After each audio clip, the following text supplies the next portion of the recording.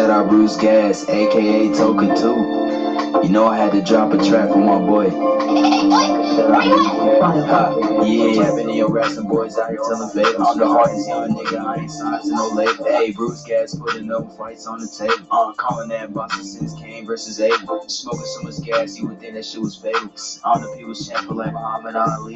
Shout out Brucegas, one day we gon' meet. Yeah, we gon' blow it down, we gon' smoke hella weed. Yeah, we gon' blow it down, take a hit out the Toka 2. Slipping hella shots, feel like Tyson with the Pika. Little Glock on my side, but it hit just like Isaac Cruz. Shout out man, Chad, real shit, that's my fucking dude. We always cooking on the panel. Strapped to my side, I ain't talking about no sandal. Bruce passed me the blunt, I'ma light it like a candle. Ayy, non-stop bars, man, I always spit flames.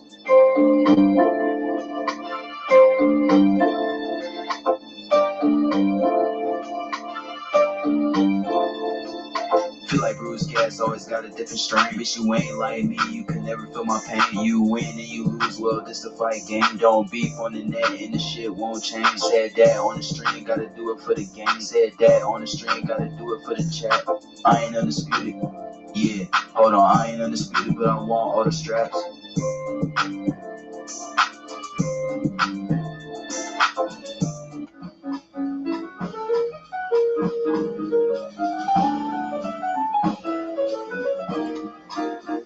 Yo, Brucegas, boxing, jazz, and more. I hope that music's not too loud.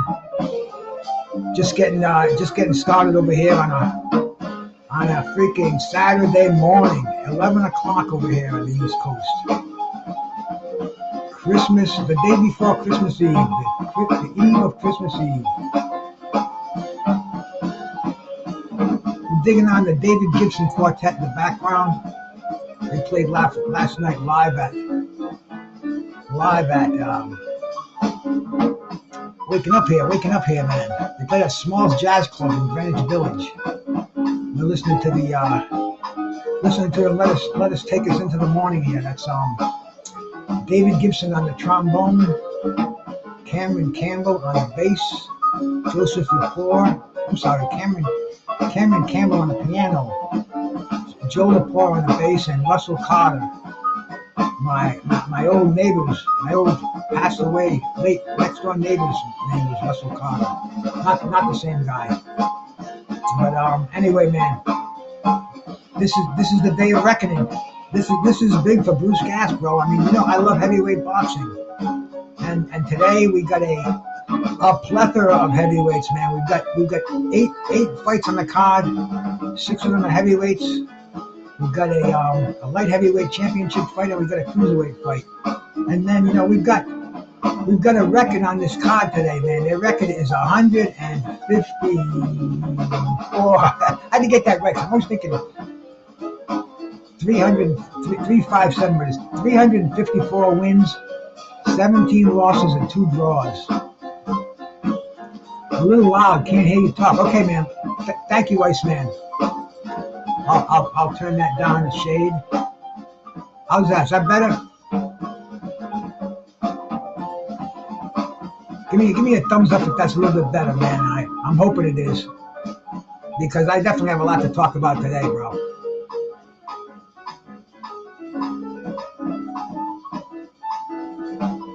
I hope that's a little bit better. Thank you, Iceman. Should I turn it down a little bit more, because I can probably do that.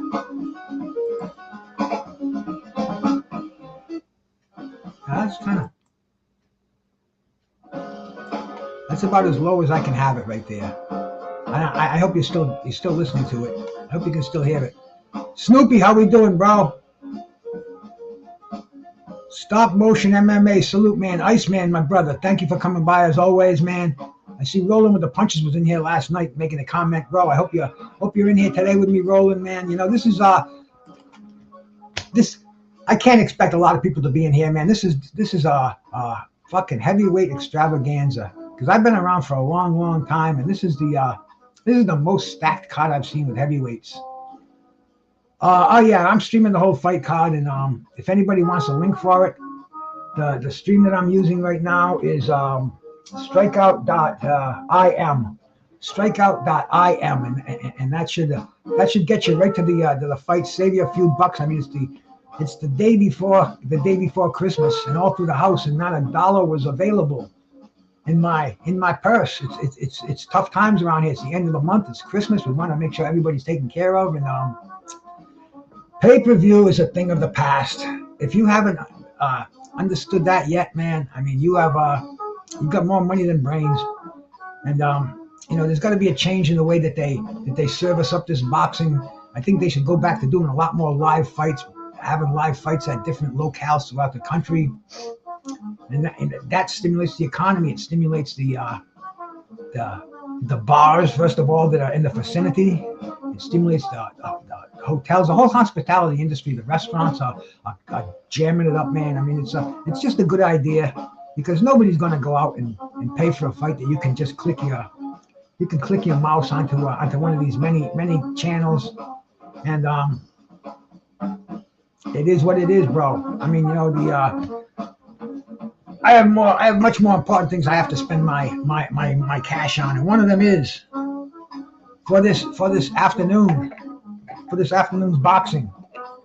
My wife actually found this bud last night. She found a little bag of nuggets that she had stashed away, and she says, here's one for you for 10. It was for last night, but I was on the Green Dragon. Let's see if I can get that automatic focus to click in there. It should. Well, anyway, man, I don't have the best camera in the world, but I do have maybe one of the best buds in the world here, bro. I got a nice, it's a nice indica strain. I believe it's White Tahoe Cookie, but she didn't have it wrapped up or anything. And I know it's an indica. I can definitely smell that earthy vibe in there. And the fights haven't started yet. Not on my strikeout stream that I'm watching them on. I have another backup stream that I have in case this one freezes up on me. But they said 11 a.m. It's about 11 a.m. now, maybe a few minutes after. But I'm not worried about it. It'll come in, man. It will come in for sure, bro. And we are digging this action today, man. We are definitely digging this action. Like I stated earlier, man, we've got eight fights coming on today. 8 fights of 16 fighters with a combined record of 354 wins and only 17 losses and 2 draws amongst them. This is worth taking note of, man. That the Saudis are doing it right. It's we live in an economic society, and the business and boxing don't seem to go well hand in hand. Boxers, unlike any other athletes, they want to be paid. Oh, Echo brother, how you doing, man? Oh, I think it's a great card, bro. I mean, this is actually they're dipping their feet in the water, having all this extravagant heavyweight boxing. They had the Anthony Joshua and Usyk fights, and we saw Joshua and Andy Ruiz. We've seen quite a few fights in Saudi Arabia, but I think now they're taking the training wheels off, which is what I'm going to be doing too in a minute here. I haven't had a buzz. I'm straight right now. Okay, bro. Blood's my brother, man. Blood's definitely the man for boxing around here, man. I go to so many different sites. I go to hundreds of different boxing sites on here, and they all have their own little reasons I go there for. Blood boxing, man. When I see Blood doing a live, I'll pretty much drop everything I'm doing and go check out Blood, man, because Blood is definitely my man. The fight, it's the main event. I mean, dude, you could say Wilder Parker, you could say Joshua and Wallin. I mean, dude, the whole card is so full of talent. I mean, I'm looking forward to a Big Baby Miller.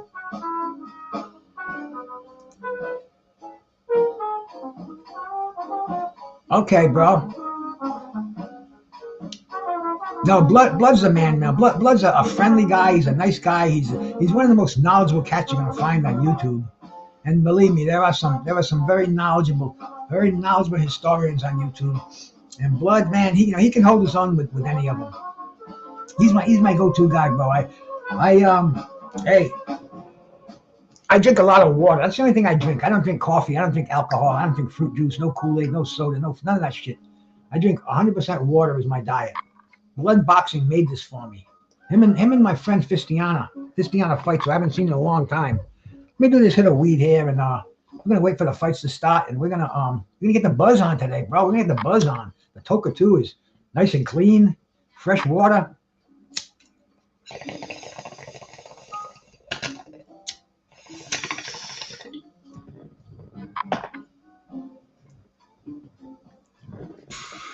Akricha, my brother. Shout out to the Jab Jamboree, man. Thank you for stopping by, bro.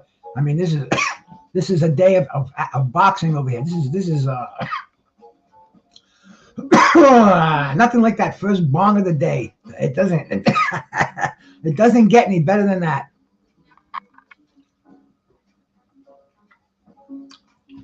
Stay hydrated too, especially this time of year, man. This time of the year, it's very, very, very dry. The air is dry, man. You know, you leave your butt out for a few hours and it turns to sand. It's all crumbly. It does the same thing with your body, with your internal and external organs. And the best thing you can do is stay hydrated. You know, we're in a world where we can get as much water as we want, and man, take advantage of it. Keep those, and especially your inner organs, your liver, your kidneys, your heart. They all need water. They all need hydration. And if you don't put it in through your like this, you're gonna have some doctor putting it in your arm with an IV somewhere. You know, some white coat. So absolutely, cue balls. Shout out my brother. Boxing fan since 1964. I was 10 years old in 1964. I was a fan of everything, man. Mario Barrios 420, bro. Shout out to you, man. Cool name, man. Cool name. Very cool name. But we're getting ready for the festivities to start. They said 11 o'clock. They haven't started yet on my stream. I got a couple of them on here too. Let me go to Crack Stream and see if they started yet.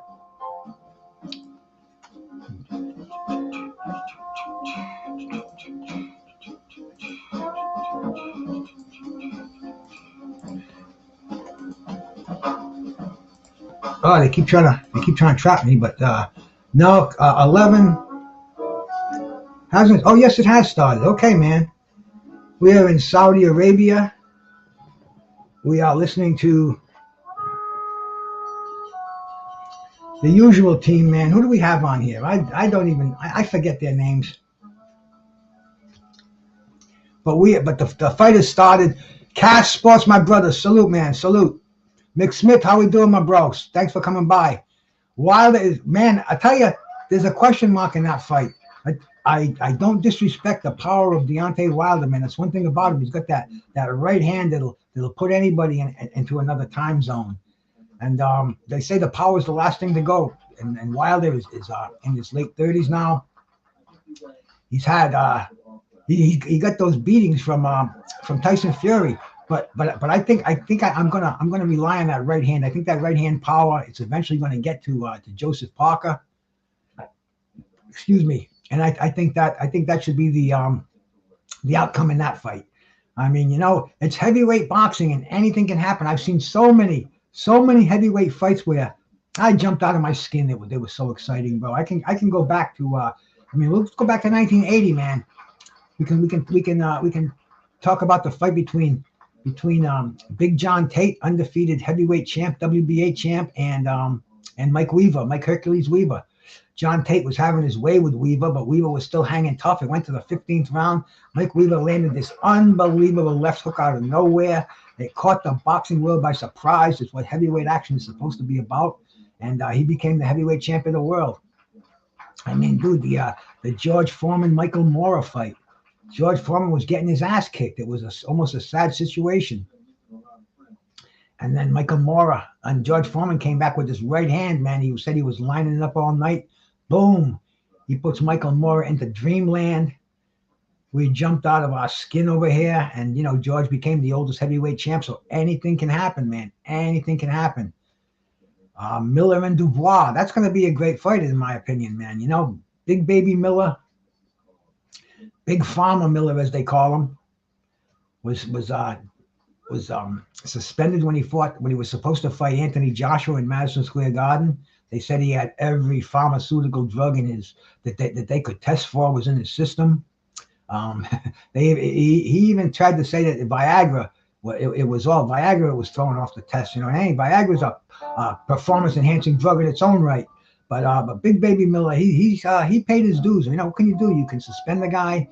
He fought on different club fights in other countries in Mexico, and he earned his way back. But I think the first fight is going to be the heavyweight championship between undefeated Frank Sanchez and 20-2 Junior Farr. Let me see if I can get this on a full screen over here. I mean, that's the thing when clicking these things. You got to be careful because they try to send you somewhere. The stream's like this anyway. Here we go. This should. There we go. Full screen. Day of reckoning. Junior Farr's walking down that aisle. They got a nice little entrance ramp built up here in this stadium. Yeah, this is going to be excellent, man. This is going to be good. I don't even know why I'm going live because I'm just a ham. But I'd be sitting here watching this fight. I went for a long walk this morning with the dog. Did about 3 miles. Usually I do about 1.5 miles. We did extra time today. It was cold out there, baby. Oh yeah, it was cold. I could see the dog's breath when he took his dump. I could see the steam rising off of it, man, like Mount Vesuvius. But anyway, man. That's done. I said, yeah, today I don't think I'm going to be leaving this couch, maybe to change the bong and take a leak or something. But as far as that's concerned, I had four, my wife made me 4 eggs, hash browns, a couple of English muffins, a banana, a big glass of water. And man, I'll tell you, I'm revved and I'm ready. And the card is starting. This is an all-day affair going on here, man.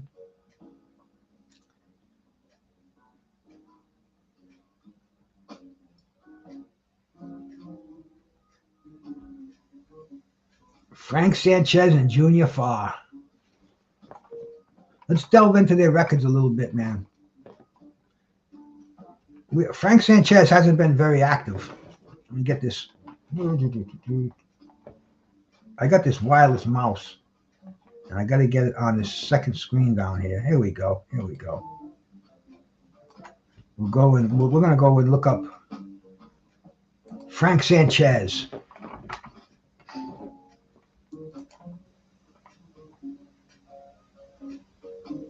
He's a heavyweight. He's ranked number 18 in the world out of 1,414 heavyweights. He's ranked in the top 20.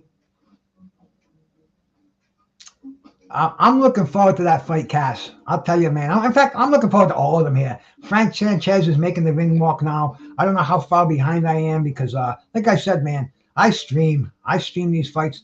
The last time I bought a pay-per-view fight was when Thomas Hearns fought the rematch with Iran Barkley. I believe that was in 1987 or 1988. It was that long. And I had the black box. The black box wasn't working. They switched the signal from analog to digital. And that was the end of the black box era. But anyway, I still had the analog cable converter box. So the pay-per-view that I bought, well, it wasn't going through, and I wasn't going to tell them I wanted my money back because I had the whole thing all rigged up. I had the black box anyway, I bit the bullet on that one, but that's the last time I shelled out my money for a pay-per-view fight. Not that I shelled out my money for boxing, bro. Believe me, I support boxing. I have a lot of my old friends. They're former boxers, former legends. They're broke. I think nothing is sending them some dough when they need it. And I can tell, the end of the month, bro, the phone's going to get shut off. The electric is due. I mean, some of these guys are in dire straits, and I would much rather give a few bucks to some of my friends than throw it away on something that I can just click old crack stream and get a beautiful picture coming in, man. The Cuban Flash, Frank Sanchez making his walk to the ring. He's in the ring now. He's looking pretty good in there. He's looking pretty tight. Ishmael Salas in his corner.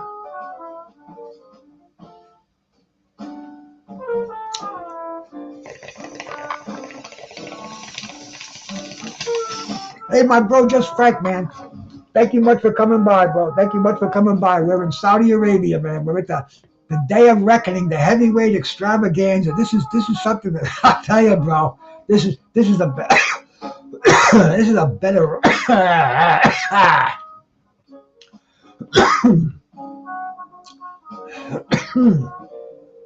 That Toka 2 is something, bro. I'll tell you. I'm getting head rushes already. But this fight is a head rush in itself, man. Like I said, this is a better buzz than a bag of fucking heroin, man. This is action. This is gonna be fight after fight after fight. I cannot wait. I don't know what time it is in Saudi. Maybe I should put my earbud in and listen to what they're saying over here. Seeing if I can't even hear it. I don't know. This is how well prepared I am for something like this.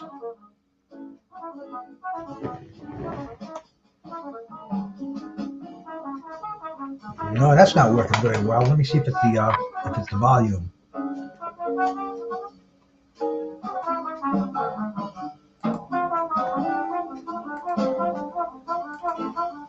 Yeah, it was. I didn't even have the volume on in that one. So we're good, man. We got we are announcing the fights from Riyadh, Saudi Arabia. And it doesn't look like the place is full either yet. I don't know what time it is in Saudi Arabia. Let me ask my phone. I mean, I know it's 8 o'clock in it's 8 o'clock out in California. So this is not really T4 Huskies. Salute, man. Yo. Thank you much for coming by.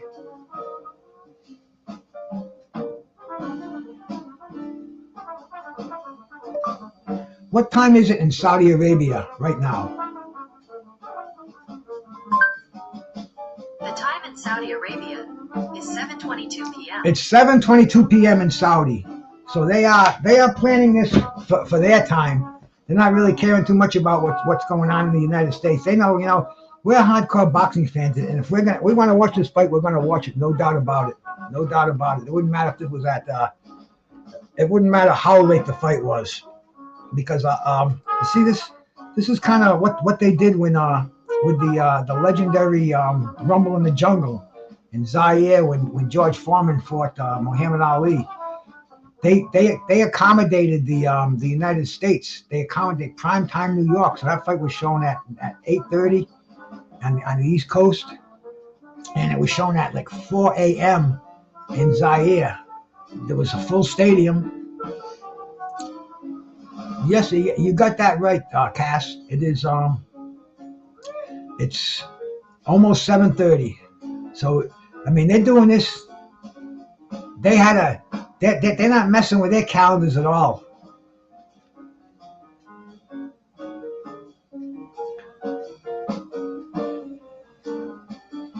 $231.5. Sanchez looks in really good shape. I think he was, last time I saw him, it looked like he had a little bit of a gun on him. He looks like he's very tight right now. You can see the outline of that six-pack in there. And for a heavyweight boxer, let me tell you, that's impressive. Shoulders look like cannonballs.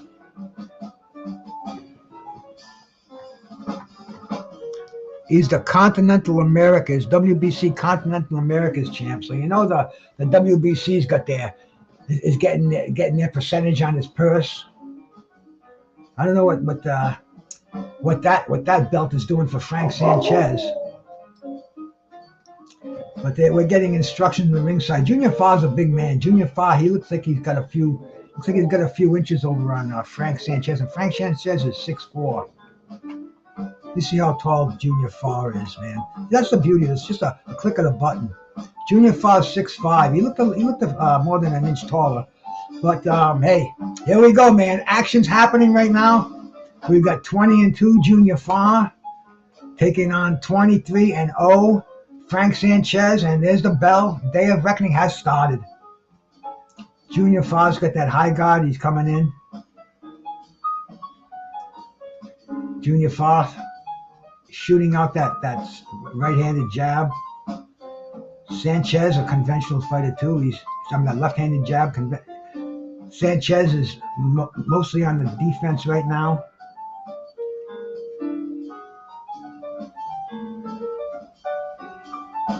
Sanchez is you can see that Cuban pedigree, man. You can see how he's just very experienced, keeping those hands high. making sure Junior Far's punches don't get in. Hell of a way to start the day, I'll tell you, man. Heavyweight action. This is something that I wouldn't mind even seeing on one of those UK cards as a co-main, or even possibly a main event if they started promoting the hell out of Sanchez. This would be a great fight to see how he's doing. Get him up the ladder, because I mean I know Sanchez is no spring chicken, and time to make the move is now. Is it in yet? Salute my bro. That's a fact, bro. That's a fact, man. I'll be honest with you, man. You know, I live on Social Security. I got lucky. I've been living in this house for 40 years. Real estate was not anywhere near that it is now. The turkeys don't charge anything when they come in. I think my stream just froze up on me, so I gotta make sure my other one's coming in here. It's back up again. But yeah, man, I live on Social Security. Me and the old lady, we live on about $1,400 a month. Just see where I live at. My property taxes is half of my Social Security. I ain't got no money for no pay-per-views. I ain't got no money for nothing, man. Are you kidding me? I went to Ocean State Job Lot yesterday buying Christmas presents. You know, $15 here, $10 here, and you know, throw a little bottle of my Green Dragon tincture in there and really make the holidays special. But as far as money goes, man, I'm broke. I got what I need, and that's about it, man. No credit card, no savings account. And hey, I mean, I'm loving life, bro. You don't need any extra money to get by in this world. Not if you use your head and if you have good friends, and if you live by the golden rule, bro. You know, you treat everybody like you want them to treat you, and if they don't, fuck them. Sanchez is staying conservative in this first round. Junior Farr throwing out that jab. A lot of people are watching this because my stream just froze up on me again. But bingo, let's go to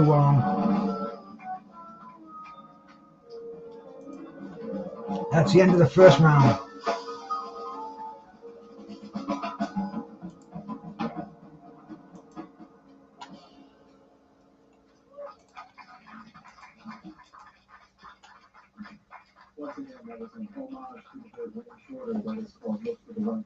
Okay, we'll get this one in too. All right, we got two streams coming in, so if one goes down, we're okay. Sanchez is very fundamental.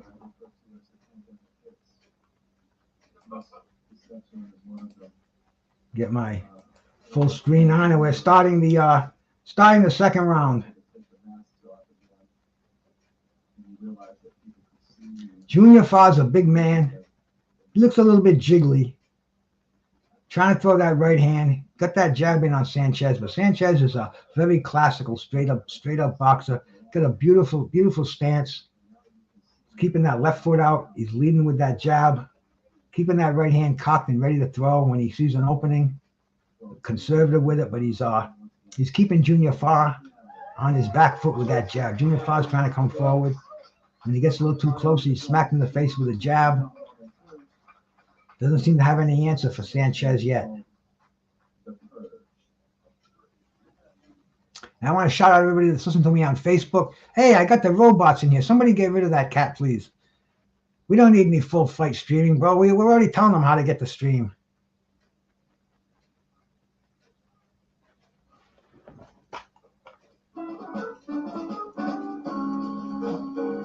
At least they know that there's one or two people here watching, so they're throwing the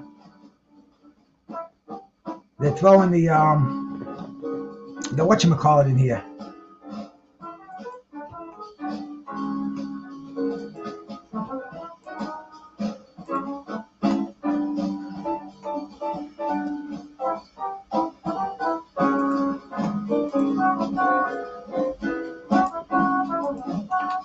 There you go.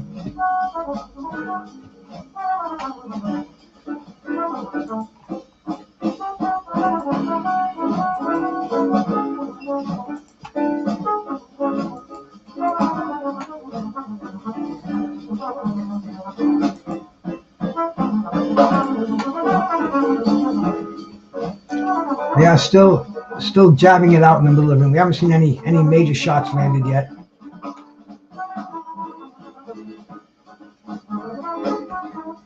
I haven't seen any body shots. Sanchez just tried to throw that right hand, missed by a mile. But right now, it's really a lot of feeling out. I'm in the second round, Carlos. I have 30 seconds to go in the second round.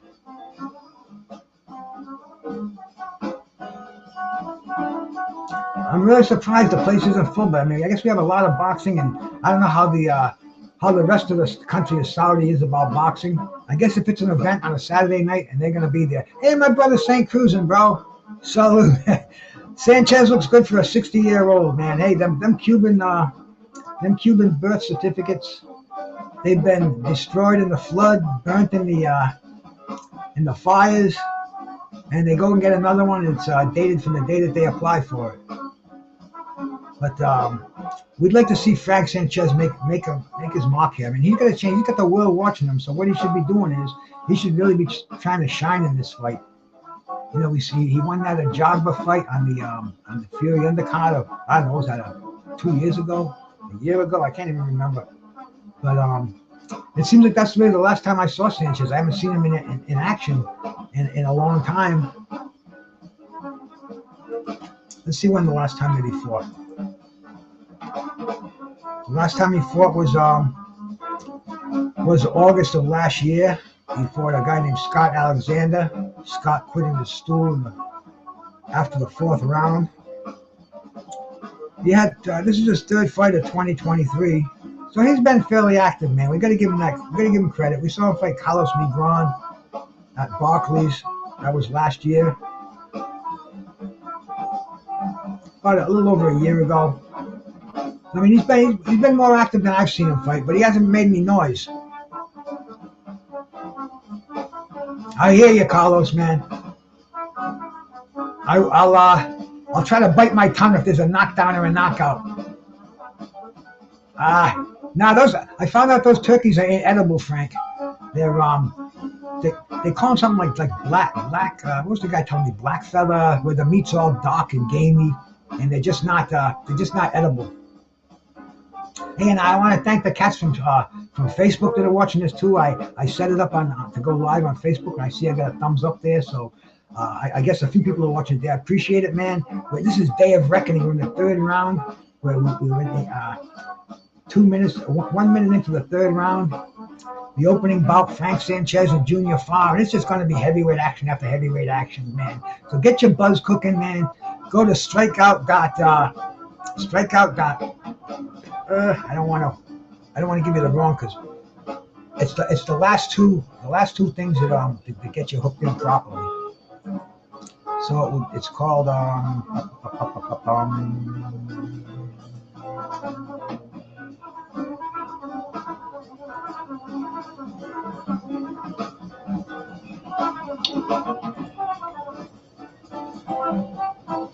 strikeout.im.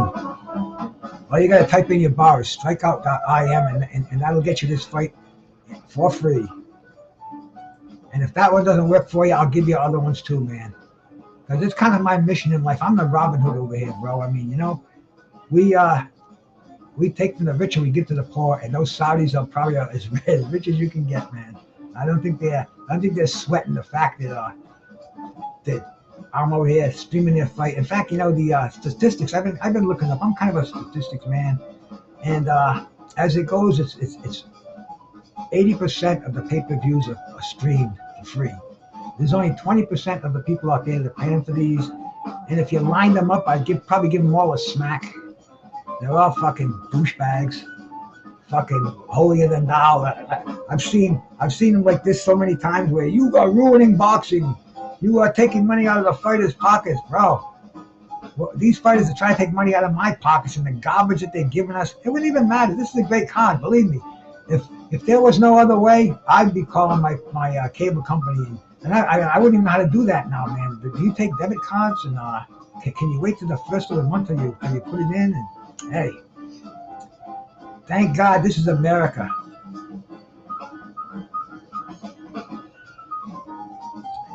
Sanchez is trying to lure Junior Farr in. He's got his back on the ropes. Junior Farr is not falling for it. Junior's not coming in. Junior Farr, I believe he's been knocked out twice. Let's check out his record, see his losses. Now, he lost a unanimous decision to Joseph Parker, but he got knocked out by Lucas Brown in the first round. So he's trying to make a statement. He did win his last fight. It was against an 0-6. What the hell's the guy's name? Tusu Asafo. And that was at the Corona Brewing Company, somewhere in Great Britain. New Zealand, I'm sorry. That was in New Zealand. Something that the Crown controlled. But anyway, man, Sanchez just landed a nice uppercut. He's starting to bombard him with uppercuts and hooks. Sanchez has found a plan here.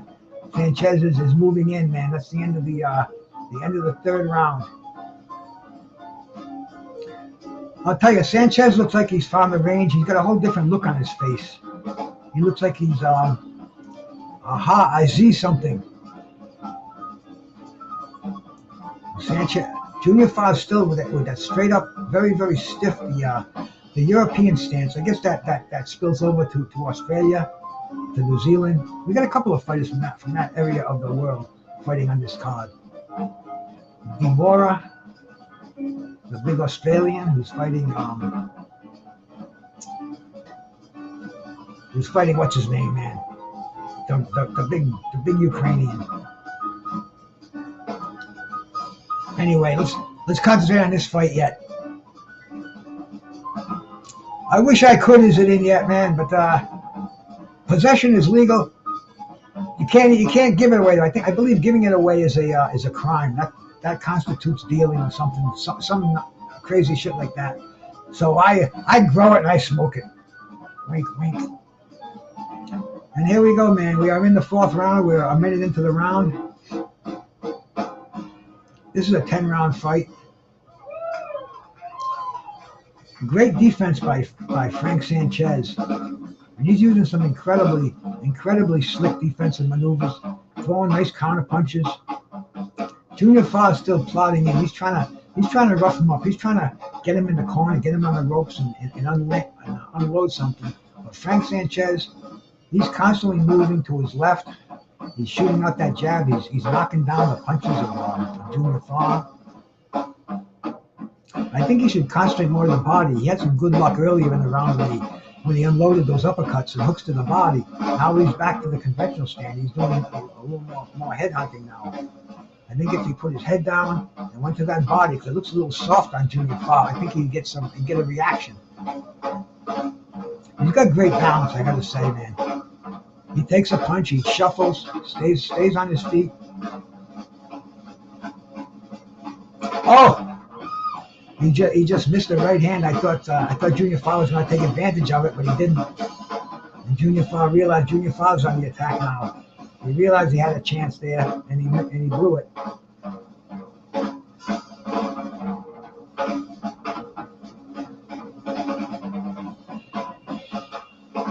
Sanchez looks like he's moving in. Looks like he has an attack plan. He's trying to get under that jab of Junior Farr. But I think he should, if he concentrated that body, he'd bring those hands down. You can see the look on his face. He's looking at that body. But he's not moving those hands downstairs as much as I think he should. He does. He absolutely looks explosive. And that's the thing, 10-round fights. That's when it's time. That's when you have to make your mark. You have to let those judges know that you're in charge in this fight. And that's the end of it, round number 4. Or is it 5? I don't even know anymore, bro. They're showing the country of Saudi. I mean, there's a Ferris wheel set up there. Beautiful. It's going to be a man-made, like an oasis, kind of a pool. The city is clean. I mean, they're trying their best to really get that city ranked as a tourist destination. They don't want us to remember the human rights violations. Pretty much the human rights violations. It's not a very marijuana-friendly environment. I don't know what they're doing as far as that goes. Deontay likes his smoke. They must be making some waivers so those cats can bring it in. See, if I was bringing it in, man, I would bring in my my legendary, the old Green Dragon tincture. This is the way to go, man. I mean, I smoke now because, see, I put this in. I have to be quiet for over a minute to let the sublingual actions work.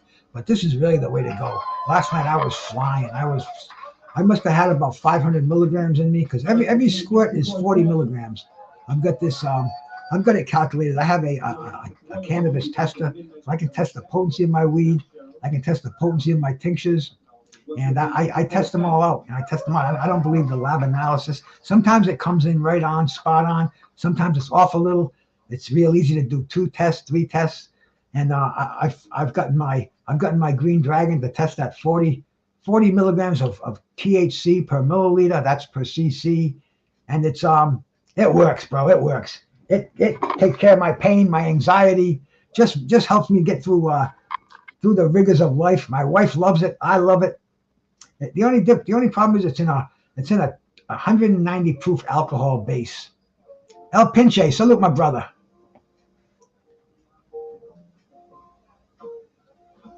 Junior Farr is sticking that jab out and he's trying to keep Sanchez away, but he's not doing much. He's not scoring much at all. Sanchez just couple of beautiful uppercuts to the body, got Junior Farr's attention,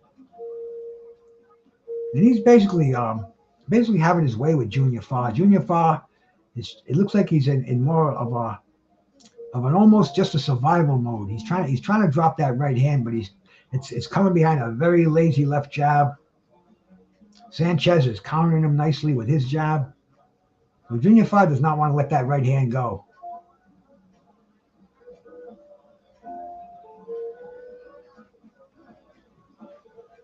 Sanchez should step up his attack, man. I think if Sanchez asserted himself, I think he could bring those hands of Junior Farr down. I think he could score some points, possibly put a definitive point in this fight. Because I mean, these are heavyweights. Heavyweights throw very, very hard punches.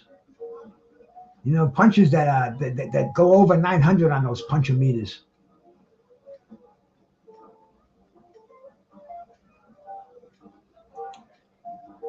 Sanchez, I think he should do a little more side movement. I think he could get a better angle.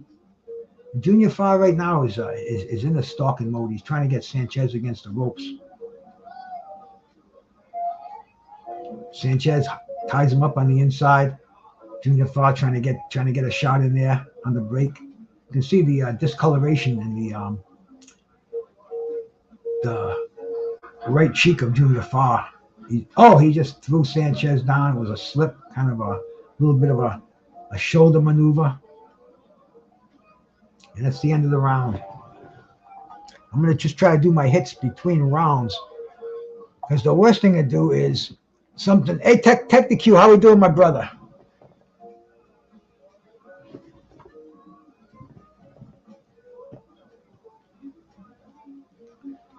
You can get your link at strikeout.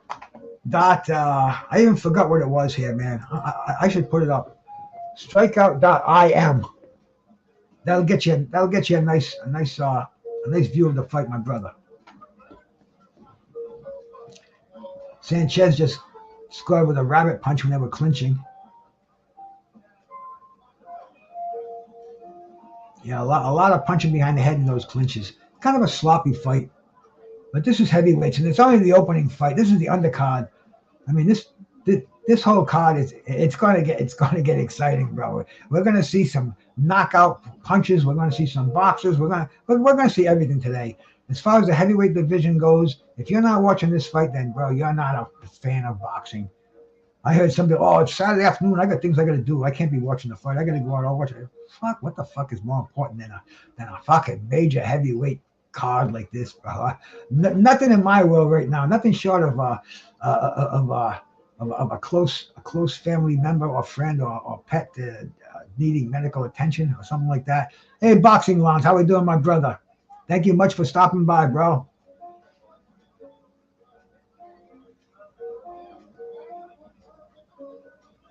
But they are throwing. They're not turning it up. We're in the 6th round now, and the fight's more than halfway over. Now is when you really have to assert yourself in a fight like this, where Junior Farr is like he's hanging on to survive. He's not much behind his jab. Very seldom lets go with that right hand. He's down in points, but Sanchez is not asserting himself. Sanchez isn't doing anything to really establishing himself as the dominant force in this fight. Oh, there it was. And I can see why Junior Farr's not throwing his right hand. He just got counted when he did try to throw that right hand. But I mean, this is his time to shine. These Saudis, they're paying heavyweight money. So you create a demand for yourself, you're gonna come back again. I do too, Cass. I absolutely do too, man. They're putting a mark on boxing right now, man. I mean, all the eyes of the world are on this card. You know, a lot of people they're bitching about how the competition is not as it should be. It should be Clarence McLean, my brother. Salute, man. I see a Facebook face out there, bro. My man Clarence McLean, man. Thank you much for coming by. At least I know it's working on Facebook. See, I've set it up on Facebook a lot and it didn't come through because I think my camera is different than theirs. Anyway, I did this a day before and it worked out. So hey, the more exposure we can get, the better it is. And like if people want to see this fight, tune into it. Go to strikeoutboxing.im and stick with me for the commentary.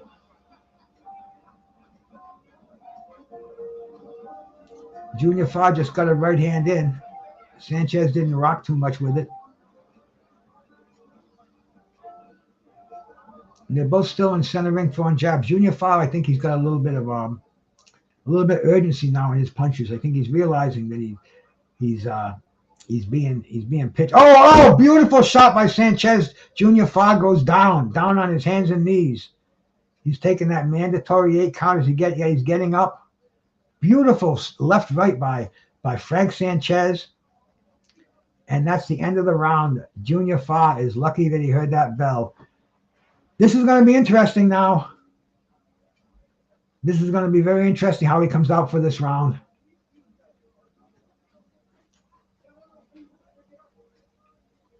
Junior Farr getting instructions in his corner. Let's have another look at that punch. It was a left followed by an overhand right on the button. Beautiful punch. I mean, you see that in slow motion. It was kind of like a bang, boom, boom, boom, boom, boom, boom, boom. The body just kind of. Hey, stop motion, man. Thank you, brother.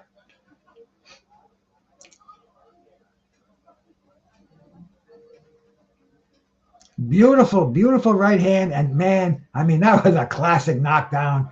That just kind of went to the toes, went to the brain, all in a millisecond. But I mean, it was great effects. And now the round 7 is starting. Sanchez is he's well ahead on this fight. Oh no, don't freeze up on me. There we go. We're good again. I'm not too worried about it. The Bud Files. Salute, my man. How we doing, bro? We're watching our card of heavyweight boxing over here, man. Day of Reckoning, live from Saudi Arabia, from Riyadh.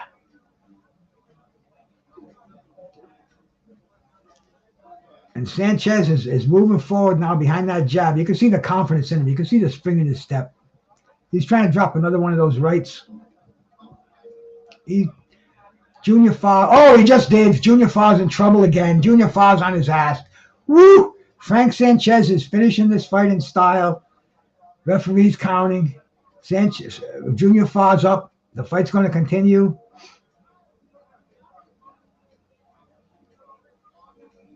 Sanchez is moving forward, looking for the end of this fight.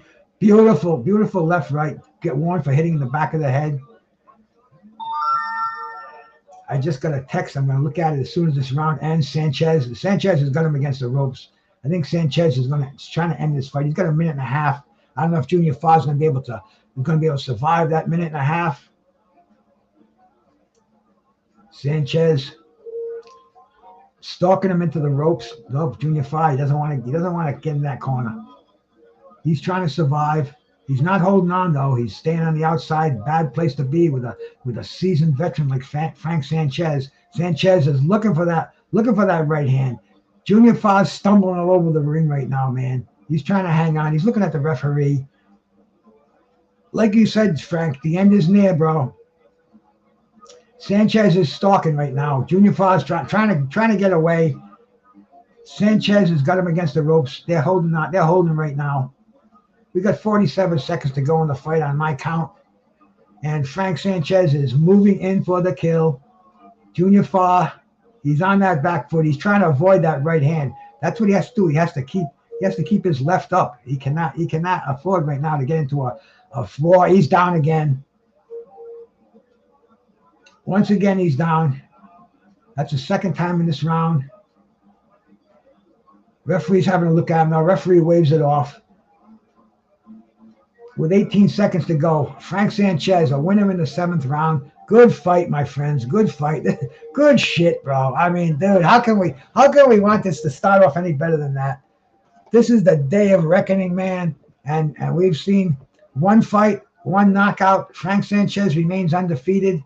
He'll be moving up that ladder. I think they're going to want to see him again in Saudi. Let's keep these heavyweight cards going, man.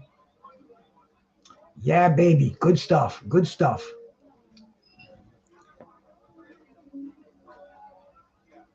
Primo won, yes sir. Agit, the jab jamboree, man. Another fighter just getting started in the game, man. Go sub to his channel if you want to talk. You want to hear some good boxing. This is a guy who's just gotten started in the professional ranks. His name is Agit, the jab jamboree. And Anthony, I can't remember your last name, bro. I'm just terrible with names, bro. But go and sub to the jab jamboree, man. You know, he was on early this morning. I woke up about 7 o'clock. I turned my freaking my internet on, and who do I see but the jab jamboree? I went over there, give him a shout out, and hey, the day's just getting better and better and better, man. Heavyweight boxing, we just saw Frank Sanchez make a statement in the heavyweight division. Let's see him move up in competition now. I mean, the one thing about today, Anthony Foss. I'm sorry, brother. I'm terrible with names. It's hard enough to remember the YouTube, the things we call ourselves. But yeah, baby, Anthony Foss, man, I'm riding with him. I want to see big things from this boy. You just keep doing what you're doing, the jab jamboree, and I'll be supporting you, brother. We want to see you on one of these cards in the near future, for sure.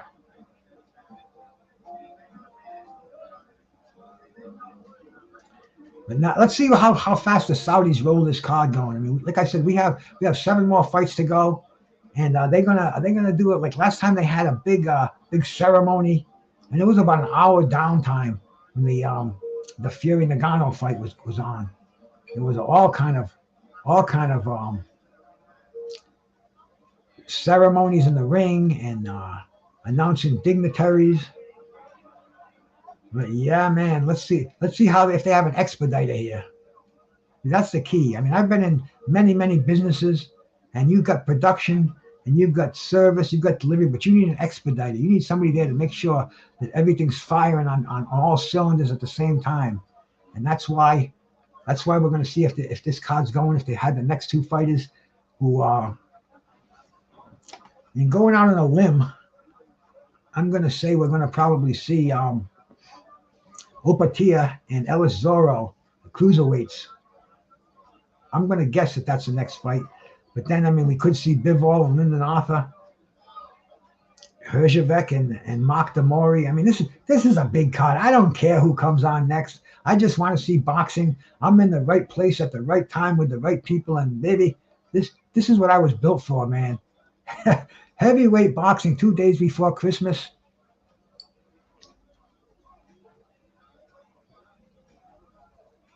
I don't think they're going to do that this time, Cass. I think they're going to go right to the fighting. This is 7:30, and I don't know what time they want to be up till.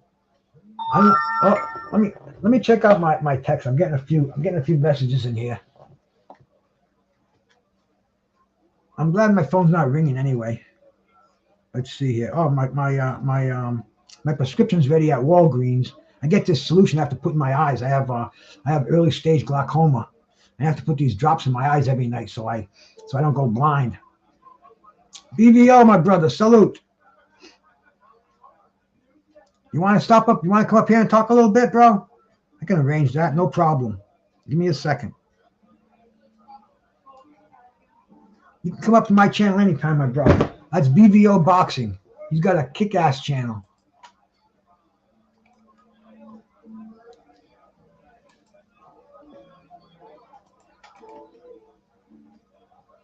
There you go, bro. You're more than welcome.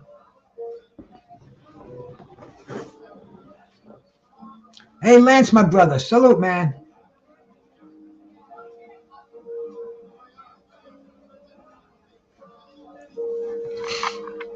Absolutely, absolutely, man. That was a great way to start this card. And man, I'll tell you, this is what I want to see, man. One after another. Saturday afternoon, my old lady's out shopping right now, doing the last minute Christmas shopping. I went with her yesterday. We went to a place called Ocean State Job Lot. It's kind of it's like a department store, but it's more like a discount store. It's like almost like a General Dollar, but they got way more expensive stuff in there than that. A little the next level, but it's not like filings or anything like that. But it was nuts in there. Fucking lines at the counter were crazy. I grabbed 3 things. They only charged me for 2 of them. I guess they must have thought one of them was a set. I wasn't going to say anything. I let it slide. But here's my friend BVO Boxing. He asked me to drop him a link. I'll see what he wants to do up here, bro. BVO, bro. What's up, man? Hey, what's going on, man? I had to come check on my big brother, man. All right, bro. How you feeling? Hey, what's not to feel, bro? This is live heavyweight boxing. 2 days before Christmas. 5 days before my birthday. Dude, how the fuck can I not be happy on this one, man? Hey, I know what you mean. I was like overjoyed with the card too. I just wanted to just rap with you about a couple of different things about the card. Like what do you think about Anthony Joshua, man? His whole demeanor, this whole like press tour, this whole like build up. The man looks a little broken to me. I wonder what do you think that is, man? The word I was going to use is fragile. He seems like his ego is there, and it's going to be interesting. Anthony Joshua seems to be a different person every time I see him fight. He changes his trainers. He's been doing a lot more traveling now. I don't know what to expect with the guy. He's not old. He's only been boxing 10 years. He's very accomplished, and we'll see if he's gun shy after getting knocked out many years ago by Andy Ruiz.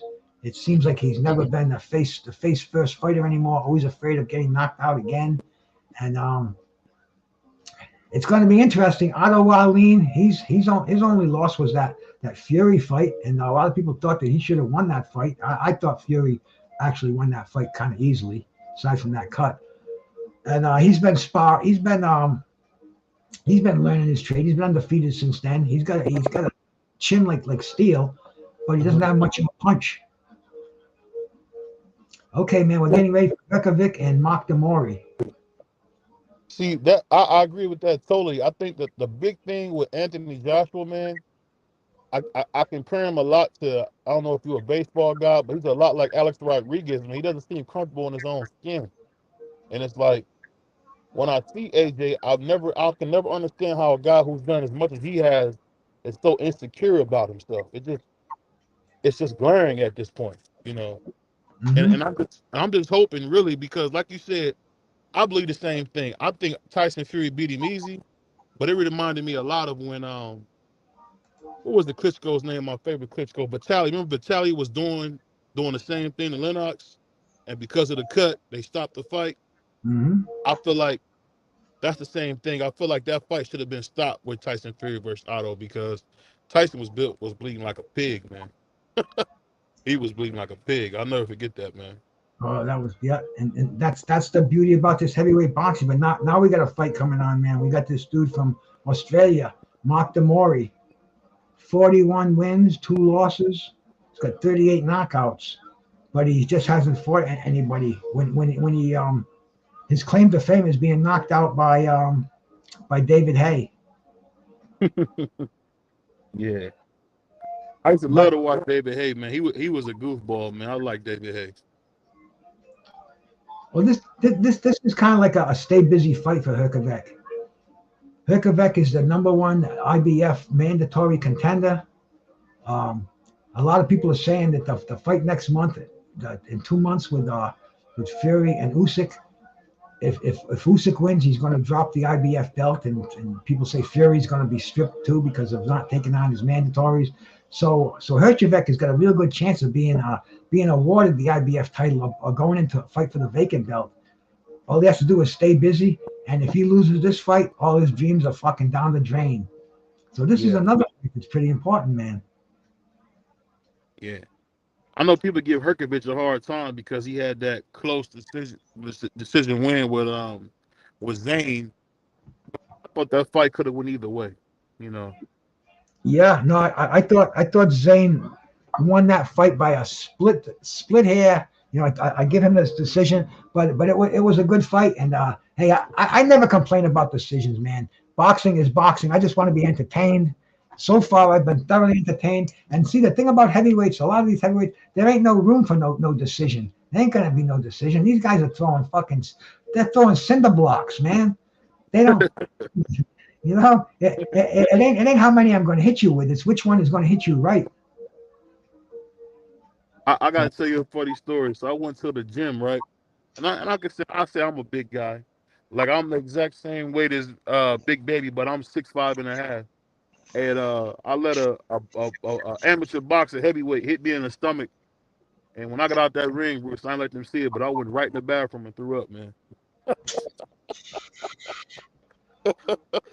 I couldn't believe he was hitting that hard. You know, it's very, very funny that you say that because I'm not a boxer. I'm not talented enough to be a boxer, but I have messed around with a few fighters in the ring, and there was a guy from Rhode Island. His name was CJ Vesio, and he was a heavyweight back in the early '80s. I was fucking around in the gym one day, and I wanted to see how hard he fought, so I went in and I threw hands at him for a round. He hit me in the stomach, man, and I threw up too. They be hitting like bricks. I couldn't imagine getting hit by a punch. I threw up on his shoulder. That's how fucking. It was just. I mean, people don't realize how hard these fighters hit. They don't realize when you're a trained boxer, bro. You know how to put leverage on your punches. It ain't like a street fight. It's not like you're throwing windmills and it almost looks like a girls' fight compared to when professionals go at it. So I always had that assurance where I know how to throw punches with leverage. I know how to block punches. If I get in street fights, it's only gonna last real short. If I can drop one in there, then it's over because I know how to put leverage on. But as far as going to the ring with somebody else who knows how to fight, man, I'm below novice. Hey, the cool thing that I can say, I feel like boxing had probably one of its best years in probably 15. So I'm really excited about that, man. I'm really excited about that. I'm just hoping. Go ahead. No, you finish it. No, I'm just hoping that we can get the Devin and Tank fight, maybe the Devin and Tio fight. I'm hoping some of these young junior welterweights fight each other, man. Because it's like you can't be kings if you guys don't fight each other, man. It don't work that way. When I hear that they're fighting for the 4-belt undisputed, I want to throw my fucking shoe at the TV. There shouldn't be no 4-belt era. There should be 1-belt era. All these titles should be minor titles, and just like in any other sport, the best and the 2 best at the end of the season, at the end of the year, should meet, and it should be down to one champion per division. That's the way it always should be. And unfortunately, we're in a different era. See, with me, the best boxing is in my rearview mirror. I look at everything that's happening now and it's happened in the last few years as an inferior product. But I'm not going to complain, bro. It is what it is. I got memories of what's happened in the past, but shit's happening today, and like this right here, this so far has been it's been historical, man. Now Yeah, Hrgovic looks a little softer there. He looks like he should have done a little more road work. I see that. I see him bouncing in that skin, man. I yeah, haven't seen Mori with his shirt off yet. They're taking it off now, and I think I just read he was 42 years old. yeah, I He looks like he's pretty tight for a 42-year-older. I got a feeling this is going to be a first round early knockout. If Hrgovic doesn't get him out within 3 rounds, I think he should hang his head. This is a stay busy fight, and let's check it out. Let me get the band. I got to tell them the break is over, man. They got to get back up there and play.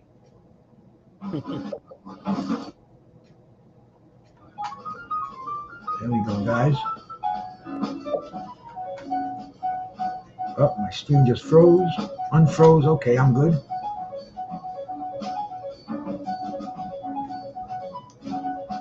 A lot of empty seats in that arena. This is the weakest fight on the card, says Carlos Mendoza, the drunk Irishman. And here we go, man. I see Hrgovic is already looking to drop a right hand. Oh, just missed.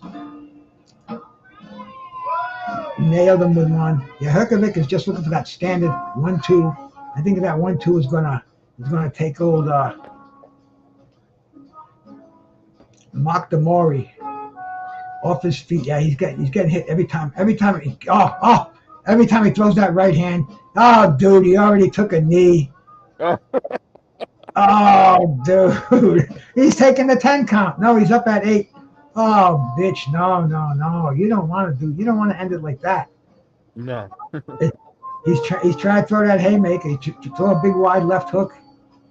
Hrgovic, is he going to? Oh, he just tried a big overhand right. He's just throwing fucking tough man contest, barroom punches in here. This is going to be a short fight, bro. This is almost like I told you, a boxer against a brawler, and this dude's quit. He's hung over the ropes. Referee is not. He wants to stop it, but he wants to give Demore a little more dignity, a chance to go out on his shield. No, that's it. I can't take any more of this. Ref just jumped in. The fight's over, bro. One round TKO for Filip Hrgovic. He doesn't lose his status. He's still IBF #1 contender. He looks like a Klitschko out there right now. Very, very robotic, very, very methodic, but he knew what he had to do. Hey, Paul Driscoll, my brother. Shout out to you, bro, on Facebook, man. Thank you for stopping by, man. I appreciate it.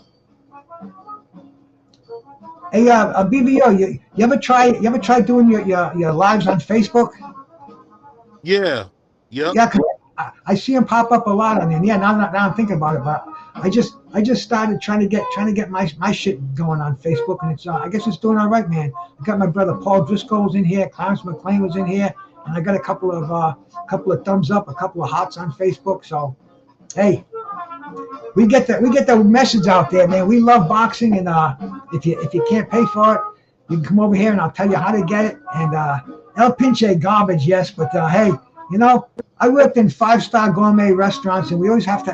There's plenty of garbage in those places too, bro. You get the filet mignons, you get the Kobe beef, but there's always a fucking plate of garbage in the kitchen, and the dumpster's full. So you gotta take the good, you gotta take the bad with the good. Am I right, BBO, or what? No. Hey, you're right, brother. we can't complain too much about this.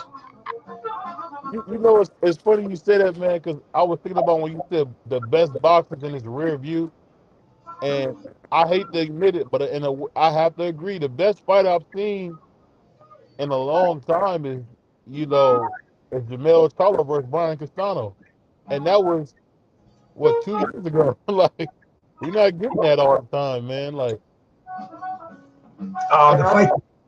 Go ahead. No. Castano and the first fight, that was the second one, not the first, the second one. The second one, yeah, I thought the first one was better. I thought the first one was a lot more back and forth action. But nah, dude, I'm looking back in the rearview mirror. I'm looking at fucking Thomas Hearns and fucking Marvin Hagler and dude, you know, the fights that I grew up with, the fights that I cut my teeth on. That's why I'm so spoiled. That's why this fight, man. Yeah, it's garbage, but unfortunately, if we don't eat garbage, we starve. So we have to use our imaginations a little bit, and we have to tell ourselves that this is not garbage. This is prime 80% lean hamburger. But now I wonder if they're going to go for the next fight fast after this one. If they're going to make us wait a while between fights, because these are the things where the thing about when you run a boxing match. When you run a card, you have to make sure that it's timed right, because if they went for fight after fight after fight, and there's early knockouts, you could blow the whole card in like 3 hours, 4 hours, you know.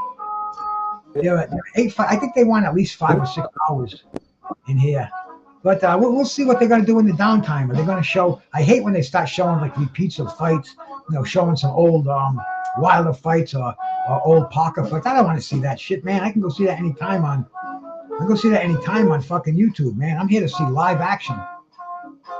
So keep them coming. You know what's funny, man? My favorite fight of all time is Ron versus George Foreman. I don't think we'll ever see a fight like that again. I really. Well, you know, if we ever do, it will be on a card like this. You know, that was a great fight, man. That was like they call that the elevator fight. Just unfucking believable, man. But you could see that today. Nobody expected that fight to be like that when it was announced.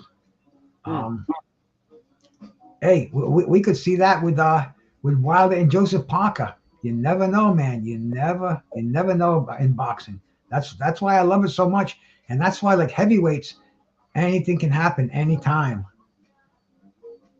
I agree with you on that, but when it comes to like you know Joseph Parker, it's kind of, after the way I've seen a slow robot like the Punisher beat him up. Deontay Wilder gonna go on there and probably beat the fish and chips out of Parker, man. I could just see Parker right now asleep in the ring, because if slow Joe Joyce did that, just imagine what Wilder's gonna do. And he was at 213, I think, for the weigh-in, so. I mean, he was lean, mean, and ready to go. So it's like, I don't know, man. We'll see. That's it, bro. You just said the magic 2 words. We'll see. We don't know what kind of Wilder's going to come in here. I'll tell you, bro. I like looking at Wilder. I'm not a big Wilder fan. I respect those fucking big right hands of his, man. But I think he blew it in his career as a champion. I think there were so many opportunities for greatness there. And he didn't take them, you know, and but I think right now I think his brain is at a different place. His mind is at a different place. I think he's more relaxed. He's more matured. Just listening to him walking around Saudi Arabia, he's doing selfies with people. He's got a different attitude. He's talking different talk, bro. And you know maybe he's gonna be a different person. Maybe he's gonna be more for the for legacy. But see, I don't know. I have to see it. Like you just said, we'll see. That's the magic words right there. Brian Robinson is live. My friend Brian's live. Oh, everybody's live, I guess, on YouTube and Facebook, man. We're multimedia. There goes my friend BVO, bro. I don't know if he's coming back, man. If he does, he's got the link. But anyway, man, we're in between fights here. We just saw Filip Hrgovic knockout unprepared Makhmudov in 1 round. Makhmudov was looking for a soft spot to go. Skywalker, my brother, salute, man. All right, man. Skywalker from Skywalker Boxeo, man, my brother. In fact, I was wondering where you were last night, man. You know, usually Friday night we get together and do something. Hey, my brother Mike 202, bro. peace and blessings to you, man. It's good to see you, bro. Good to see you out there, man. Welcome to the day of reckoning over here, man. I've been reckoning on this fucking bud that I have, this White Tahoe cookie, man. I've been hitting on this with the Toka 2. I haven't really done my green juice yet. I should have done the green dragon when BVO was up here. That way he can keep it going. Cause see, I come from a broadcasting background, and I learned the worst thing you can do is dead air. When you're doing a broadcast, when you're doing a show, the worst thing you can do is just shut up. That's a no-no in the industry. And you see, when I first started doing this, it was on a professional basis. I worked for a couple of radio stations. I interned for a television station, and I went to a broadcasting school. I didn't pursue it. How long have I been smoking? Oh shit, man! I smoked my first joint in 1969, and it's only gotten better since then, man. And weed has saved my life. I've messed my life up with many different drugs. I was a heroin addict. I was a fucking pill addict, a pharmaceutical drug addict, man. They have no room in my life, man. Marijuana has gotten me out of these things. I've never been in a professional rehab. I've never had to go through that. I've gone through cold turkeys, but weed is it's not the getaway to the hard drugs. It's the getaway off of the hard drugs. And I'm just an advocate of marijuana, bro. Cannabis, man. Now it's legal. I mean, I love this shit. It's saved my life. It's saved my life many times. And it's the only mind altering thing that I put in my body. I could get benzodiazepams. I could get pain medication. I can't take any of that shit, bro. Weed is all I need. And anyway, I hope that answers that question, man. We could do 90 minutes on that. Right now it's boxing time, man. We're in Saudi. We're waiting for the next fight to start. They're showing some Anthony Wilder clips on my screen, which is coming in crystal clear over here, 5G or 4G, 1080, whatever the fuck the resolution. But it couldn't get better. It's frozen a couple of times during the fight. I just refresh it. It comes right back in seconds. So the boxing gods are smiling upon us today. And they were. As soon as I saw this card announced, man, I knew this was going to be a fun day.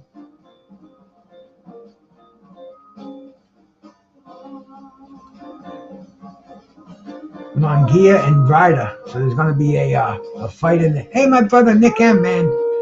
That's a guy right there, man. Nick M's Classic Boxing Channel, bro. You want to watch some classic fights? Just go sub to Nick M. Go through his library. Amazing fights, man. Great picture, great clarity. They're and dude, he's got these fights where I never thought I'd see some of these fights. Some of these old Terry Norris fights, Tyrell Biggs fights. I mean, dude, classic heavyweights from the 80s, the 90s, the 60s, the 70s. Dude, he's got a library. I'll tell you, man. If there was one channel that I had to watch on here, if I was in lockup, bro, and they said you only got one channel, it would be real hard not to put Nick M's Classic Boxing in that fucking that line of thought. So, man, really, do yourself a favor.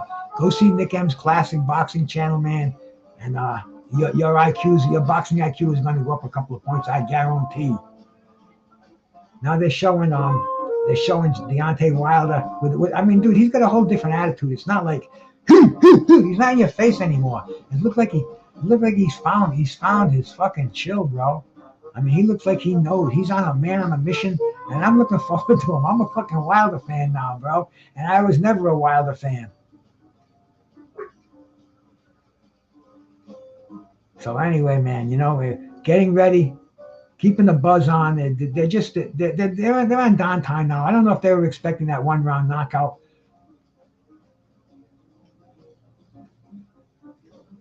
I always tune into your channel when big fights happen. I usually have it in the background. Hey man, Nick, thank you, brother. That definitely it pushes my esteem up a little bit, bro.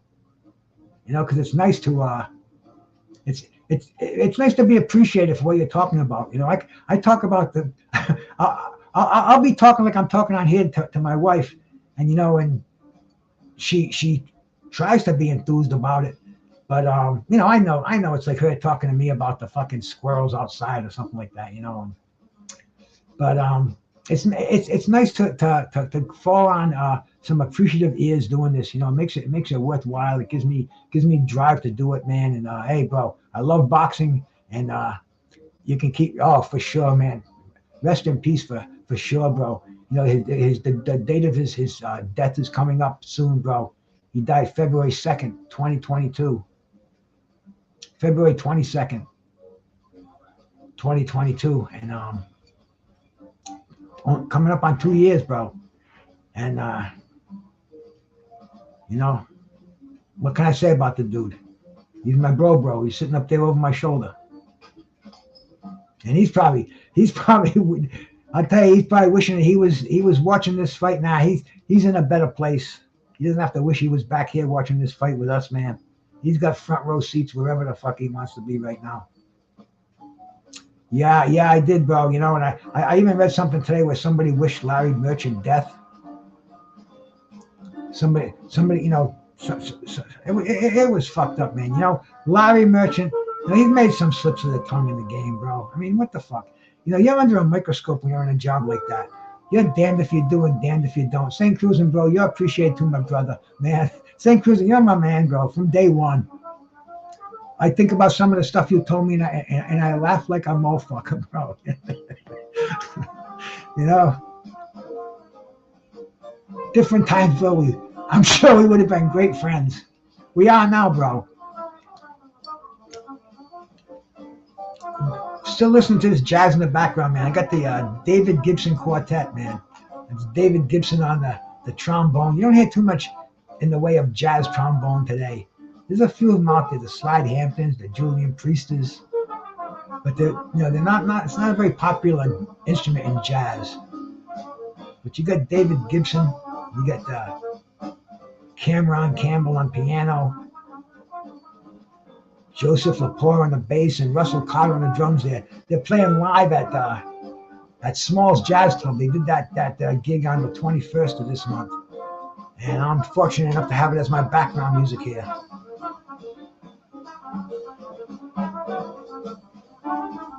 But anyway, man, Tony Bellew and the rest of the announcers from DAZN, I guess they're kind of the people in the audience. They're much like our audience. They don't come around to, especially the high rollers.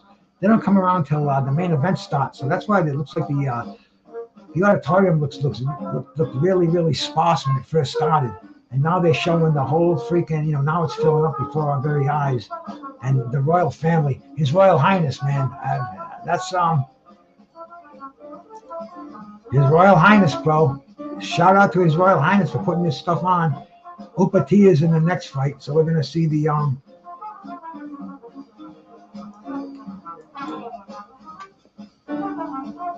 Ellis Zorro and Jay Opetaia.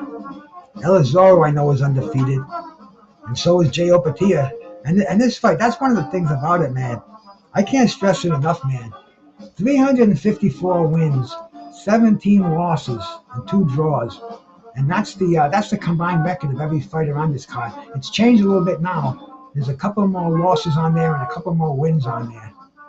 So it would be 356 wins, and it would be 19 losses and 2 draws. So hey, you're not going to get that anywhere, man. Even Don King didn't put on stacked cards like this. He put on some crazy ones, man. You know, today's the anniversary of the death of Frankie the Surgeon Randall. And he was on a card when he had his rematch with Chavez. I think there were like 5 championship fights on that card. Yeah, you can watch these fights on Strikeout. I think it's .em. Strikeout.im. Strikeout.im, and it'll get you right there, bro. Nice clear picture coming in. Give that $40 to your kids or your old ladies. Give them a little extra something for Christmas. Tell them Brucegas guide you in the right direction, man. But yeah, we're getting ready for this cruiserweight fight on this all heavyweight card. We got a light heavyweight championship fight coming up, Opetaia is punching himself, doing that Ron Lyle thing in the dressing room. Scott Ledoux used to punch himself, sometimes harder than Hagley used to do that in the fucking dressing room, man. Opetaia is doing it now. He looks like he's ready for war. I like the look in his eye, man. This camera work is great, bro. They're in that dressing room, and they're just showing his face. Now they're showing some highlight. No, they're showing yesterday. They're showing the press conference. Yeah, Opetaia looks like he's geared for this fight. He's ready to go. This his opponent, man, Zorro, Ellis Zorro. 17-0, 7 knockouts. Not really known as a fucking hammer thrower. But they looks like they're getting ready to come to the ring, man. Like once again, man, 2 undefeated fighters, 2 undefeated. Hey, my brother Skull Asylum, man. Hey, shout out to you. Anybody want to watch old movies, listen to some cool tunes? Go throw a sub to my brother Skull Asylum out there. He got these classics, you know, Fred Astaire, fucking Ginger Rogers, all these fucking old movies. I swear I'm watching one of them. I'm ready to see the Three Stooges come in there. You know, where are those 3 plumbers? But anyway, bro, give him a shot, man. He's got some cool stuff out there. And happy holidays to you, but happy holidays to everybody, man. And this is my Christmas present, man. This really is. This is the biggest one I can think of. You know, my mom used to always make sure I had something nice for Christmas. My mom, my dad, you know, like a pellet gun or a fucking, you know, just something nice. I can't even think of the stuff I used to get, you know. But this right here is a gift from above. And who knows, man? Maybe my parents dropped this one on me. Maybe they know this is this is about the best fucking present that I could be getting for Christmas. Is a heavyweight extravaganza. Remember a couple of years ago on New Year's Day they had the heavyweight fight with fucking Andy Ruiz was on the card. Seattle Ryan, bro, salute to you, my man. Thank you for stopping in. And it was kind of a stacked card, but it was all very predictable fights. And you know, Gerald Washington, I think, was on the card. But anyway, this is better. This is way better. The timing is right. My brother Dimitri's right out there, man. Shout out to you, bro. Salute, man. Thanks for stopping by, man. Calling the fights over here, bro. Smoking on some fine weed and staying hydrated. My Christmas tree would kind of blow your mind. See, I don't know if I can show it to you right now. I have to pick up the camera and move it, and one of the legs fell off my camera's tripod, so I got it fucking maybe rigged up there, and I got a Christmas tree. I bought this thing over 40 years ago. This plant, this house plant, and I put lights on it every year, and my wife puts the balls and stuff on there now, and only 2 years. Only 2 years out of my life did that, since I bought it, since its life, has it not been my Christmas tree. And anyway, it's so close to Christmas, and it doesn't feel like Christmas out there, but it does in here, bro. Here we go, man. Jay Opetaia getting ready to fight Ellis Zorro, 2 undefeated cruiserweights. Ellis Zorro is ranked number 29 in the world out of 1,178 cruiserweight fighters. Even in the he is from the United Kingdom, I believe, and he's only ranked the seventh rated cruiserweight in the UK. So I guess there's quite a few cruiserweights in the UK. And Jay Opetaia, we've heard a lot about Jay Opetaia, man. Jay Opetaia is a top-rated cruiserweight. This is a 12-round fight. I don't know what belt it's going to be for. Jay Opetaia is ranked number 3 in the world at cruiserweight. Ranked number 1 in Australia. I believe he's got a belt. Didn't he recently? Wasn't he recently in a title fight? Did he give it up or something, man? Somebody help me out there. Didn't Jay Opetaia didn't he have a title? I'll go look at it. I'll go look it up here, man. Yeah, IBF World Cruiserweight. Yeah, he's been the IBF World Cruiserweight, but he's not defending that belt today. So what happened with the IBF Cruiserweight? It's not working, bro. All right, man. I'll give you another one.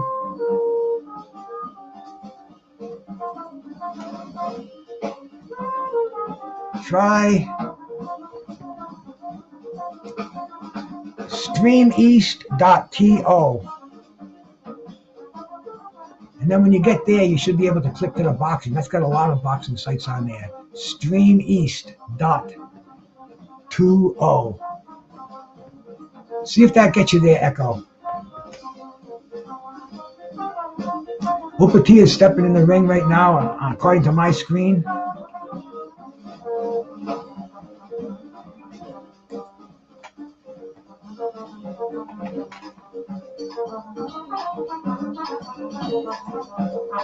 Oh, this one is freezing on me. I gotta get to another one. Let me try. Ah, the old crack stream's working perfectly. The ring announcers announcing. Get it on full stream.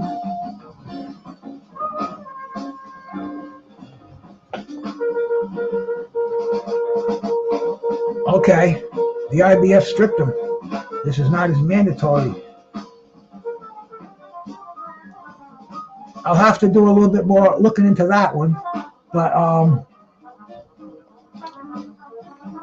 it kind of, you know, when you get a belt, you do have to follow that sanctioning body's rules, and you have to fight your mandatory. But you would figure that they would look at the opposition and kind of give you a pass if you like maybe even a step aside fee. I mean, you know, that's a step aside fee. Isn't that like a thing these days?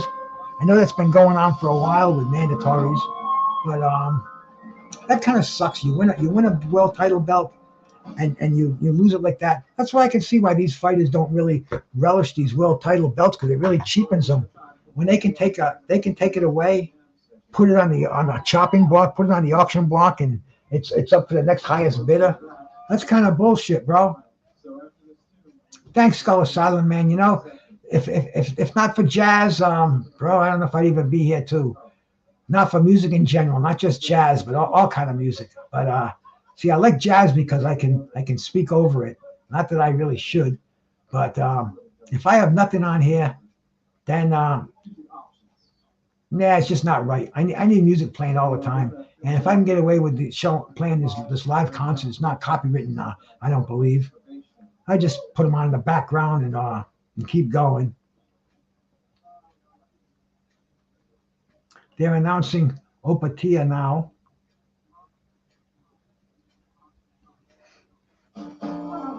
He's got the Ring Magazine belt in the ring. And the Ring Magazine, man, you know, don't cheapen that belt, baby. I mean, the Ring Magazine is not what it used to be. It's become an electronic, almost like a billboard for Golden Boy fighters. Oscar De La Hoya his operation owns Ring Magazine now. So it's not like it was when Bert Sugar was writing for it, Nigel Collins. Back when I used to buy it every month, man, that was the Bible of boxing. You look forward to Ring Magazine. It's not like it was before. Not like it was at all, man. But anyway, man, a couple of undefeated cruiserweights, man. I'm not complaining. This would almost be a good day for a pizza. I eat pretty clean, man. I think I mentioned that a lot. You know, I'm very, very meticulous about what I put in my body. But I'll tell you, today would be a good day for a pizza. You know, see, I'm like a 90% person. You know, I look at your overall diet as 100% of what you do. And if you sneak a pizza in there, a sundae, a case of beer, whatever it may be, it's not going to kill you, bro. I mean, you're still eating 90% cleaner than most of the cats out there who drive into McDonald's on a regular basis, though. So try to accentuate the positives and keep those negative cheat days, that crappy food. Gradually eliminate that from your body. Don't go cold turkey, man. Just the cleaner the food you eat, the better it's prepared, the more you're going to appreciate it. And when you eat this crappy food, you'll taste all the additives, all the sodium, all the crap in there.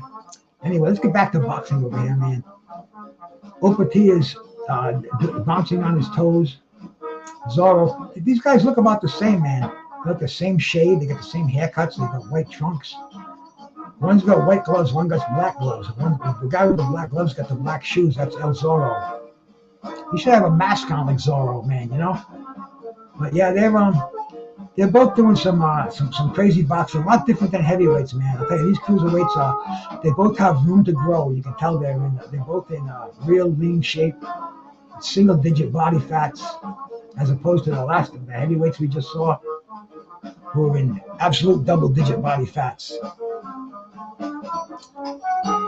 It used to be stop man. I don't know if it is anymore, bro.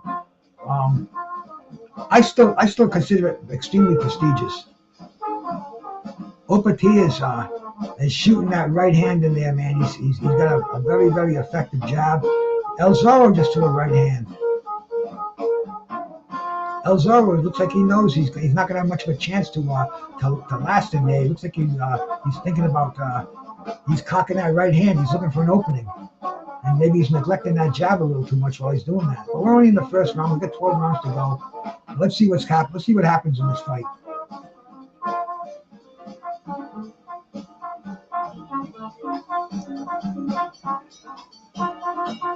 Opetaia is doing a lot of bouncing. He looks like he's got some really nice footwork.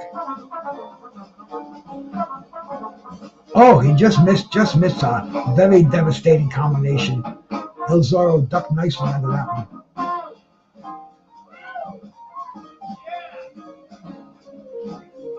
Ellis Zorro, he hasn't tasted defeat yet, so I mean, he didn't come in here to take a dive.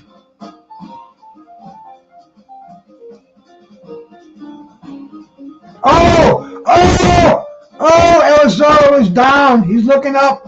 Beautiful fucking left hand. Oh, the fight's over. First round knockout. Oh, baby. Somebody get rid of that troll. We don't need anybody selling the fights. We're giving them away. Get your fucking ass out of here. Unbelievable. This a fucking one-punch knockout. Ellis Zorro, good night. He's still on the ground, man. It was a one-punch knockout. I think he's going to get up. Opetaia, unbelievable power. He's now 24-0 with 19 knockouts. I mean, just an amazing KO. Unbelievable. A one-punch knockout. Last week we saw a one-punch knockout. I can't even remember who the hell it was, man. That's how bad my mind is. But it was Venezuela. Venezuela knocking out if I had to put my mind to it and think of it, I'd think of it. But we just saw Opetaia knock out Ellis Zorro with just an amazing left hand, an amazing left hook. We're gonna have to watch that one again, man. That was a one-punch knockout. Here we go. We're gonna see it again. Boom.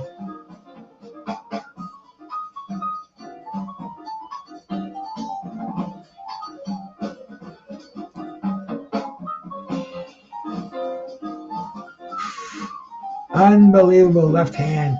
Just put him down. His head was dangling over the bottom rope. I mean, it was a beautiful, it just goes to show you, man, the level that Opetaia is on.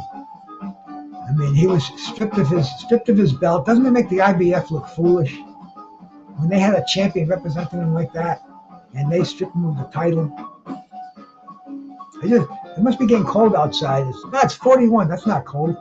Just had to check the temperature, and it's actually. But I just felt this rush of cold come in here. Maybe some of the ghosts of my ancestors. I don't know, Pinche. I don't know, bro. It's kind of like I used to watch the WWF way back in the day on a Saturday afternoon. It would be all day. They had these guys called jobbers, and they'd come in there. They'd get their fucking heads fucking taken off them by guys like Stan Hansen and fucking Cowboy Bob Duncombe. Even got guys like Ric Flair. They tie him up like a pretzel and fuck these guys up.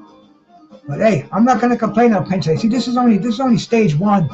They're gonna have the winners compete against each other in the next Day of Reckoning 2. This is gonna be just like WrestleManias, and it's gonna be like a pay-per-view thing. for us, it's watch at our leisure because we're all tech savvy in here. Opetaia, he's up. He knows what went on, man. I mean, just very, very entertaining. I'm not going to complain about it, bro. I just want to see. I want to see them progress with this shit. I don't want to see these guys just rest on their laurels, not fighting him for a year, then come around and fight these other fucking jobbers. I want to see the best fighting the best, the winners fighting the winner. Make a tournament about this, bro. You got the fucking arena. You've already got the infrastructure. Everybody wants to go there. You got the dough. That's what makes the world go round. So let's get these fights happening, bro. Opetaia's got that Ring Magazine belt. As far as I'm concerned, he's the #1 cruiserweight in the world, bro. Who else is out there?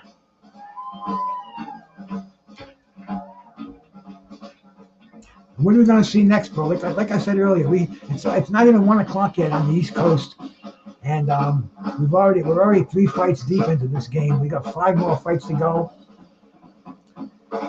You think Wilder and Parker, you think they're gonna win? Hey, hurry up! We're running quick. A lot of first round knockouts. You think they're gonna get up and get into the ring and do their thing, or you think they're gonna say, nah, I'm not ready yet. The contract's signed. I don't have to get in that ring till 11 p.m. But hey, we'll see who's boss in here. We'll see if it's the fighters or we'll see if it's the management. Oh.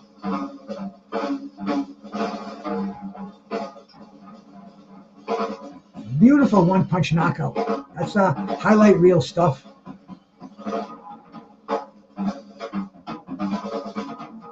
Incredible. It's almost a good thing. I don't know what that neck is going to feel like. It hit that bottom rope, and I don't know if it whiplashed and hit the ring apron. But man, that was a devastating knockout. You know, that was almost worth the whole fucking pay-per-view right there, bro. That was. You couldn't pay me to take a fucking shot like that, bro. That was just devastating, man.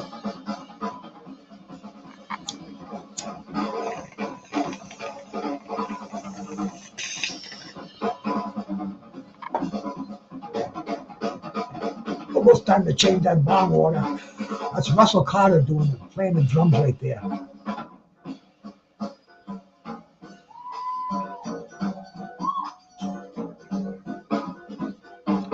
Kind of a Tony Williams-esque, like drum solo.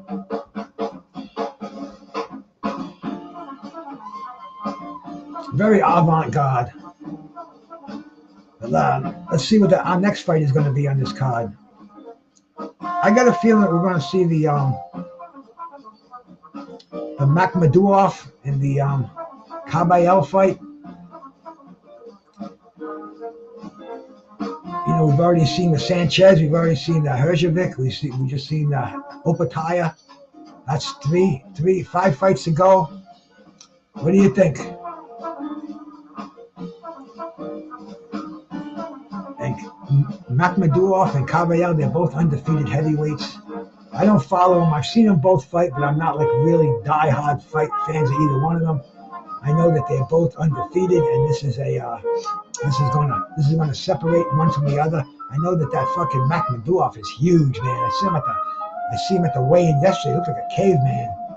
Where the Kabayel is almost like a big cruiserweight. I think that's the next fight coming up.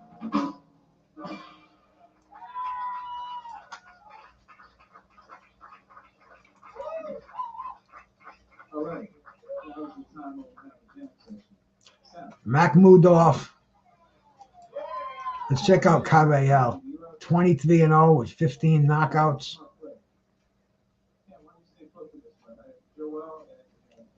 Kevin Johnson, that's one recognizable heavyweight on his record, who's really a glorified trial horse. He's got a victory over Derek Chisora.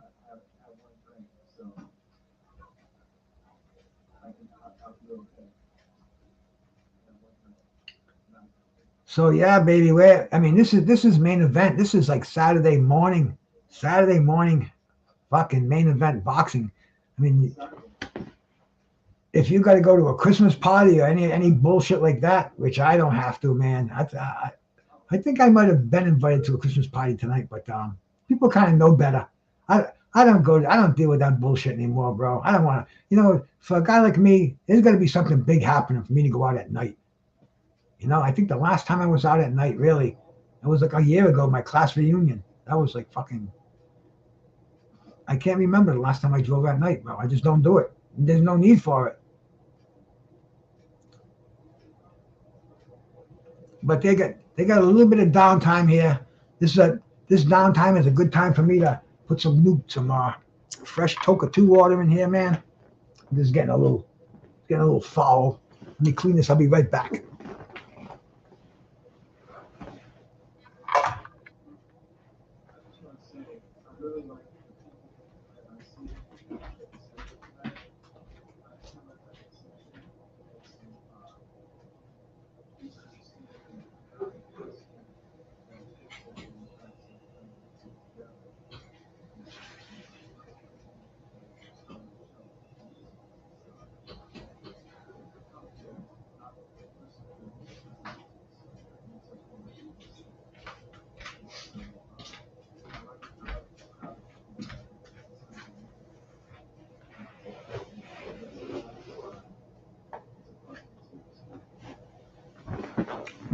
Back again. I didn't tell this band to take a break.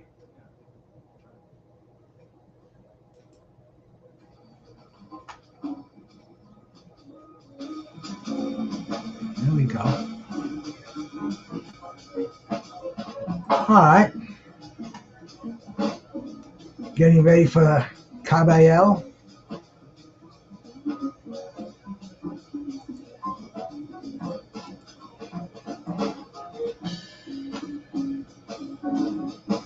See how much time they make us wait before that fight starts. Shout out everybody that's watching me on Facebook. If anybody's watching me on Facebook, much appreciation. Let me see.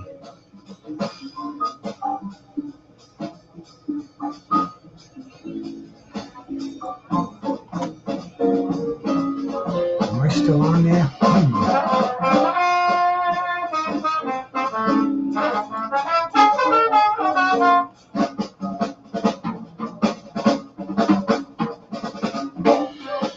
Damn, I don't know.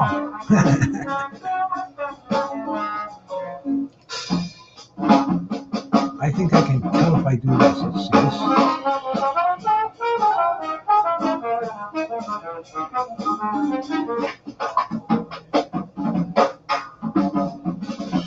Yeah, I think I'm still on.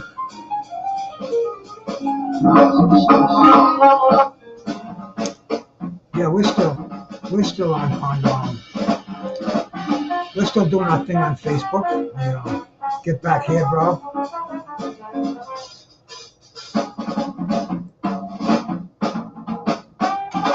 Makhmudov, they're showing Makhmudov. They're showing him in his dressing room. He's big. He's huge, bro. Let's take a look at this fucking guy.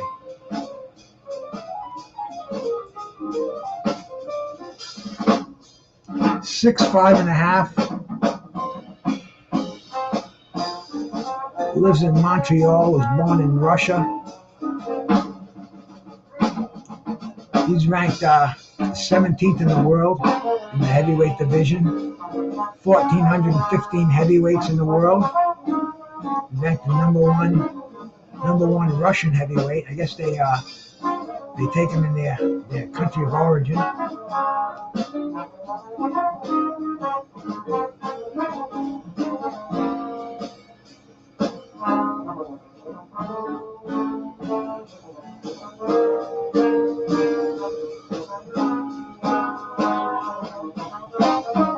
We're getting ready for the fighters.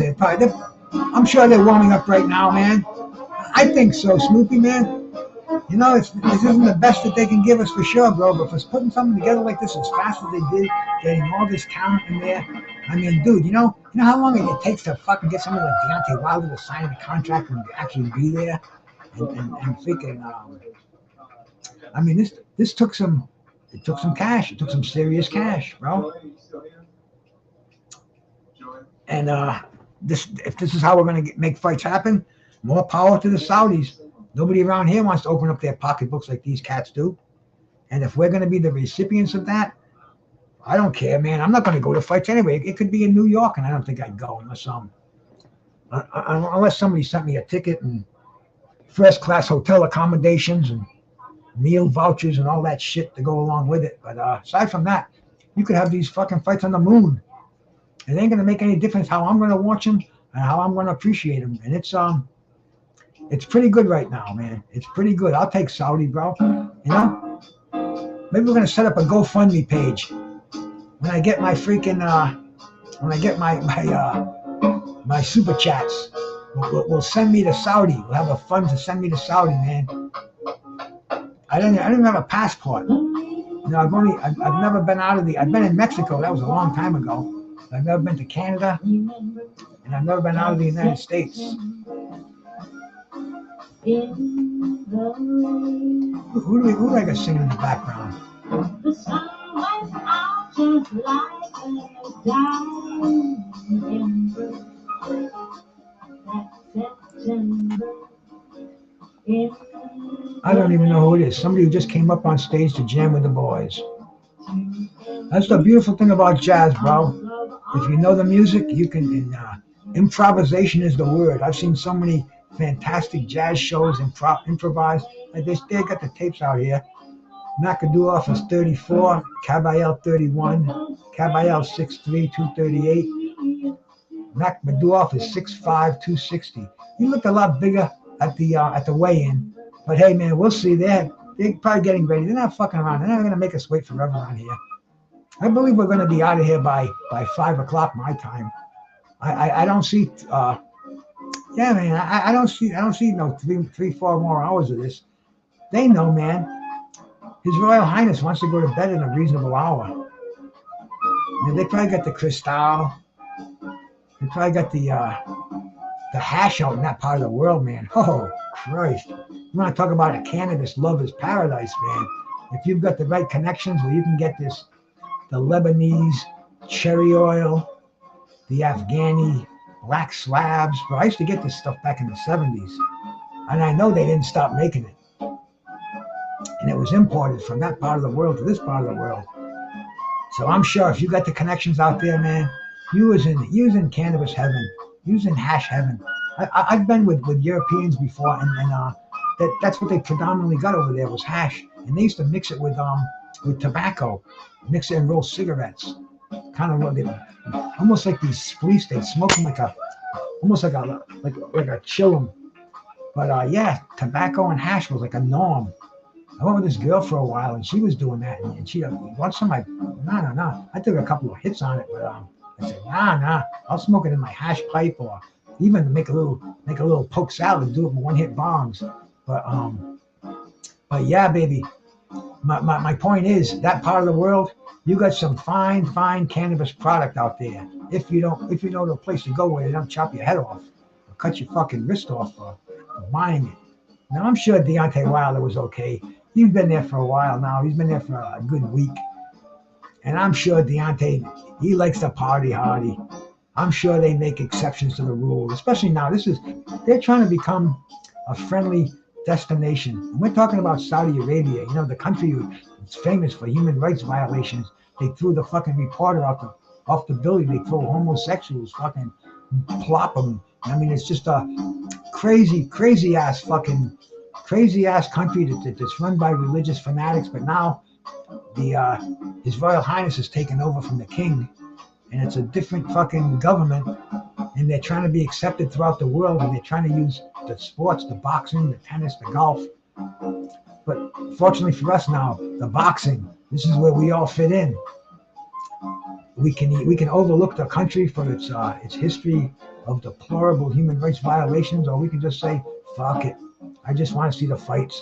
I ain't going to live there. Set them up. We'll see you again in a month. That's kind of the way I look at it, man. You know, I don't want to get involved in any Middle Eastern politics, bro. There ain't no way to turn. You're going to win an argument with that. So I just wanna take what they give me and enjoy the fruits of their labor. Yeah, baby. But here we go, man. We're getting ready for another highly anticipated fight of two undefeated heavyweight contenders. Let's see what did I look at what's his name? Did I look at Kabayel, his ratings yet? Yeah, 27th. And the top heavyweight in Germany. What do you think out there?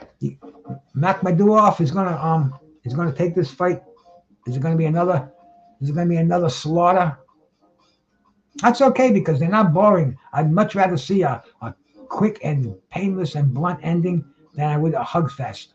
And that's the problem. A lot of people thought heavyweights are going to be a hug fest, but no. When you're putting undefeated heavyweight fighters in there against each other, they know they got something to gain and something to lose. It's not quite such a hug fest. They want to shine, and this is opening night in fucking Saudi Arabia, bro. You don't want to crap out on this, man. You're on the main stage. The world is watching.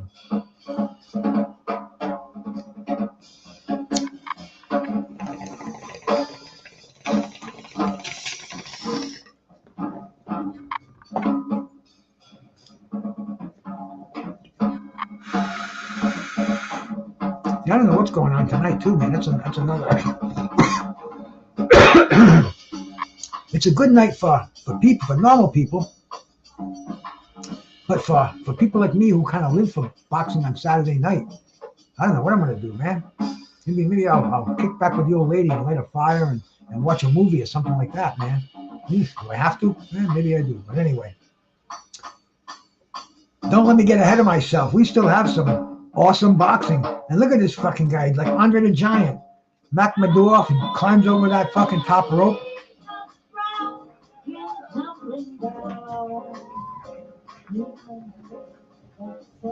Throw my earbud in here so I can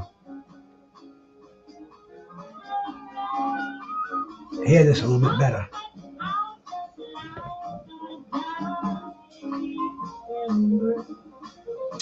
Here we go, man.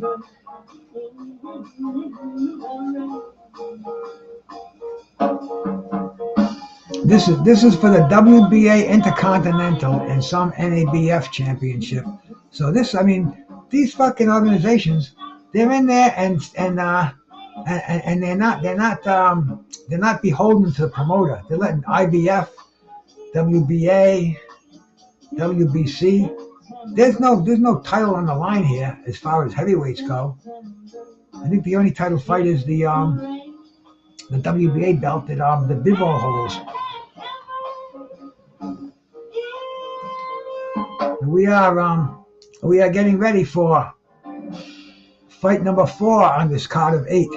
Of eight fights. The best is yet to come. We have not seen the Deontay Wilder, Parker. We have not seen Joshua. We have not seen Bivol.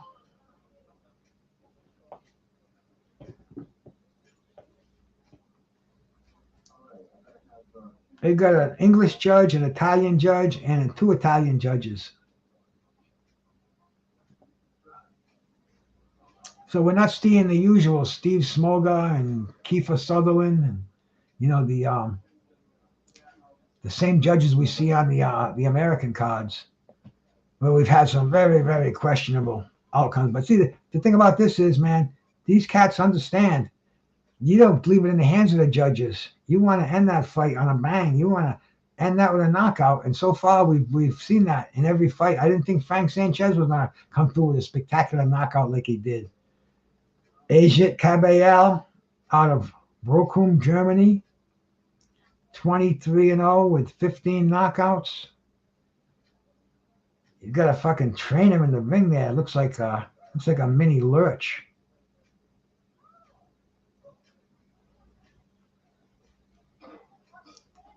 And this fucking Makhmudov, he just looks big. He's 260, 18-0 with 17 knockouts. Dude, come on. He looks like he is more than two inches bigger.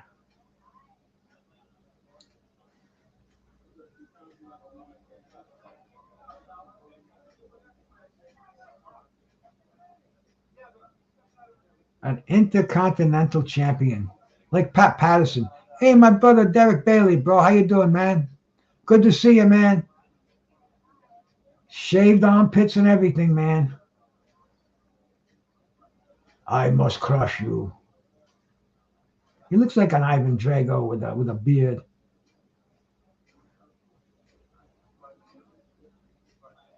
Kabayel is looking at him like saying, what the fuck did I get myself into here?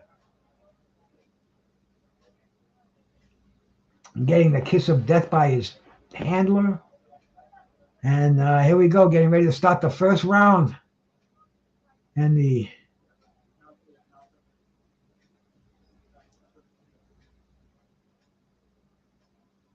here we go. Makhmudov coming out, pushing that jab. Kabayel is circling to his right. You can tell he's trying to rely on his speed. He's trying maybe seeing if Makhmudov is clumsy.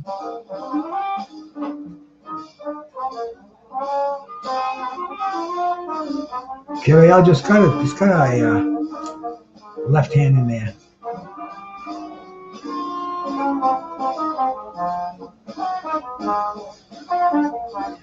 Oh, yeah.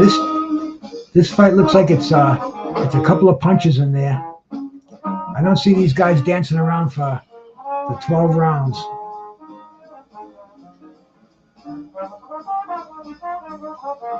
Oh, got him with a nice shot. Kabayel is he's definitely showing he's no chump in there. We got to see what kind of a punch this Russian can take. His expression hasn't changed. He just got hit with a beautiful left hook. Kabayel has got some boxing skills to him. You can tell he's dancing around. He's using angles. He's not rushing. He's keeping that guard up. He's got a nice little switch in there, and he squares up on defense. Makhmudov is trying to throw some clubbing punches.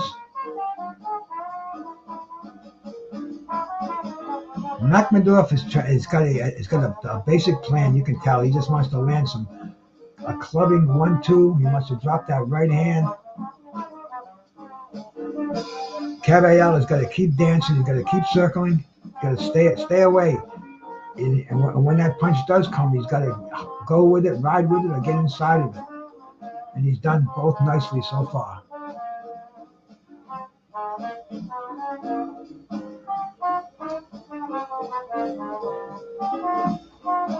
Makhmudov looks very one-dimensional.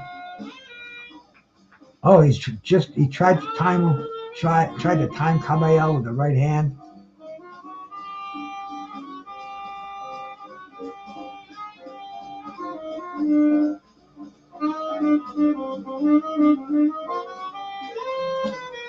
Kabayel just tried to throw a big punch. Makhmudov got away from the ropes. Kabayel almost went down from his momentum.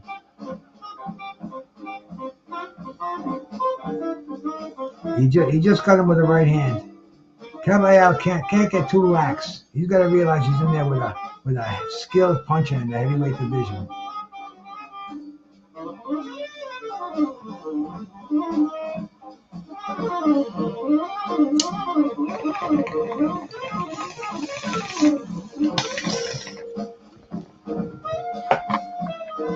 Hits between rounds, man. I don't want to get caught in the middle of a knockdown or something. And that's when whoa! Really get the head rush when I do that, man.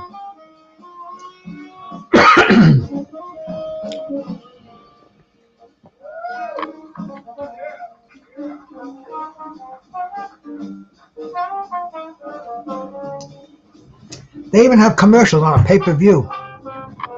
I thought that was the whole purpose. AutoZone. I noticed they got, you see a lot of car parts people. They sponsor boxing. O'Reilly's, AutoZone. You know, I guess they must realize we all drive crappy cars. We got to fix them.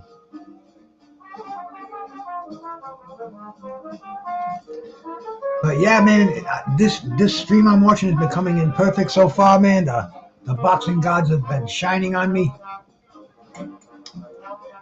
We're in the second round of Makhmudov and Kabayel. Makhmudov is coming on now, man. He looks like he had that feeling out round, and now he's ready to. It's a 10-round fight too, by the way. I thought it was a 12-round fight. 10-rounder for the WBA Intercontinental. Oh, nice counter punch by Kabayel. The Kabayel's definitely got the speed advantage here.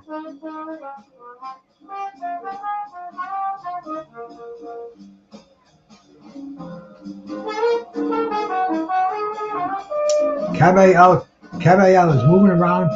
Makhmudov just tried the 1-2. She's trying to land that right hand. Makhmudov trying to get him in the corner. Makhmudov coming behind the uppercut. Oh, beautiful 1-2 upstairs by Kabayel.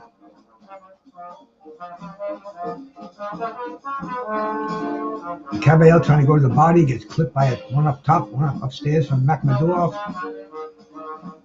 Very even fight so far.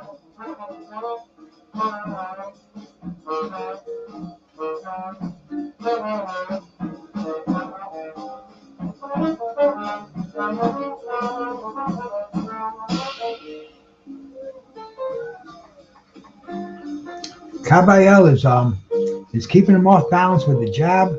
He's moving out of the way of Makhmudov's punches. He's definitely in control here. He knows what he's doing.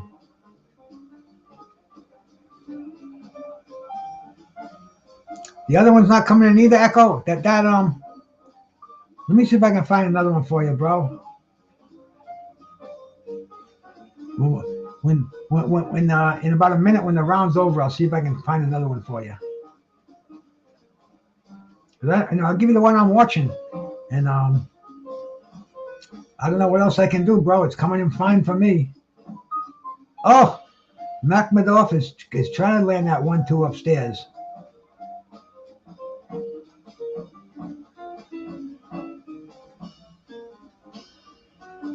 Makhmudov's got him in the corner. That's not where Kabayel wants to be, spinning out, tying him up.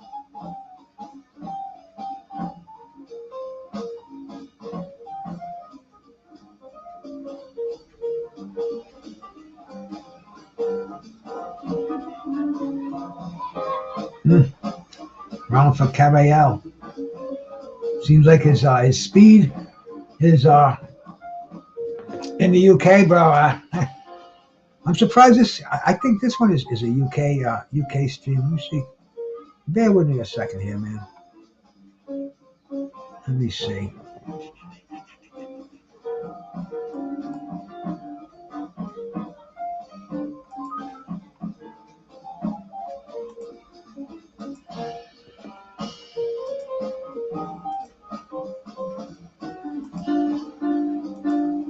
Yeah, this one.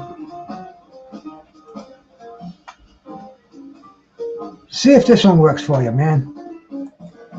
And you're on your own. There we go. Try that. I just went on it, and it came in. And I don't know what to tell you, bro, but that one's working. And here we go for the start of round number 3. I think it looks to me like Makhmudov is slowing down. I think he doesn't have the coordination that Kabayel has, and you can tell. Oh, he just got hit inside with a nice uppercut. Started to take a backward step. Trying to come forward, trying to throw that big overhand right. But Kabayel seems to have his number right now. He seems to have his timing down.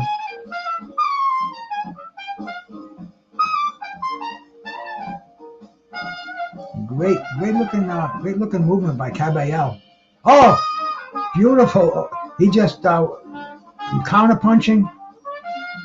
He's got Makhmudov in in a fit over here. He's looking for his footwork. He just nailed him with a combination. He's got him back. Makhmudov is in big trouble. Kabayel moving in for the kill. Big Makhmudov is in trouble, my friends. I don't know if he's going to make it out of this round without going down. He's still got a minute and 50 seconds to go. Just catching beautiful shots to the body. He's trying to use that big right hand to even things up here. But Kabayel is staying out of range of the payoff of that punch. So he's got Makhmudov in all kind of trouble right now.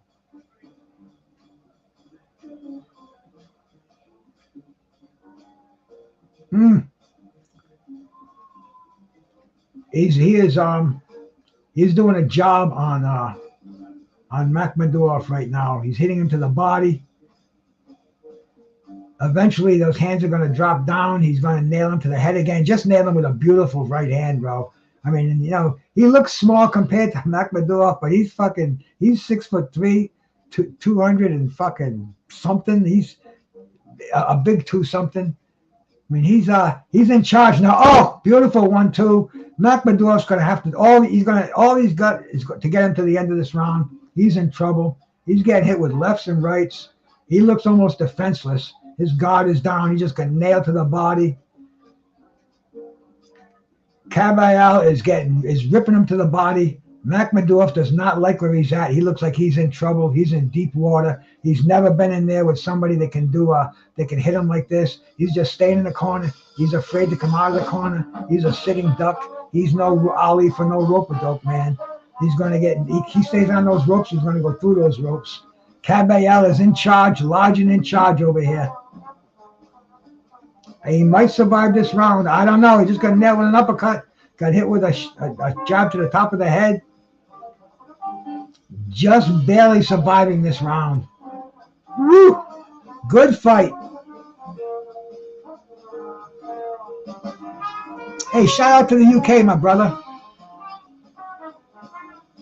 Oh, no, see, this is, we didn't think this was going to happen. We thought we were going to see Makhmudov come in here and steamroll fucking Kabayel. That is far from what's happening. That is so far from what's happening.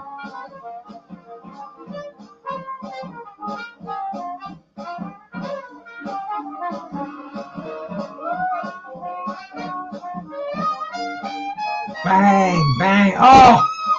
They just showed the 1-2 that he nailed him with.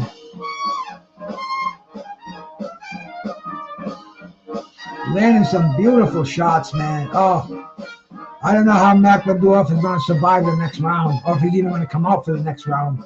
He's never been handled like this before. And here we go, man.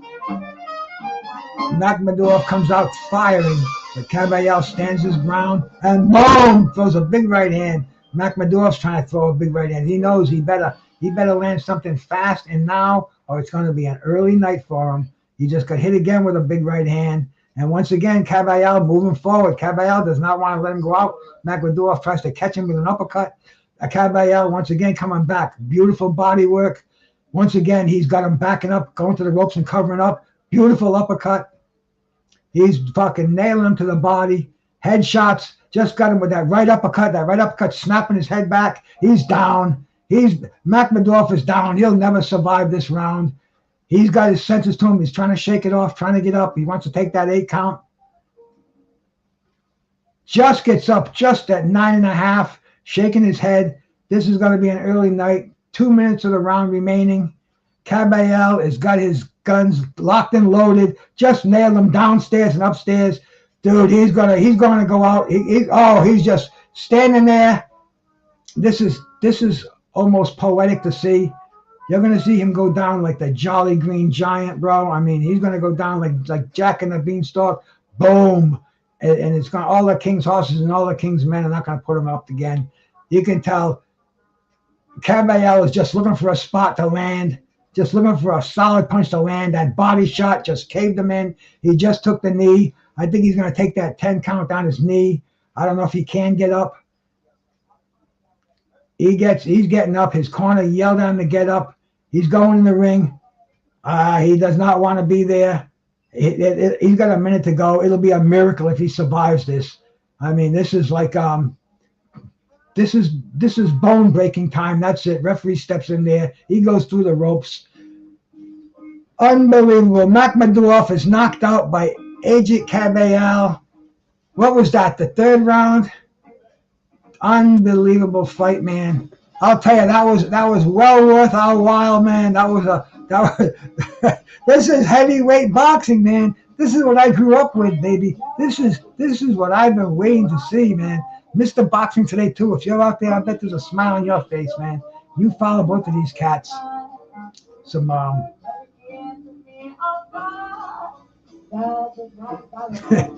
Pinche. Cool shit, bro.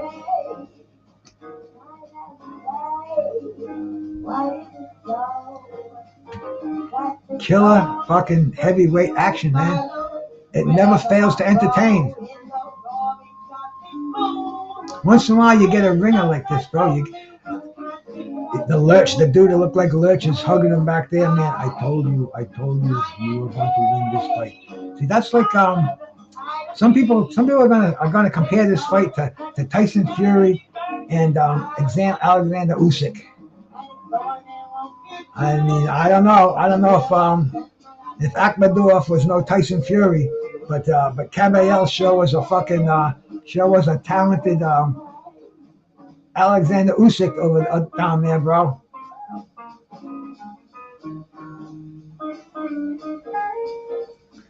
That was it, man. That was like welcome to top 10. This is what elite heavyweight boxing is all about, and this is the only way to get it is by going through the ranks and the competitions and putting these outside fringe contenders against each other. This was a crossroads fight, my friends. This is what we call a crossroads fight back in the day. You see this on NBC's Wide World, NBC's Sports World, or CBS Sports Spectacular. Wide World of Sports, they would call these crossroads fights. They'd have two up-and-comers. I remember seeing my friend Marlon Starling against Donald Curry. They were both undefeated, and it was live on a Saturday afternoon. I'm like, what the fuck are they putting these guys in with each other? They both went on to win 5 world titles apiece, man. You know, they both went on to greatness after that fight. So this that elder is not the end of the world for Makhmudov, bro. He's got to get back in the dressing room. I think he kind of showed his limitations, his physical limitations. So, man, it's going to be interesting. It is definitely going to be interesting. I think that's my wife coming home.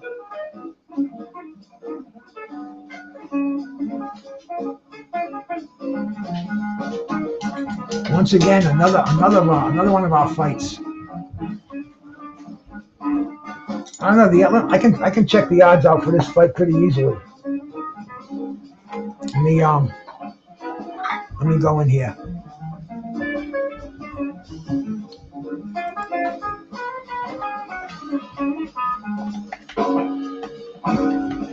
Odds for redemption. What are they calling this? I can't even remember what they're calling this anymore.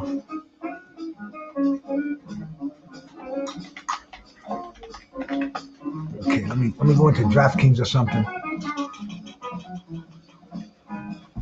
No, not for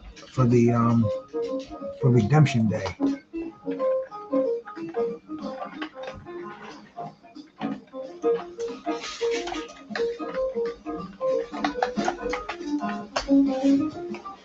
Day of Reckoning. Okay, man. Here we go. The odds checker. All right. Yeah, let's see. We got the Wilder Parker.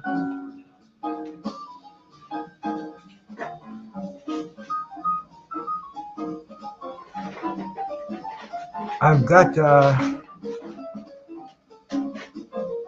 they got the Joshua and the Otto Wallin odds, but we want to find the odds for. We got Parker and yeah, they got the odds for the main events in here. I want to find some of the yeah, they tell you how to bet and everything. Let's see.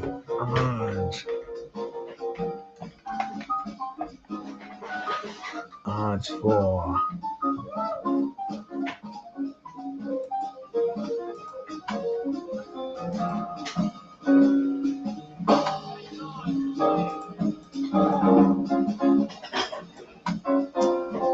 see if I can find the odds for that fight.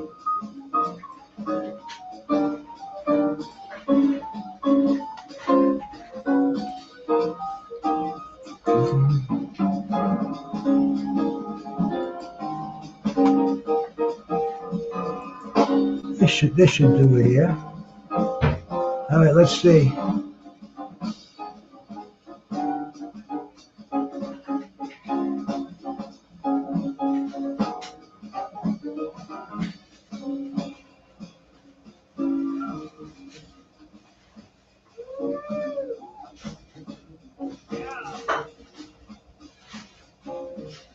$3 to 30. I got the odds, but it's like a weird. It doesn't have like a plus 400 on mine. It's got like a 3,30, 9,00. I'm gonna have to find something that's got the odds more that I can understand the.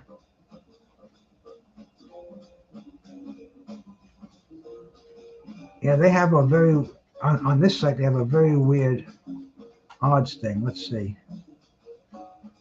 DraftKings would have a much easier one to read. Sorry, odds unavailable. Odds shifts. What the fuck is that all about? Crazy when you're gambling online and you're looking these proposition bets up. Okay, here we go. Let's check this one out. No, we're not gonna allow ads. All right.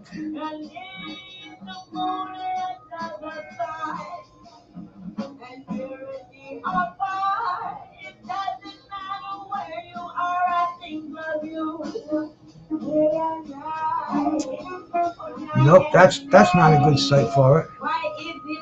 Why does it say betting odds? Okay, here we go. Poker Stars. Let's see what Poker Stars says about it.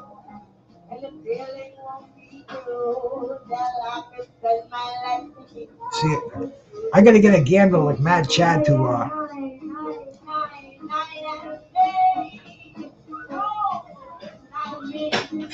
I don't even understand the shit they got plastered here on Fox Sports.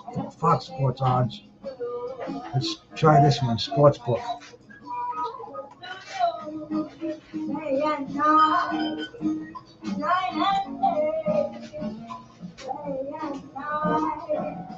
They got the Lyndon Arthur, the Wilder, and the Joshua fight up there. But this fight's over. I guess they don't have it.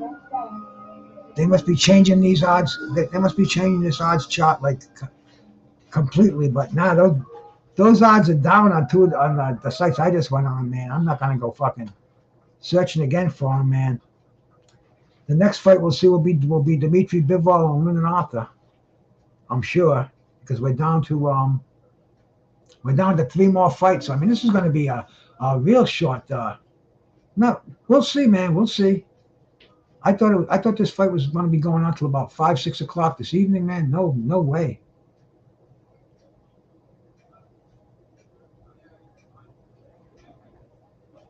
But Kabayel just shown. He's just leaving the ring now. And you can see there's still a lot of empty seats in the arena. The Palace. And that's that huge place that they just built a couple of months ago. They had the grand opening when Fury fought in there. So this place is I think that's the place. I don't know.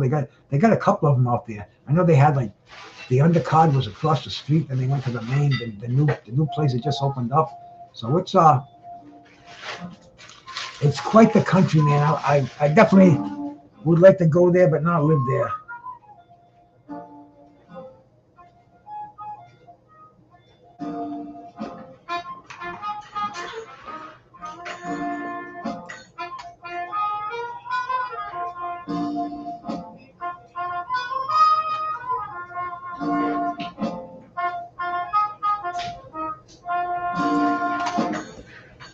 Okay. Now, how long are they going to make us wait now for this fight to start? I don't think they're going to make us wait long, because they have their fellow countrymen in there. They probably got a bunch of shit from having the big ceremony before the other fight after the.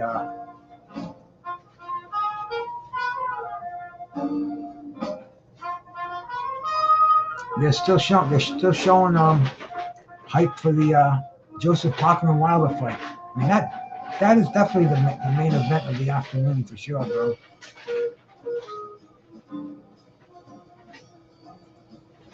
This is sponsored by DraftKings. See, I've said that a million times. These sites that we're watching on right now, the streaming site, these are run by the fucking DraftKings and Betfred. I mean, these are the FanDuel. They run these sites so we can see them and we can bet. Because man, this is, you know how many people I know that are doing doing parlays with this fight. Not too many people are betting the straight fights, but a lot of these YouTube cats that I speak to, they're doing parlays, and I don't know what they even call it. I haven't bet in a long time.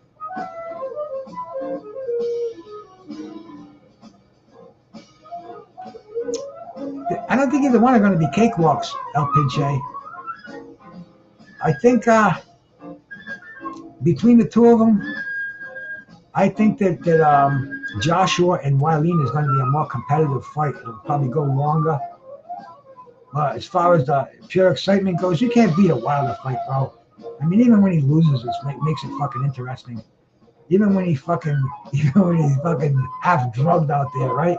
I mean, it's going to be a fucking interesting fight. As far as competitive goes, you never know. Either he gets beat or he beats the cat. It's like he's a guy who he either knocks you out or he goes out on his fucking shield. That's right. I think it's going to happen, man. So this is just cool all the way around, man. They're both entertaining in different ways. But this one that's coming up next here, bro, big baby, big farmer, big baby CVS Miller going against Daniel Dubois, who we saw when he fought Lamina in that heavyweight, when he fought for the defended his belt, I believe, his WBA Reggie title. Kevin Larina knocked him on his ass 3 times in the first round. I thought the fight was going to be over. He comes back, he knocks Larina down a couple of times. I didn't think he had him to the point of stoppage. The fight's over. Then he quits against Alexander Usyk, and he's already had that beating at the hands of fucking Joseph Parker, who himself got his ass kicked twice by very limited Zhili Zhang. So anything can happen in this fight. There's so much parity going on in both of these fights, man. Especially this one here, the Big Baby Miller, the guy who blew his career for fucking taking too many PEDs. Somebody said he even admitted taking one. Viagra was one of them. He said that tainted his sample. But hey, man, that's a PED too, right? Anthony Joshua's a plus 135 and Wallin's a minus 185.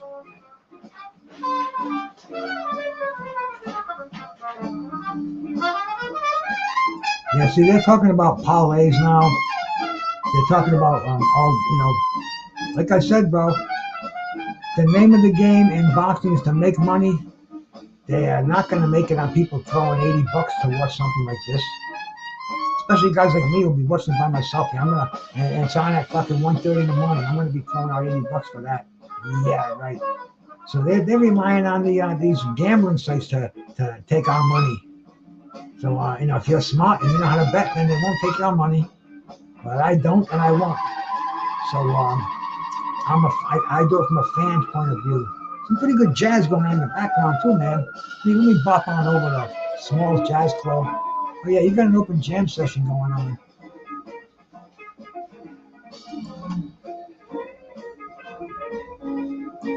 They do that at jazz clubs. They just kind of open it up like they do chat rooms on YouTube. You know, if you can play, if you can read, even if you can't read music, you know, if you got your keys down, you got your techniques and your fingering, man, come on up and jam. And he's had some of the most memorable jazz sessions in the world, like after-hours jam sessions where Miles Davis and Charlie Parker playing before 25 people in an empty club. Fucking did incredibly. We got Devin Haney out there, man. Devin Haney, who just steamrolled Regis Prograis a week or so ago. I guess it was 2 weeks ago. But that was very unexpected. You know, we expected Regis Prograis to put up a better fight. Just outclassed, man. I guess fucking Devin Haney is one of the best welterweights out there. Hey, Teddy Bruschi, how we doing, my brother? Good to see you, man. I hear you, bro. I taking my smoke breaks inside, bro. Yeah, they're showing replays and highlights of the Regis Prograis fight, and damn, you know, and you know, the dudes I hang with on here, we're kind of close with the Regis Prograis camp. We had his strength and conditioning coach Evan Tobler on here with us. We had his coach Bobby Benton on here, man. I mean, you know, we were fucking Regis. We were fucking fanboys over here, man. We wanted to see Regis win, and man, it slapped reality to me, bro. You can't be a fanboy in this game, bro. You have to watch a fight and you have to accept it for what it is. And we saw Devin Haney, masterful piece, bro. Masterful boxing exhibition. Beat the shit out of fucking Regis Prograis every round, and he's top dog at 140 as far as I can see right now, man. He's got I take that back. He's got to prove himself as top dog. He's definitely in the contention. He's one of the men up there, man. He's got Teofimo Lopez. He's got this kid from Puerto Rico, man. I'll think of his name in a second. But I mean, there's a lot of very talented super lightweights out there, and let's see. You know, he talks the talk. Let's see if he can walk the walk, man. And he blows up. He's so huge. Between fights, even during fights, they said he went in that fight at 165. That's super middleweight. He fought at super lightweight. I don't know. Last time I looked, man, you had the whole welterweights and middleweights before you got the super middleweight. So, you know, the answer to that: get back to same day weigh-ins. What do you have to have a weigh-in a day before a fight? Before it was a necessary thing when network boxing controlled it. And they used to sandwich in boxing between movies and other HBO events.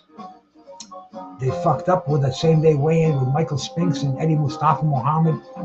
The fight didn't happen, and HBO got real mad. They said this isn't going to happen again. If we're going to show boxing, you have to make sure you come in to fight at the weight and be able to fight. So they had the day before weigh-in so they could cancel them. The 24-hour cancellation if they need be. But right now, boxing doesn't rely on HBO and Showtime, where they don't have to sneak it in time slots. Boxing's got its own app now, and anyway, there's no need for day before weigh-ins, no need for rehydrations. It's dangerous. It's not even boxing. So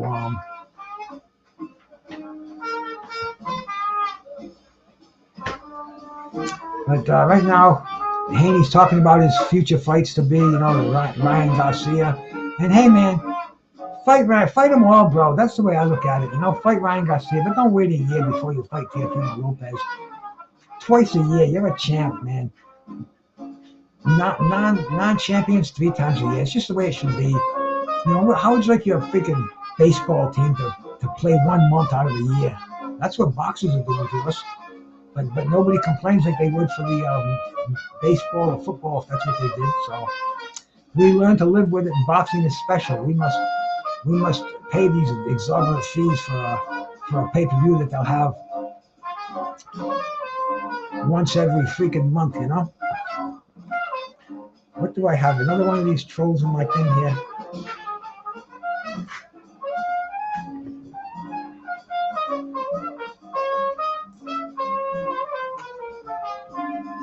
There we go.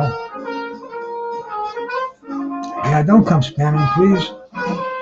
I guess it's almost like a mark of success when they start spamming the channel, because they only do it because somebody else is gonna get it down. So they don't want to. They wouldn't spam for nothing. It must be a valuable. Hey, you can even do it on StreamYard. I thought I had to go to YouTube and do it. But yeah, man. ESPN UHD.com was banned and their statements were removed. Learning as we go along here. But they are stretching out a little bit of time. I guess Big Baby's got to get off that IV dehydration or whatever he's doing back there. And Daniel Dubois, maybe he's going through a little positive mental attitude session with his spiritual advisor. And who knows? All fighters have different rituals they do before fights. Some of them they don't want to be in the ring so soon as something they ate. But I mean, that's the world of an athlete. Big Baby Miller's doing some squats in there.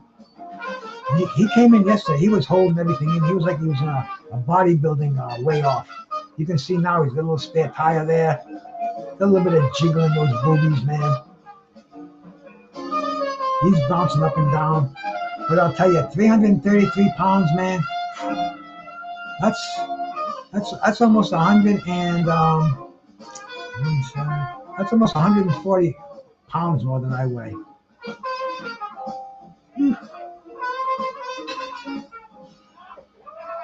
170 pounds. I'm sorry. I weigh 170, so it'll be 170 pounds more than I weigh. Wow, that's or 60. I don't know. I'm getting stoned over here. We're getting ready to get to the money fights, the meat and potatoes of this fucking card over here, man. Maybe I'll talk my wife into getting a pizza later on. I don't know, man. But she went out. She probably bought something good to eat. She's a very good provider. So I'm looking forward to having dinner tonight. But they're showing them both. They're showing Daniel Dubois doing some shadow boxing, some pad work in his dressing room. He's definitely going to be he's going to have the advantage of speed in this fight. Power. When Dubois came around, when he first started, he was showing a lot of promise, until the Joyce fight. That was supposed to be just another stepping stone. But that was a great way to show what he had. But I got to give him credit. He didn't fade away after a devastating injury like that. He came back. He's on the winning track again. He won a world title.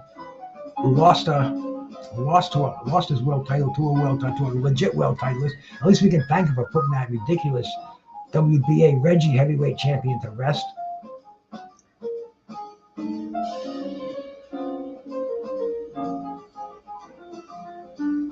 Yeah, we got the British crew from the zone up here, man. Let's see, what is it? Probably about 1 a.m. over there.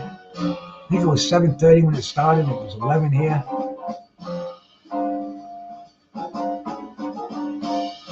No, they're quite a few hours ahead of us. So it's probably about 11 o'clock there, 20 of 11. You guys would know better than me. Time means nothing right now. See, the whole thing is being alert mentally. And this is why I like afternoon boxing too, because when I have these midnight fights, I mean, I can keep my body up physically. That's no problem. In fact, I have a hard time falling asleep before 1:30, 2 o'clock. So it's no problem staying awake that long. But having that mental focus, the clarity like I have now, where I get real into these fights. I get emotionally invested. Not maybe the wrong word, man. Mentally invested. I can step outside and I can step outside of my mind and I can judge these fights. Oh, my stream just went down. Let me refresh it here. See, it does it between fights, so that's okay. I think they just forgot to make sure you're still awake and just got hit with try to send me to these other sites. Which I'm pretty fast here. Oh, don't tell me that site's going to go down. That's a crack stream, I believe. Yeah, I don't think that one's working, so we're going to go to... Shut that one off and go to Strikeout. Strikeout's always got a good stream. And I've had the best luck with that one.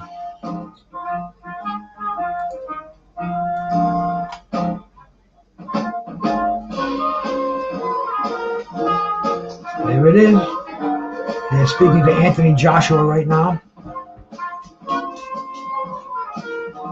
So we are, once again, we're on another stream watching this fight.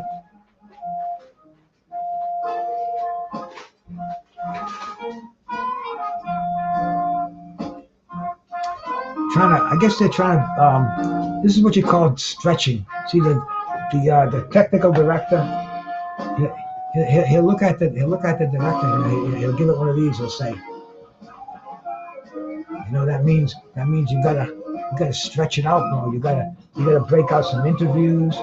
These fighters aren't ready to get in the ring. They want to get a little more time, a little more air time here.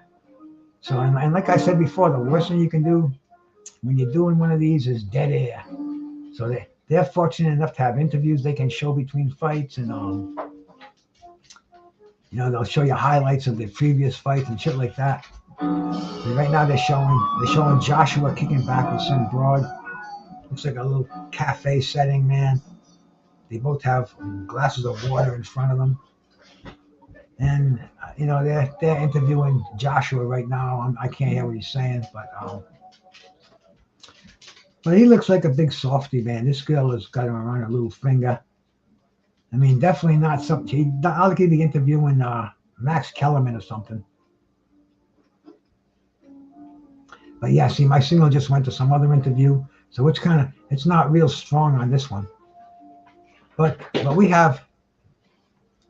Oh, I think the crack stream one just came back again. Let me shut the volume on this one and go to that one.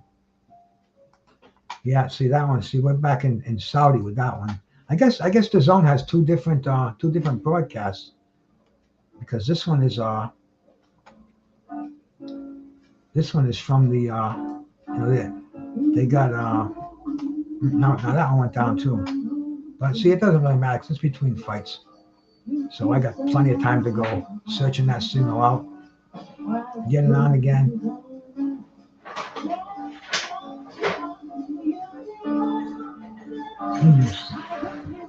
It's back up again. That's okay. The Arabs can take it over. Like I said, it's not going to affect the way I watch boxing. Not one iota. It's if they have live fights in Providence and Boston, bro. I mean, dude, at my age we don't get out that much at night. Only if it's mandatory.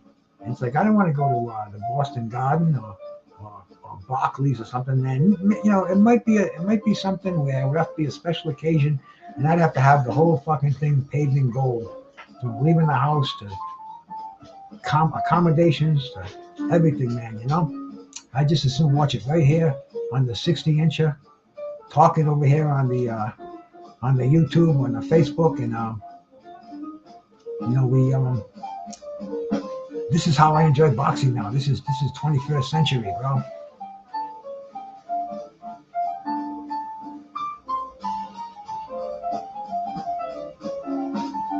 Yeah, Eddie and Franca, they were bitter enemies, I believe.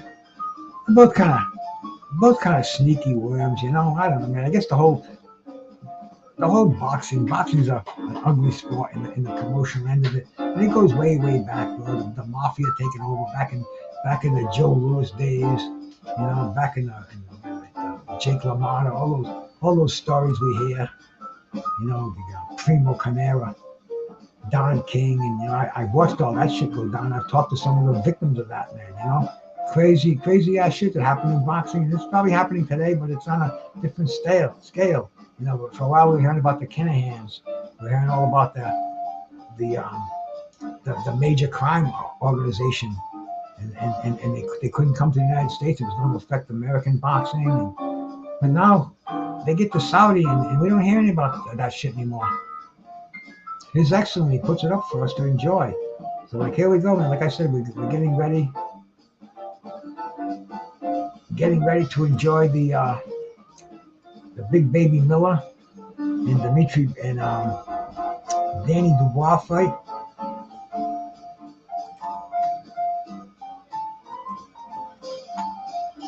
We'll go find a good stream that doesn't come down on me.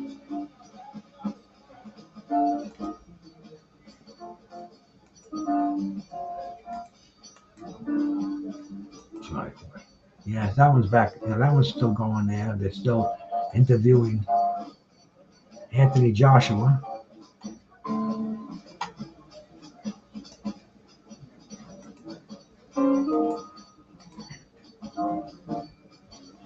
But we're still in downtime. We've had 4 fights so far, and they've all been knockouts. And we have 4 to go. And you think these fights are gonna anything? We're gonna see any fights go the distance? Now we're getting into the. If any of them do go the distance, the money is on the Joshua and Otto Wallin going the distance. But there's a lot of heavy-handed punches coming up, especially the next 2, bro. I mean, Big Baby Miller and Daniel Dubois. Both of these guys have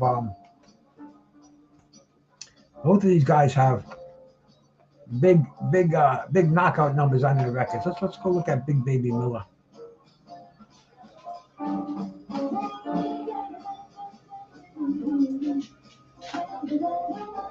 He's 26-0, 23 knockouts. He is ranked number 27 in the world at heavyweight. There's 1,417 fighters that they rate. He's ranked number 4 in the United States. So he's ranked fairly high. Yeah, 100 pounds heavier for sure, bro. I mean, that makes a big difference right there. Imagine that, 100 pounds heavier. That's gonna be a tough. Fucking Tank's bitching about 5 pounds. And Dubois is 19-2. But his last fight, he knocked out Lucas Brown. He's got a knockout over Adamak, Johnny Duplessis, Marius Wack, Jarrell Washington. He's got some recognizable names on his record. So it's not like he's just been fed chumps and tomato cans his entire career. But he was suspended when he came up hot in the Joshua fight. I remember seeing him as one of Floyd's bodyguards when he couldn't get his license to fight. But I guess he went through his rehabilitation, and he was given his license to fight. And here he goes, man. He's back again. Who knows, man? You know, I'm all for people who have been rehabilitated, and I'm all for once you do your sentence, then you're a free man. You start with an even slate. That's the way I look at Big Baby Miller, bro. I mean, you can call him Big Pharma, you can call him CVS. He's got some fucking serious punches. And Daniel Dubois, he's another one. He's another one with some serious punching power. Fucking Daniel D has got 18 of his 19 wins are by knockout. But the thing is, man, this is a 100-pound heavy cannonball, 100 pounds heavier. You can see a little bit of that is body fat, bro. I mean, this dude looks like he's being the body composition analyst that I am. I think we're looking at high 20% body fat right there, bro. I know the man packs a lot of muscle. That's why I'm giving him that. Where Daniel Dubois, that looks like maybe a 16% body fat physique. And I did this for a living, man. I'm not just rattling these numbers off the top of my head. I've taken so many different readings of body fat for people. I have bodybuilders who would come in there and they want me to do it because it's you do it with calipers and numbers, and you get different people give you different readings. And anyway, bro, I was good at what I did. That was just a small part of it, and so I have a pretty good eye to check someone's body mass, the body fat percentage, pretty good by eye, much better with calipers and a scale. But anyway, man, I got Miller, man. I think Miller is gonna beat him just by the overwhelming size and the pressure, and I think he can take Dubois' punches early on. It's gonna be a good fight, though, man. I've been wrong so many times today, man. I did not think that I did not think that Sanchez was going to knock out Junior Fa that spectacularly. And then the second fight we saw, I can't even remember the fights anymore. I have to go back and look at it on my notes over here. The Hrgovic, that was just a fucking slaughter. I thought Mori was going to at least give him a fight. I'll have to ask Carl Hansen about that when I see him later on in some of these chat rooms. But it's been some devastating knockouts so far. I think we're going to see another one here. I think Big Baby Nova's going to do it. But Dubois is he's a favorite in this fight. I look at it like a live underdog. Heavyweight fights, two top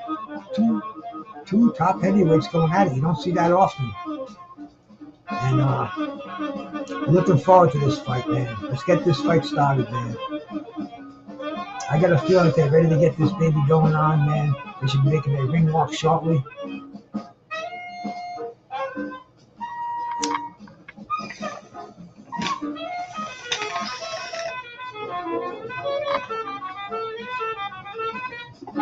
Let me do a little taste of this Green Dragon tincture before this fight starts. I have to be quiet for a minute after I do this. So please bear with me. We'll dig on the jazz.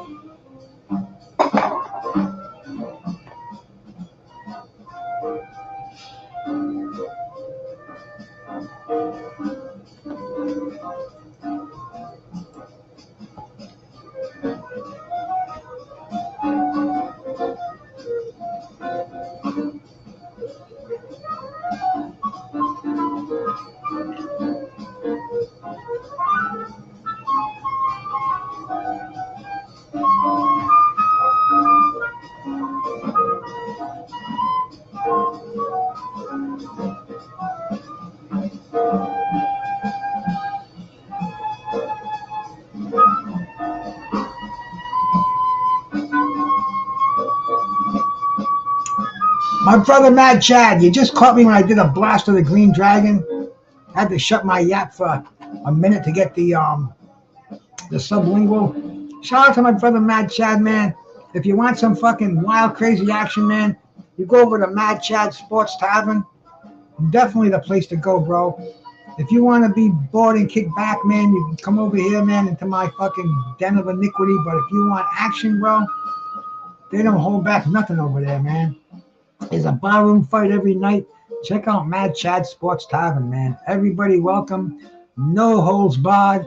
Absolutely the place to be. Right now, I got some good Green Dragon in me. I'm just feeling the effects of that tincture. Yeah, baby. Hey, Mad Chad, what have you been thinking about these fights? All knockouts, bro. I mean, that's exciting heavyweight action, man. How can we complain about that? Dude, I hear some people bitching about, the fight. They should have had Wilder and fucking and Joshua on this card. Bro, this is the appetizer. This is the beginning. Let them introduce the world. Let them introduce these fighters to Saudi boxing. The next card, you're going to see Wilder and you're going to see Joshua. You're going to see fucking the winner of this fight probably take on fucking Kabayel. Kabayel definitely. I mean, dude, he looked fantastic today. He knocked that big Russian, chopped him like a fucking tree, man. Joshua's got he's got Fury's old trainer there, Ben Davidson. He's bouncing around. He's getting all kind of crazy trainers in there, man. There we go, Mad Chad. Hey, Mad Chad, you want to jump up here for a minute? I'll drop you a link. I don't just drop it from anybody because, man, I get intimidated when people come into my house, bro. So I make sure that somebody who's I know is my brother. And, I know you're not going to steal my money, my wife, and my dog.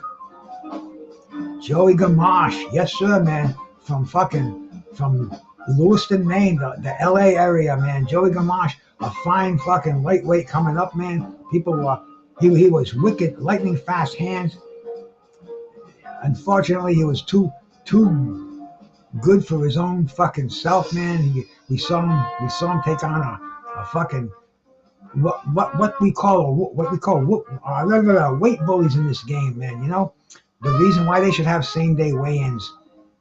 You go watch the Arturo Gatti and Joey Gamache fight, and you want to see somebody get fucking almost killed in the ring. You want to see what difference 10 pounds makes amongst these fighters. That's why this fight. That's why I'm going for the size of fucking of Big Baby Miller, man. 333 pounds, and this dude is in the gym all the time.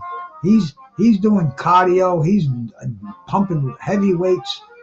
I think it's going to be the sheer size and the power of Big Baby Miller. I think he's going to overwhelm an unsure Dana Dubois. Although yesterday at the weigh-in, bro, at the oh no, Sonny Edwards at ringside, man. He still got the shiner from Bam Rodriguez. Fucking Sonny Edwards, look at him though. He's in Saudi having a good time. He made a big chunk of change, and I bet you he's getting some dough just to be at ringside now. He's still got the smile on his face. He'll be back again, man. Absolutely. Shout out to fucking Sonny Edwards.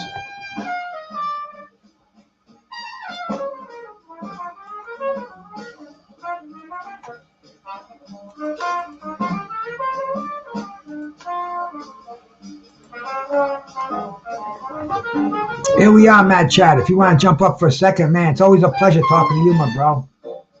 Yeah, much respect and rest in peace to Arturo Gatti. You got to watch that fight, though, man. Arturo Gatti just had such a size advantage, bro. It was just, it was kind of horrible, man. You know, it was just funky, bro.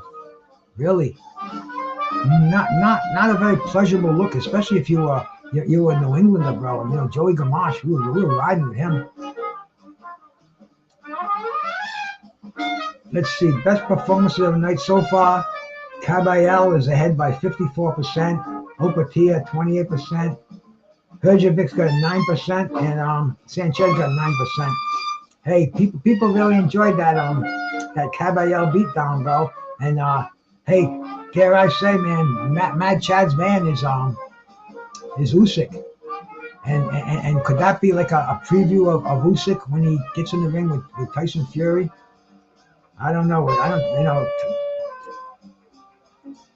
Makhmudov, he needed more coordination. He just he definitely looked like an orphan there, bro. He didn't have anything but that right hand. He was trying to drop a 1-2, and Kabayel, too talented.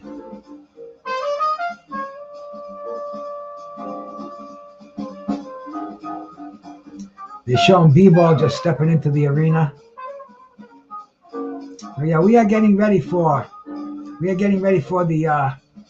one of the Coco main events. Absolutely, bro. A big fight, man. I've been digging this whole card. And now we're gonna have Big Baby Miller. Hey, here's my brother Mad Chad, man. One of my favorite cats over here on YouTube, bro. What's happening, brother? Brucegas, here we are, brother. Thankful for another day. What a year, brother. Merry Christmas, almost on us. Happy New Year, all the jazz. And what a great little card, though. I love the timing, too, Bruce, with Saudi Arabia card. I love it during the day. I love these day fights. Fuck this midnight fucking, when it's just tough. But, yeah, knockouts galore. I think we're going to see another knockout in this fight, Bruce. I think Daniel Dubois has fought the better competition. I think he's got the, I don't know if you could call 350 pounds in shape. He's a big man, but I don't know how much muscle he's got there. He's almost like a fatter Andy Ruiz. Yes. It's going to be interesting as all get up, man, and like you said, man, one knockdown after another. This is like roller derby on a fucking Saturday afternoon. I'm loving it, man. I'll tell you, this is love. I'm loving it. You see Sonny Edwards? Sonny's already looked good. Sonny's going to fight next month. He looks like he hasn't even been in a fight. Just that fucking left eye.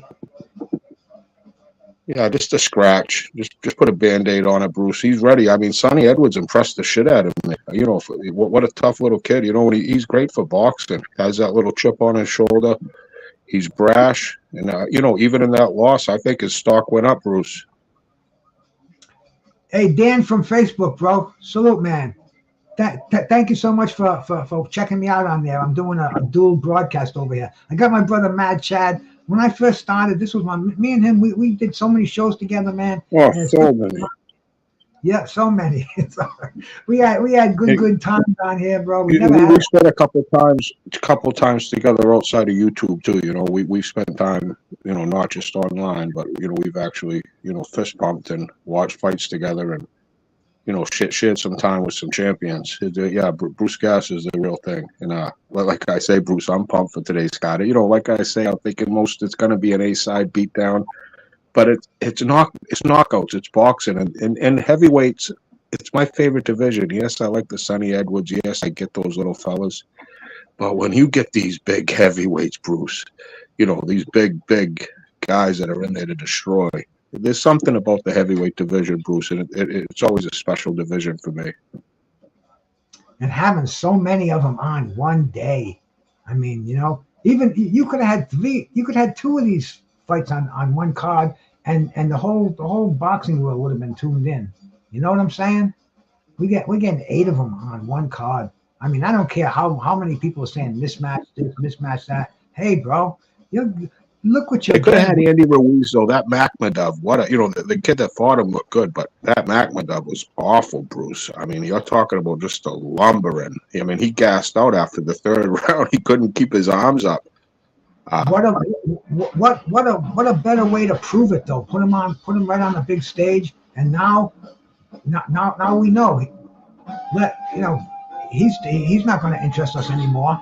But Kabayel, bro. I mean, Kabayel kind of looked like a freaking stick in there, didn't he? He looked good. He did, and it was a great coming out party for him, so to speak, right? Because no one really knew about this kid, and now the world knows about him for what it's worth, and he was a big underdog. He was plus $500-600, Bruce. You know, the kid that won that fight. That was the upset. We were thinking, is there going to be any upsets this card?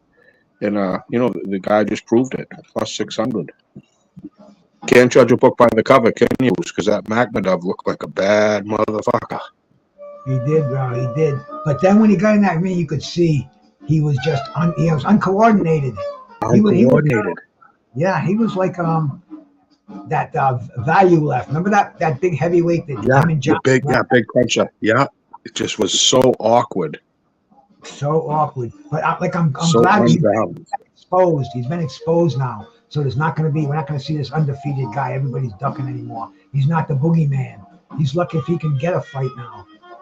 And hey, no, I think people will want to fight him now, Bruce. It's a stepping stone. He's just right there to get hit. There you go. That's another way to look at it from as an opponent's view, as a stepping stone view. But they are getting ready for this one to go down. Big Baby Miller, 35 years old, 6'4", 333 pounds. He's got him by 95 and a half pounds. 95 pounds. But I mean, Dubois ain't a small dude. Dubois. Bruce, I gotta run, Bruce. I'll be listening. I'll be in and out, Bruce. Thank you for having me, brother. And what a great card. I'll check in during the fight, Bruce. During the card. All right, and thank you, Brucegas. You're the man. Much love, Bruce. Thanks for stopping by, brother. We're getting ready for the ring walks right now, man. That's my man, Mad Chad. Fucking doing his thing with the tavern open 24/7. So if you ever floating around YouTube, bro, definitely go give Mad Chad a sub. Like I said, me and him kind of started our channels almost at the same time. We got almost the same amount of subs, and hey, you know, you can't do this by yourself, man. I learned that a long time ago, but you can and you can't. So check it out, man. We're getting ready for the Big Baby Miller and the Daniel Dubois fight to start. How's my tumbler doing here, man? I started with 20 ounces. I think I'm almost done. I might need another refill. I'll let this one go till this fight is over.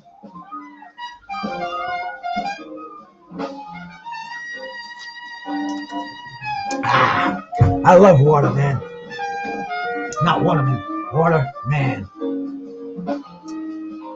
Big Baby Miller making his ring walk. All 333 pounds of him. He's got his hood on.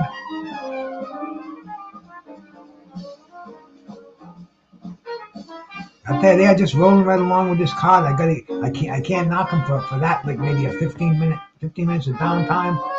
No, that's This is the way it should be, bro. Boxing in the afternoon. Heavyweights stacked card.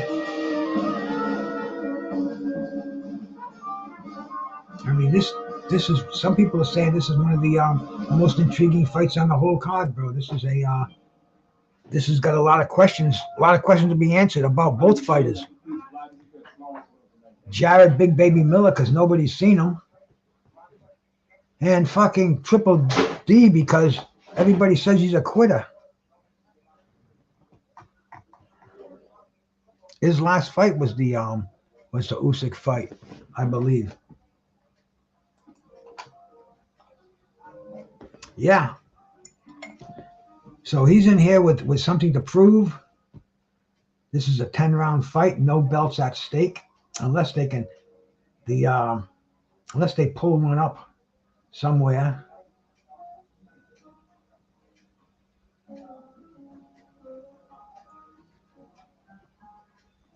But they are absolutely big babies in that ring right now, waiting for the entrance of Triple D. I see Frankie Warren going through somebody open up the middle ropes for him.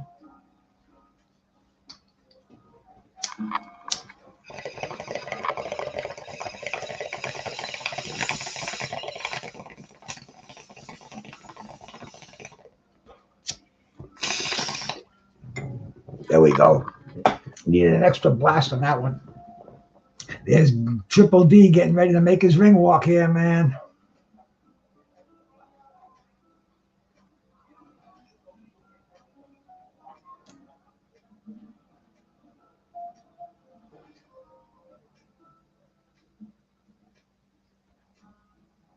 Yeah, he is making that long walk. I guess this is a huge stadium. A huge, I don't know if they call it a palace. You got that right, Carlos, bro. I'm definitely enjoying these fights, man. How can you beat it? Saturday afternoon, fucking knockout after knockout, man. I've never seen anything like this, ever. Bay St. Louis had a tournament a few years back. It was like a heavyweight tournament. Witherspoon was in it. I think, Christ, I can't even remember the fighters that were in. I think Tony Tubbs was in it. A lot of older heavyweights, man. Derek Jefferson was in it. I would really have to do just a little bit of research to refresh my memory. Yes, sir. I'm on the East Coast, bro. But yeah, I can see right now. See if I can bring this up for you before the fight starts.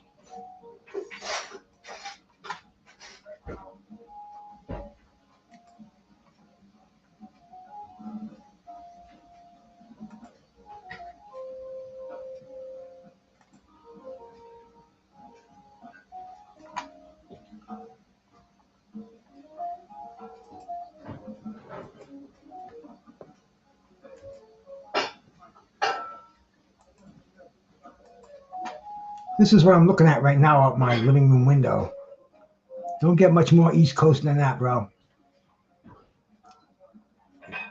That's called the Mount Hope Bay. You go around the corner from that and you're in the Atlantic Ocean. But yeah, that's where I'm at right now, man. And Big Baby Miller is stepping in the ring.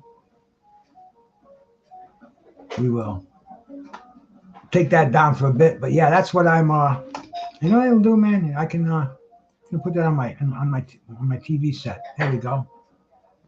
Yeah, so that's what I'm looking at right now out the window. If I want to look up there and check it out, man, that's I'll put that on my big screen. But this one just,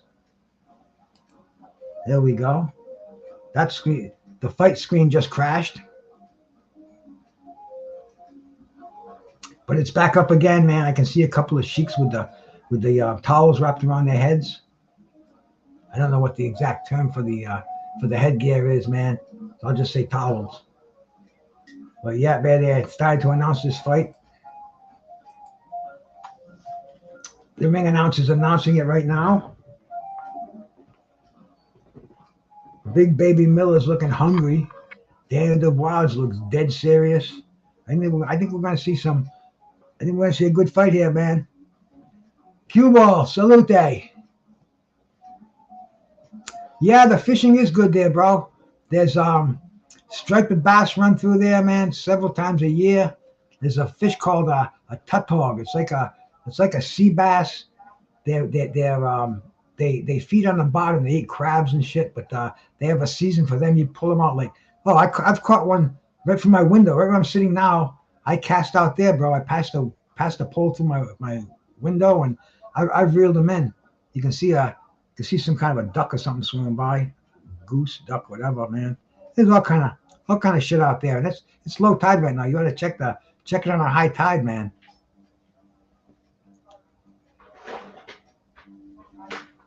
Oh, some dude caught a fucking striper in front of my house years ago. It was 78 pounds, biggest striper at the time pulled out of this bay. There goes Miller. They're introducing Miller right now, man.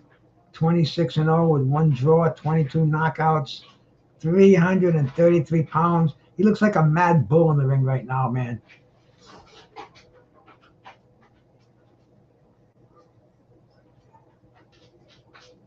Yes, he looks like a mad bull in the ring. Now they're introducing. Yeah, man, it was as big as a small human being, bro. It was fucking huge. An old man, he used to hang out on the beach. I see him every day, sit on the rocks next to my house, smoke a cigar. And I used to tell the guy, hey, if you ever need to use the bathroom, man, if you ever need to take a dump, don't be embarrassed. Knock on my door. And he never did. But anyway, I'm reading this local paper, and it's got a picture of the guy just standing there with this bass. And I didn't even know it was the guy because he was so black from sitting in the sun all summer long, all spring. I'm reading it, and I'm like, hey, that's right in front of my house. And I look, I said, that's the old man. And yeah, he's got this fucking bass, and the thing's got to be almost 4 feet long and huge. But anyway, man, getting back to the action, Daniel Dubois is being introduced now as we speak. They're getting the final instructions from the referee. Yes, Mad Chad, that's definitely true, bro. He has, but he hasn't shined with better competition. That's the only problem. So, hey, he might be stuck at that level. Now he's either going to expose or be exposed. And here we go, man. I'm excited for this one, bro. Saturday afternoon at the fucking fights, bro. This is going to be a new tradition. And Brucegas is fucking boxing jazz in more.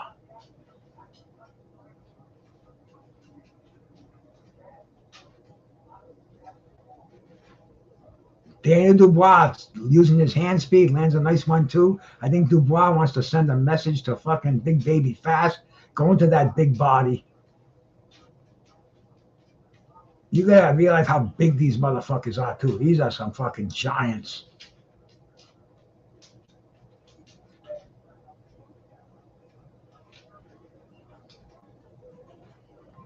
And Daniel Dubois, we had big expectations for Triple D when he first started, man. I thought he was gone. When he fought Joe Joyce, I was picking Joyce, and people told me I was crazy. But I just had big faith in Joyce back then, man. Until he was exposed himself, and just inactivity, and taking too much time off at too old a person between fights, and he was exposed. But now right here, man, fucking DD is going to the body. Daniel Dubois was trying to attack that body, shooting out a jab. I think Daniel Dubois wants to show him that you're not gonna push me around, big man. And he's doing that right now, man. Right now I'm gonna say advantage Daniel Dubois. He's showing Big Baby Miller some punches he never knew were in that fucking arsenal.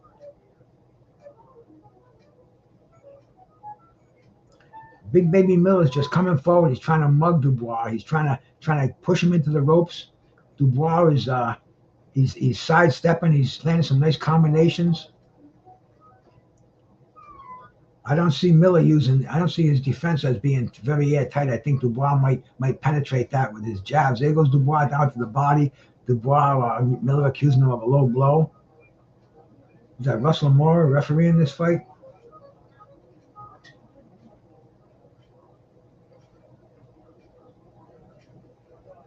right now, the big baby Miller is doing nothing but coming forward with his hands up. Oh, he just got nailed with a big right hand over the top.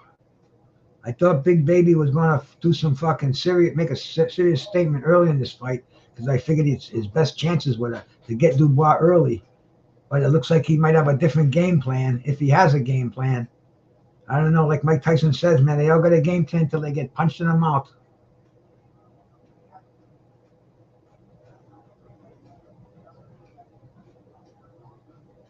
And every time Dubois feints, he's covering up. I think he's already felt the power of Dubois. And I think what he wants to do is get him into the ropes and use his strength to try to freaking wrestle with him. Oh, beautiful uppercut when the bell rang. I mean, a 10-9 round for Daniel Dubois if you're keeping score.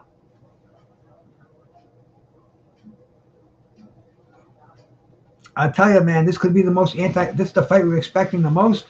And if it stays like this could be the most anticlimactic fight of the bunch. But we'll see what happens, man.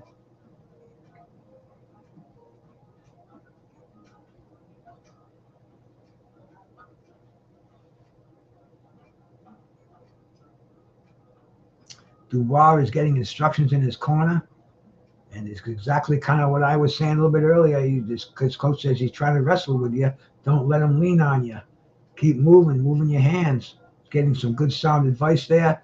Let's see what happens for the start of the 7th round. We're in Saudi Arabia, and we're watching the Manho Bay in the background, bro. I mean, this is good shit happening over here, bro. I appreciate you cats coming in here and enjoying it with me, man.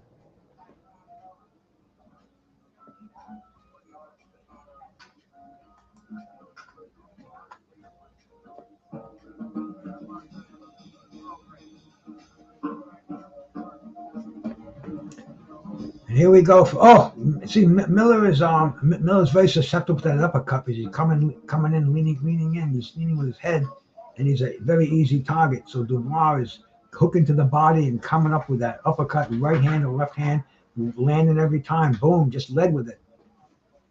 What Miller has to do is time that and hit him with a left hook as he's throwing that uppercut. That's where he can turn this fight around. But I don't see that happening as we speak. I see a wrestling match with Dubois trying to throw some combinations in, try to get that uppercut in, and Miller just moving forward, trying to hold on, trying to turn it into a wrestling match.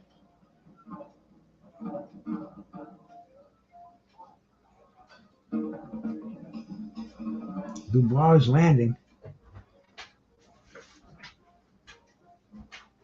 I don't see Miller landing much at all. Oh, just got him with a nice right hand. I think Miller felt that one.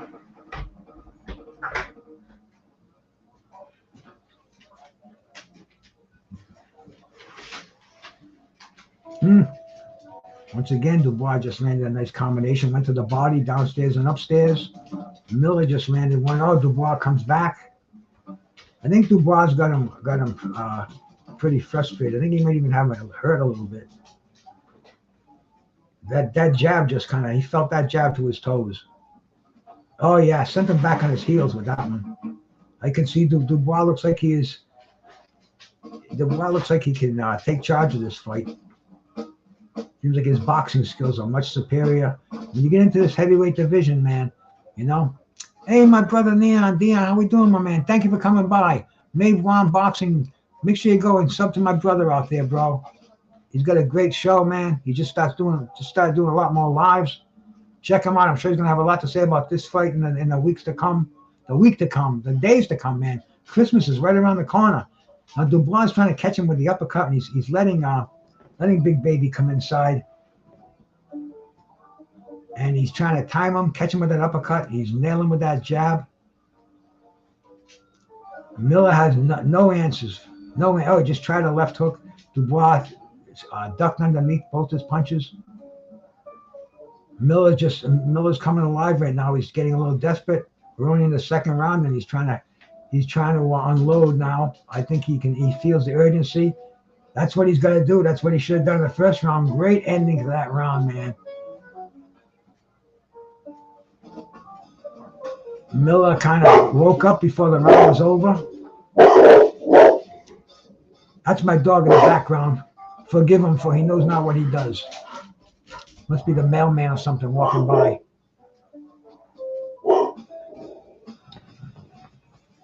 But that's what dogs do. Dogs bark.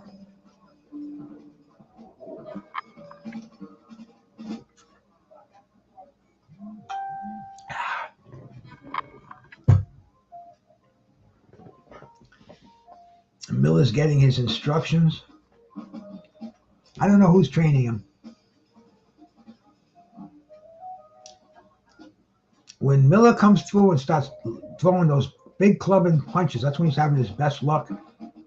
Dubois won the first 2/3 of that round. Miller came around towards the end, maybe a little too late, but at least he showed that he's back in the fight. And once again, here we go, man. Miller knows that he's going to make his he's going to make his points coming forward and landing punches. He can't stand there and be a target. And there he goes, man. Got to straighten out those punches. This was Rock'em Sock'em Robots. This is what we thought it was going to be. Although I didn't think Dubois had this much fire in him, but man, I'll tell you, he's definitely got something lit underneath him.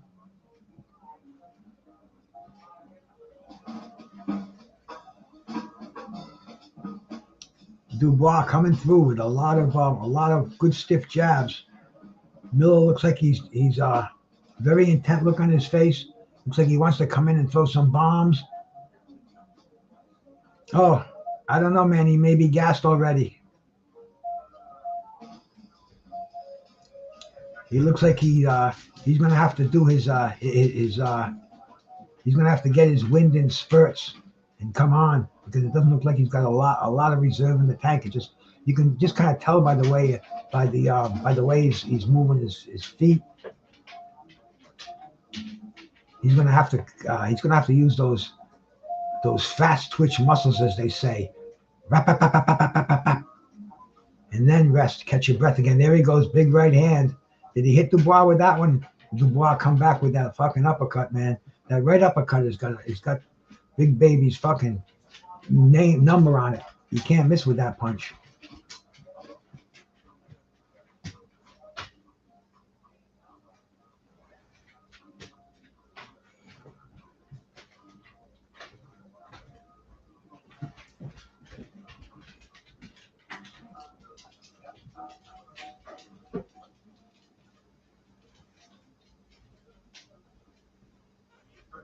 And Dubois is scoring more points, moving his hands around. Oh, Miller just missed with a big combination. Oh, beautiful right hand by Dubois. Dubois hurting him, man. Miller's throwing some punches with mean intentions, but every time he misses, he gets counted. Nice double jab by Miller. See, Miller's got to keep that. He's got to throw those straight punches. That's when he has his best. That's when he makes his best scoring. When he starts throwing those big wide punches, that's when he gets counted. He's got to shorten up his punches. See, that right was way too wide. Oh, just got nailed with a big body punch. Oh, a low blow. Dubois is not having any mercy on that body. He's trying to take the treads off that tire. I'll tell you, man. Let's see what they're saying out there, man. I'll tell you, man. Yeah, maybe you can't really judge. I've seen fighters come in I thought were too heavy. Personally, yeah, I think he came in too heavy, man. I think he's got to get his diet straightened out, man. Maybe get his cardio a little better. Yeah. Each big Bismarck Miller is taking a lot of toll on him. Yep, a lot of wasted energy. Oh, they're showing some slow motion punches right now.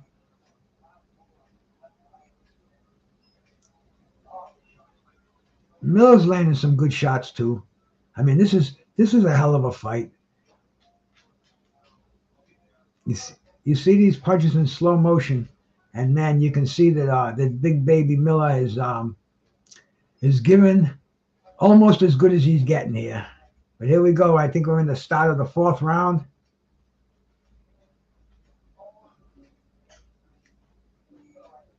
Oh, good stuff, man. I mean, these guys are giving us our money's worth, bro. They are not screwing around. Big baby Miller has said, "Fuck it, man. These guys want to pay me big money to fight. I'm going to give them a fight, win, lose, or draw. They're going to get my best." I think Dubois is doing this on a personal agenda here. I think Dubois feels like he's been placed in a bad position in lieu of his last 3 fights. He didn't look good. People are calling him a quitter. Beautiful jab by fucking Daniel Dubois. He's dancing. He's throwing Ali-esque jabs right there, bro. I mean, this is a nice little boxing show put on by our friend Daniel Dubois here, keeping those hands moving. I mean, totally different than the fights we've seen him in the past. And Dubois is standing there too. And when Miller wants to slug, Dubois is just saying, "Come on, start slugging. I'm going to slug with you." Oh, my fucking no, it froze, but it's good again. I got 146 of the 4th round. I don't think I lost a second. Here we go, bro.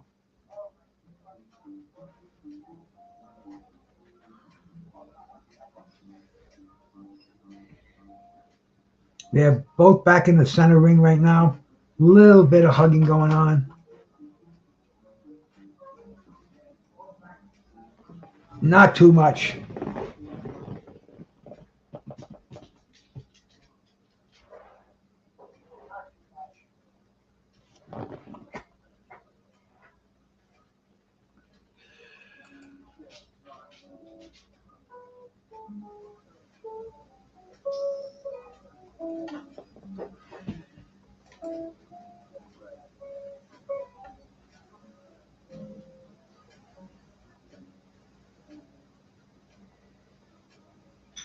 Here we go, man. Here we go. Now it's slug time. This is what we want to see. Here we go. Oh. They're in center ring exchanging bombs right now. Dubois doing a little bit of dancing, try to loosen up his feet a little bit. Big Baby's just coming forward behind his barrage. Oh no, my stream froze on me. Come on, baby, get back in there again. Ah. All right, we're gonna have to go back, and here we go. We're back. We're back in the game again.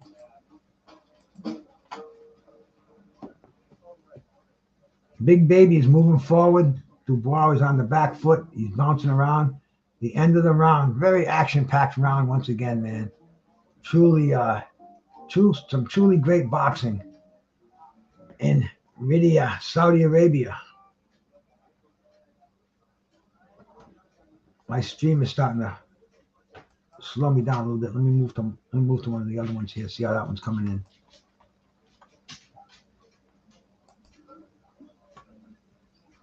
Let that one.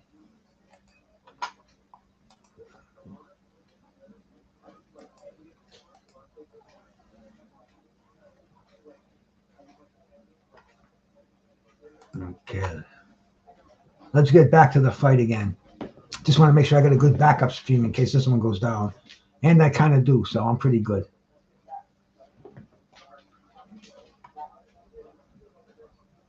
Yeah, Big Baby got some good punches in that round.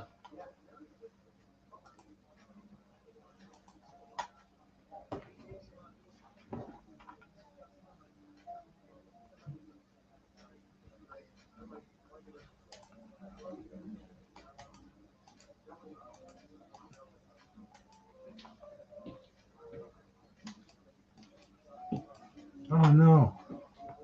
Oh no. I'm gonna have to get my stream straightened out here. I hope I don't miss anything.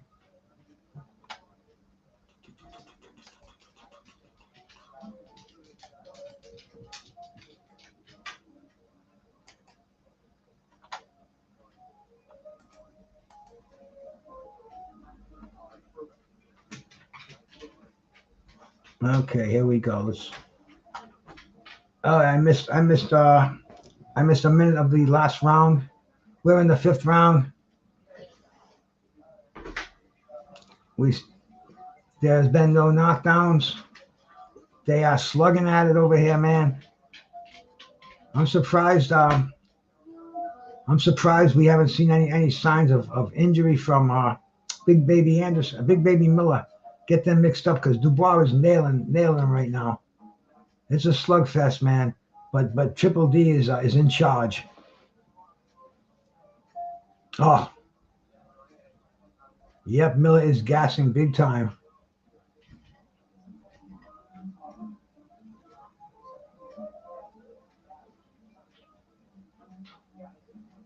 Oh, nice, good combination by Anderson towards the end of the round.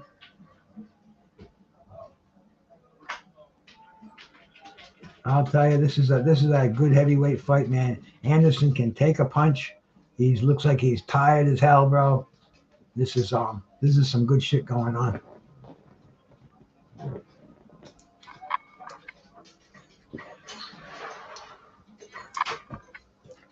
Wilder's in the building. It's 10:10 their time.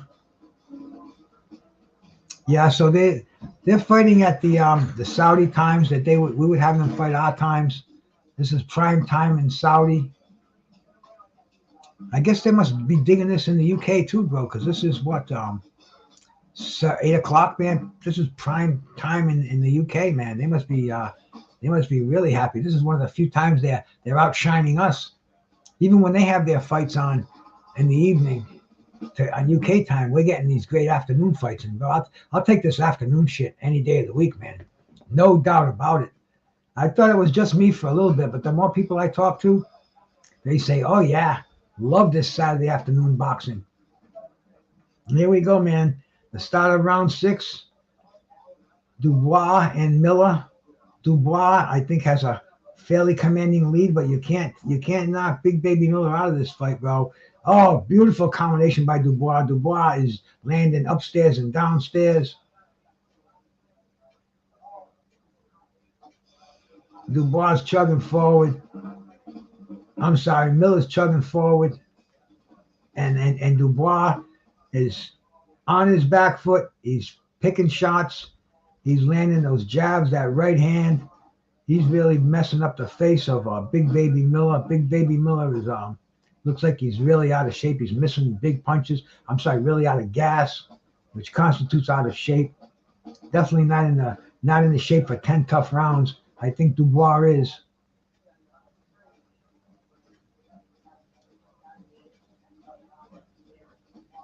Dubois is just really landing the more damaging punches. There's no doubt about that because we see him in slow motion if you don't catch him in real time. But he's been smashing the face of Big Baby Miller. Throwing that jab as he's backing away. Miller looks like he's just kind of chugging along. Like you said, he's gassed, bro.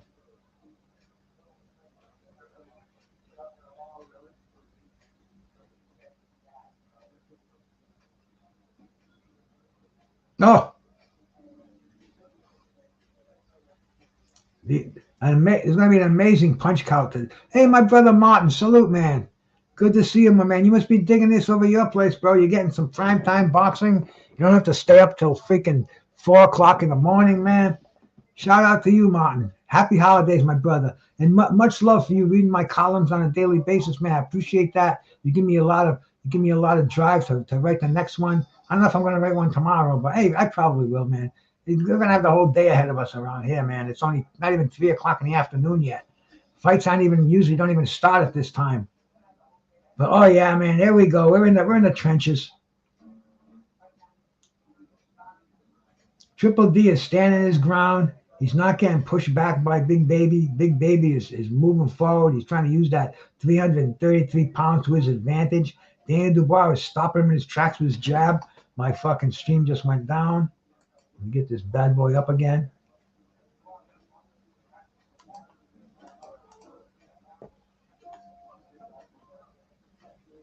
Come on. There we go. Okay.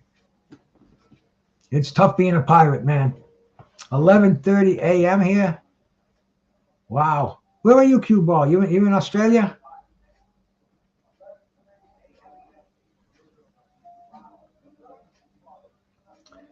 But yeah, man, that's the end of the 6th round, I believe.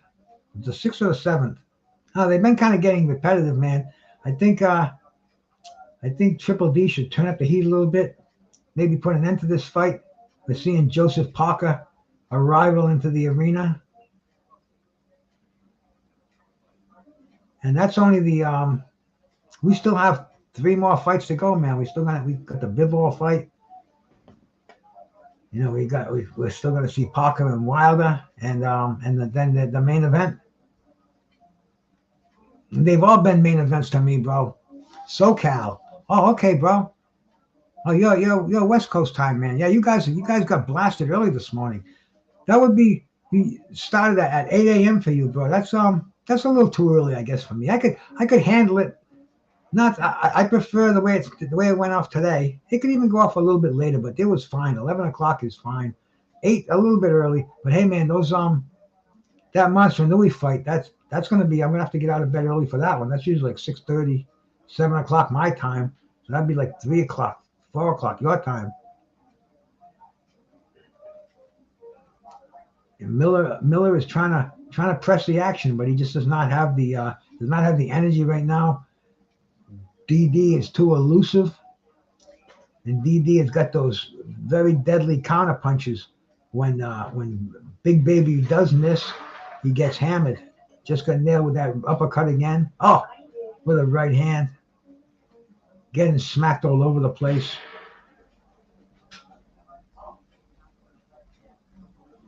Dubois still got the power on his punches. Big Baby, and he's just so tough. He's just such a tough mother that he's not going to get stopped in this fight. He'll get his head hammered to him for all 10 rounds. I don't know. He's got 4 more rounds to go. That's a long way to go in a heavyweight fight, especially when you're carrying around 333 pounds. So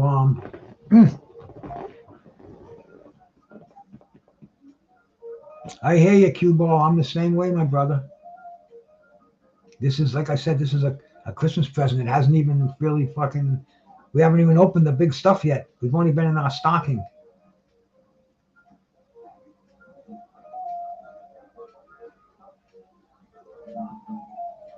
I'll tell you, though, DD is not getting a moment to breathe. These are the kind of fights where if he suddenly lets his guard down, Miller could land a big punch, and it could be all over, bro.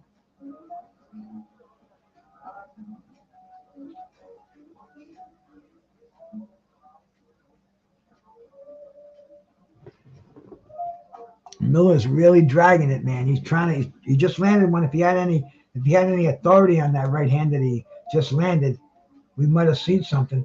I think mentally he knows he wants to catch him he wants to catch him in between punches, or just catch him with a big bomb. But the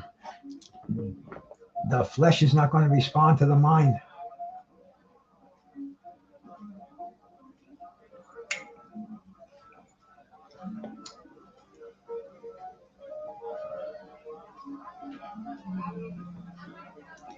Dubois is just sticking his jab. Just he's got a heavy bag just walking towards him.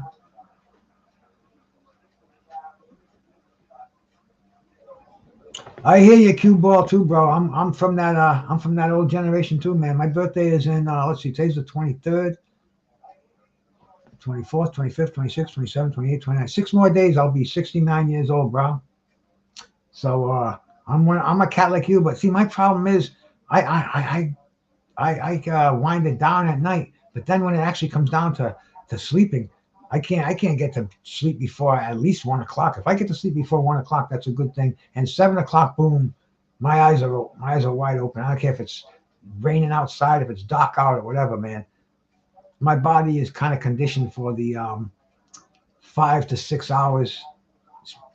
Yeah, I don't remember the last time getting 7 straight hours, bro. 5 to 6 and I'm good. I'd like to get more, probably healthier if I got more,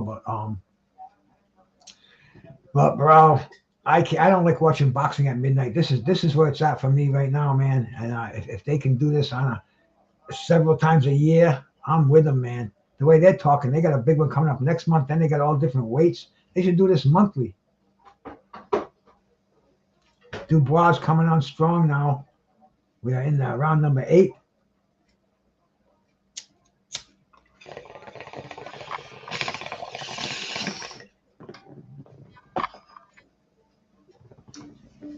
Big Baby is shaking his head. Big Baby's getting hit with every punch that Dubois throws.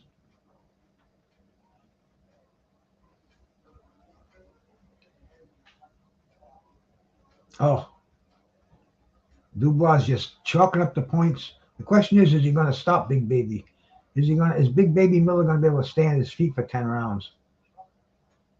You know, as action-packed as this fight is, man, it really is kind of anticlimactic to some of the brutal knockdowns that we've seen earlier. But this is definitely an interesting fight. And like I said, heavyweights, they have just turned his head around with that right hand.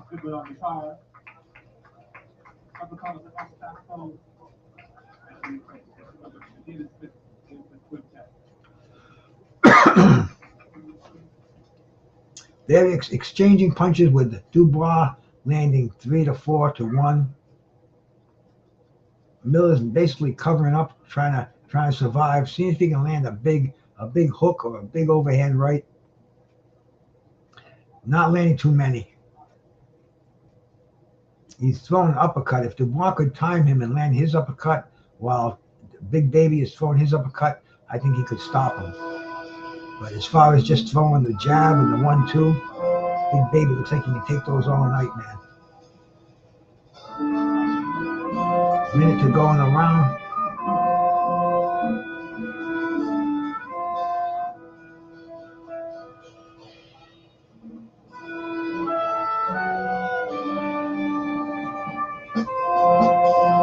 Miller's bleeding from the mouth.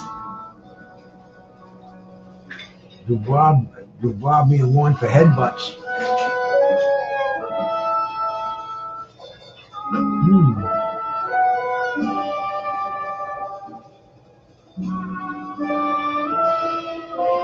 Miller is I didn't catch any of the headbutts. But anyway, Miller's still trying to bull into Dubois. Dubois landing nice punches. He's really doing a job on Miller. Miller's hands are going down, so the face is opening up. Just landed another one to the body. Miller's trying to throw some punches on the clinch. Dubois is even when he's backing up, he'd stop, he'd set up, he'd land a punch. I think he's got Miller hurt right now. Referee breaking him up. End of the round, man. Miller's in a bad way. I think if he's going to come out for the next round, we'll see, bro. He's been hammered. He was hammered all through that round. They're showing some replay here. Oh, big punch to the body. He brought his hand down for that one. They're showing the low blows that they've been landing. Not really low blows, man. They're more belt line shots. But they are definitely, this is a physical fight. There's no doubt about it. Saudis are making some big plays in the combat arena these days. I think they're involved in buying PFL and Bellator, UFC. Yeah, man. They pump that money out of the ground, man. That's the way to do it. If you can,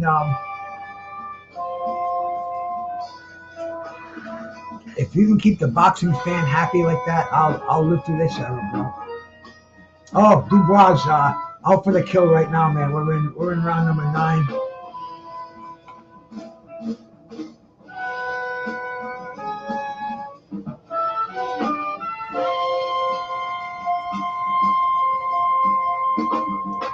Dubois is all over Miller, bro. He's jabbing, landing uppercuts, overhand rights, getting out of the way of Miller's return fire. Just like, man, two nice shots to the body.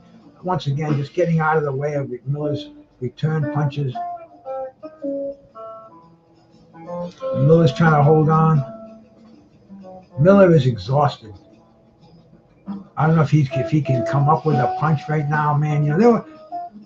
There have been some fighters in the past built like him, but they were different fighters. You had your Tony Tubbs, your Buster Mathis, fighters that had that spare tire that he's held around, but they just had more conditioning.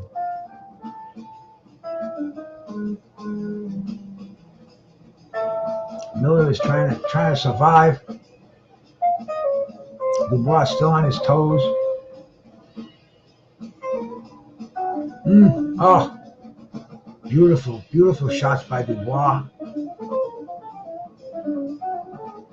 Miller is not standing a chance.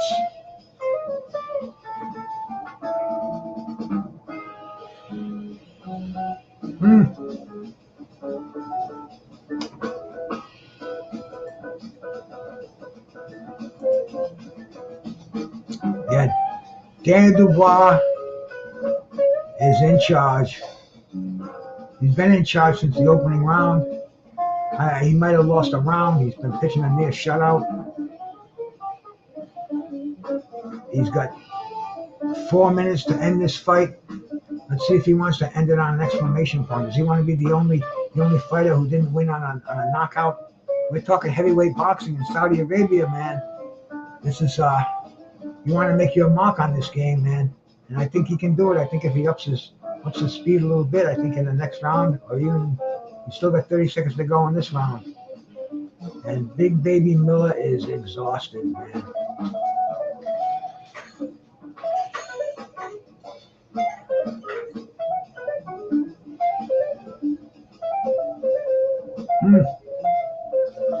Miller just landed a nice one to the body. Dubois shakes it off, comes forward with an overhand right.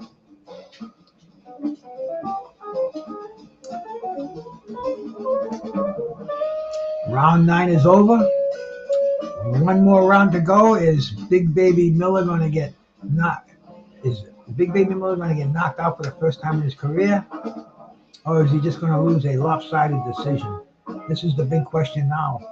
Right now, the betting sites, the proposition bets, the biggest bet right now is knockout or not.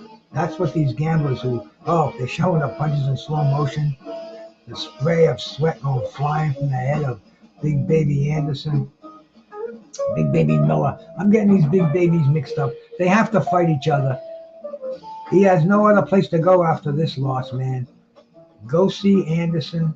Go see Miller. Get the fight made. Battle of the Big Babies. The loser cannot use the name. That's going to sell. I'll be watching it.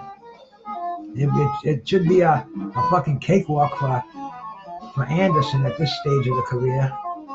But Miller always a showman. Let's see if he makes it to the end of the fight, man. He's clapping. He's still snarling. Was Dubois told to end this fight?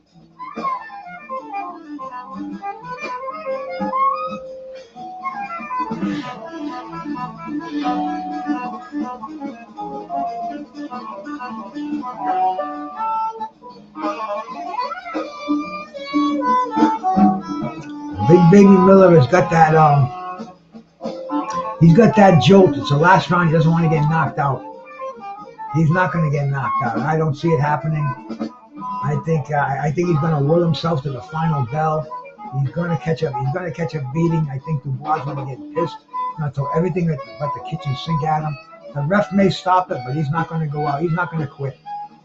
He doesn't have quit in him. You can just tell by looking at the guy. He's still throwing punches, getting hammered. Unbelievable, man. He's got the heart of a fucking warrior. Totally outclassed. He's still chasing Daniel Dubois around the ring. His hands are practically by his side. Totally exhausted, but he's not going down, bro. It's like Jake LaMotta with Sugar Ray. You never knock me down, Ray. You never knock me down. Oh, overhand right, overhand straight left by Dubois. Right uppercut. You know, this is what you would call a two-round fight if you were really picky about the judging. Because I mean, this is a one-sided round. We still have a minute to go, so the fight may still come to a sudden conclusion. But I think Dubois is gonna be happy with the unanimous decision.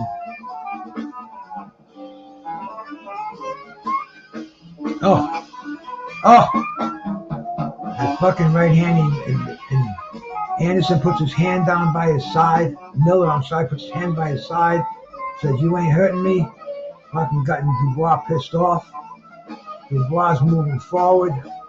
He might want the knockout now. 30 seconds to go. Is he going to put an exclamation point? Oh, beautiful, beautiful combination. He's got Miller back on the ropes, man. Miller's in trouble. Miller's trying to say he's not hurt. He may go down, man. 20 seconds to go. Oh, beautiful fucking right hand. Left hook. Referee's just taking a look at him. Big baby Miller's on the fucking ropes. Oh, is he going to survive till the bell rings? No! The referee stops the fight with seconds to go in the fucking 10th round. Woo! Baby! How can anybody complain about these fights today, man? What a fucking finish, bro.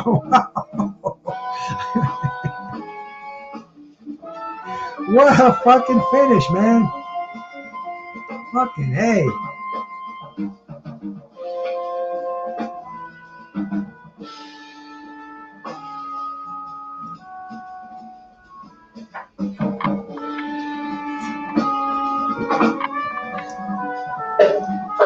Big baby Miller was mouthing off at the end of that round, man. Dubois heard just what he was saying, and he just fucking unloaded. Oh yeah, nothing's staying in the bank.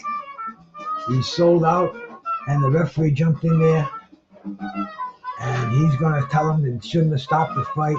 It was a beatdown.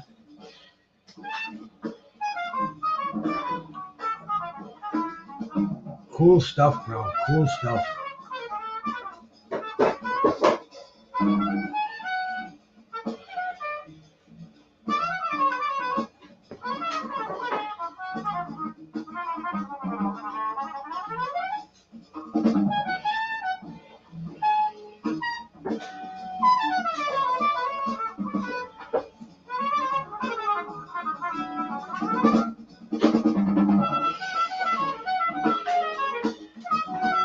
Yeah, they're showing that the ending now in slow motion.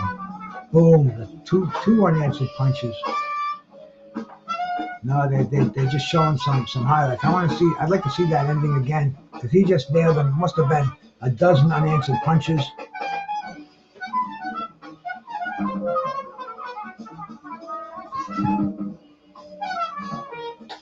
Yes, Daniel Dubois definitely shined in this fight, man. That was a great ending, man.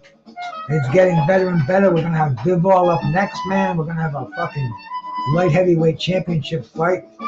Lyndon Arthur. Some people have a lot of faith in him. I know my friends from UK. They speak highly of him. We'll see, bro. Another undefeated fighter. Two undefeated fighters. Yep, now they're showing the ending. Oh.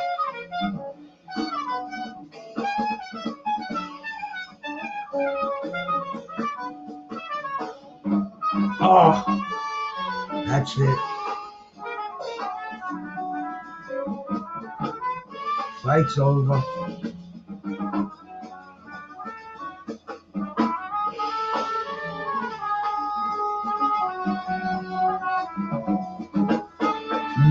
They're showing the end. He just was nailing overhand rights. The ref has seen enough.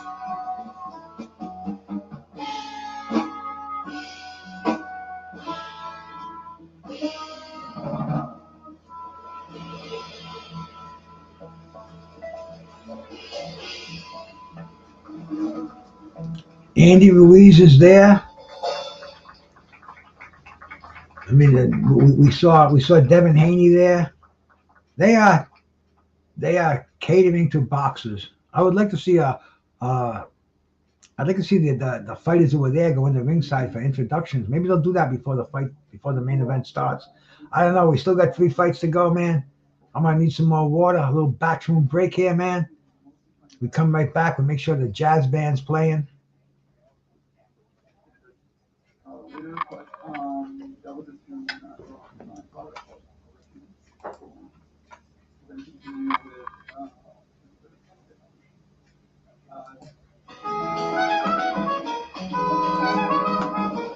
I'll be back in 1 second.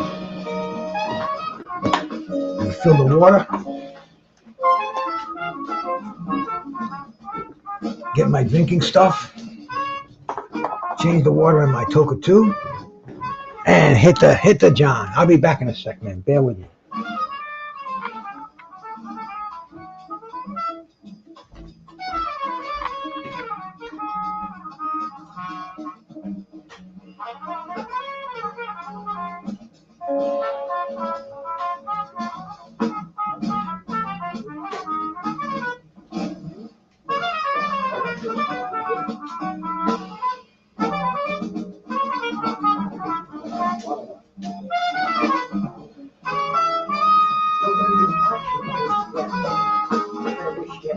The music works.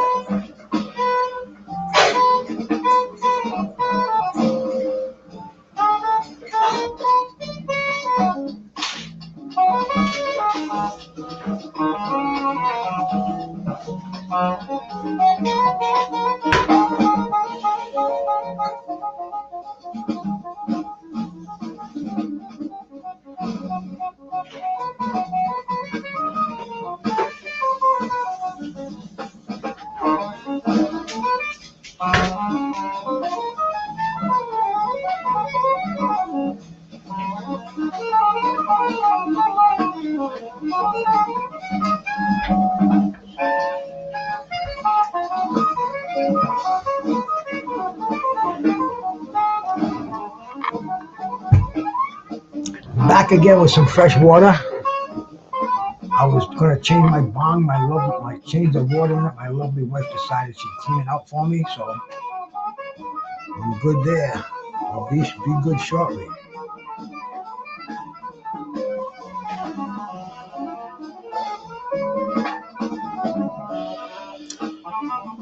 Very great, very good showing by Dubois.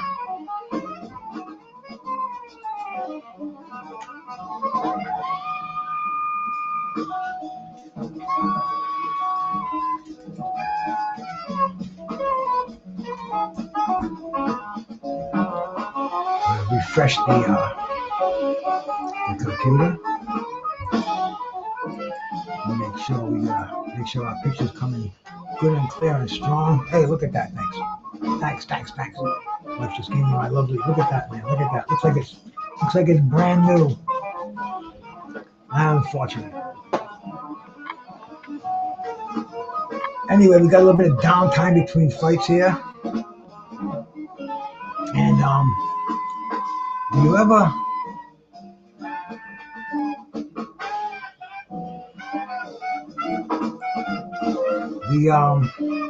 The hat there that I have up, the Trosei hat.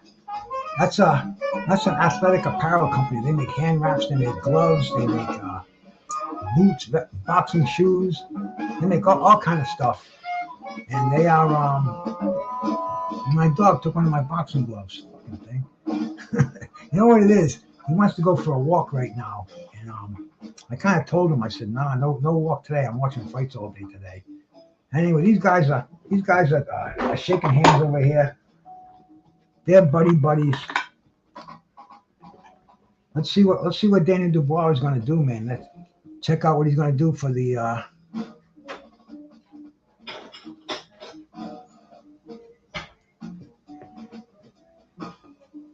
Absolutely, cue baller. Toka too. That's my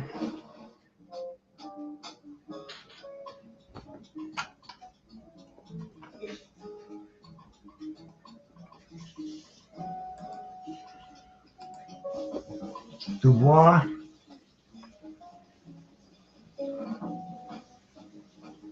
He definitely looked good though, man. No doubt about it. I didn't think he was gonna win this fight. I thought he was gonna be on the receiving end of a bad beatdown. I was wrong. Not the first time. Obviously will not be the last. And we got we're down to the final three. We still got some sunset out there, man. Let's put that up there. Still keep it on my TV set in the background.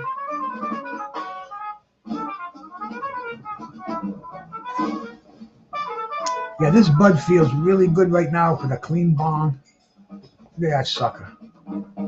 Almost looks like it's out of the package. Fucking brandy, almost brandy spanking new. And the Toka 2, yep. Well, I bought my first Toka 2 in 1975.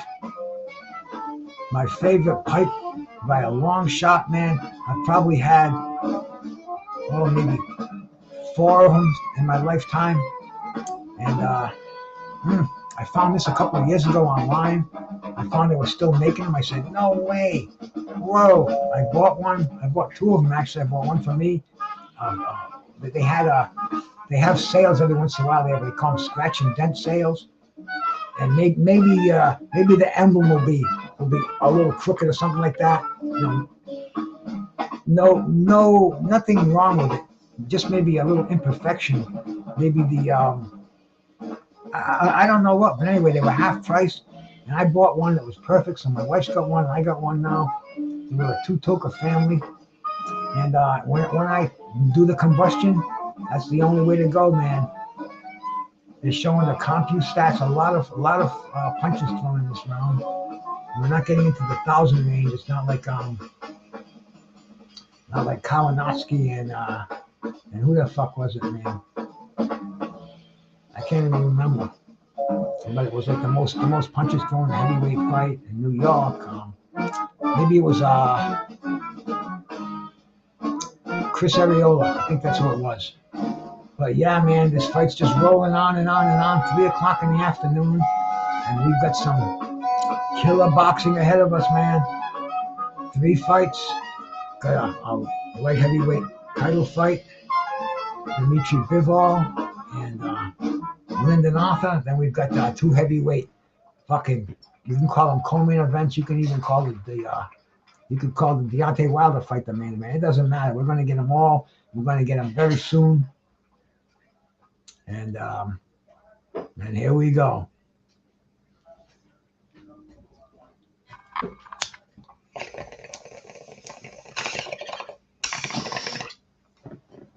Much respect for the band who's been playing, bro. I think that's the David Smith Quintet.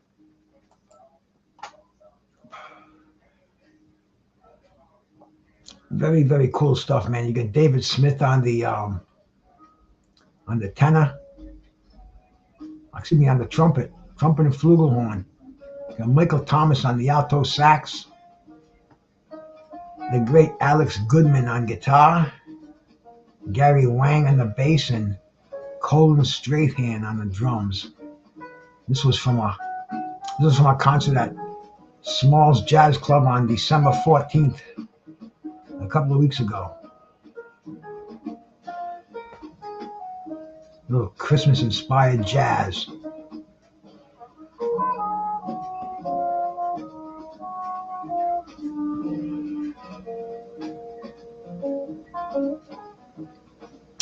Toka 2 is absolutely my favorite implement of destruction.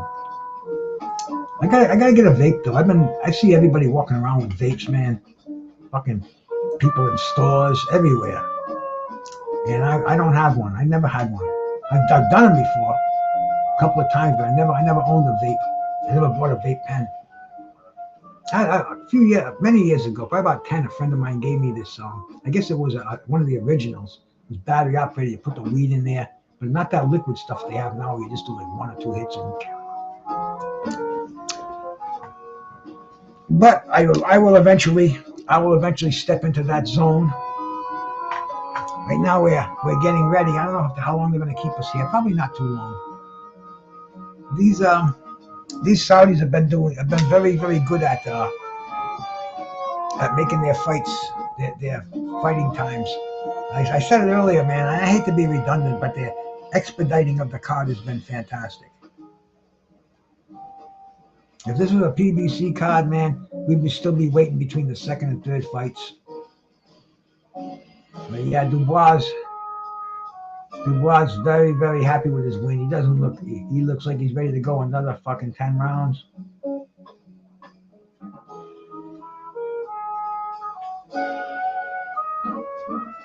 He's getting interviewed by that British guy, the guy that sounds like Rap Star. I don't know, I can't remember what his fucking name is. I'm not listening to it, so I can't hear it.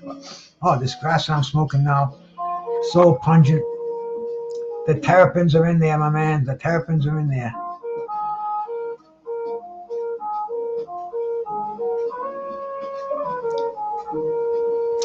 Getting ready for the fights to start, bro. That's the downtime.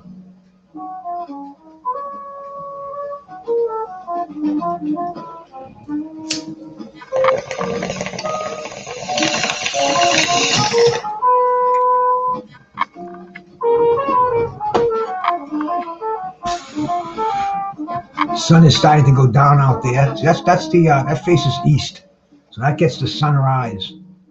The sunset would be on the other side of town. But you see it out here at 6 o'clock in the morning. Ooh, you need your sunglasses on. It's like the Aurora Borealis. Amazing sight to see. I don't know if I'd rather have the sunrise or the sunsets. Kinda. Too bad you couldn't have both. I guess if you had dough, you could, but I don't have either. So I have the sunrise. But it's quite a sight to see sometimes, man. Like I said, you walk out of the bedroom and boom, fucking lights you right up like a Roman candle.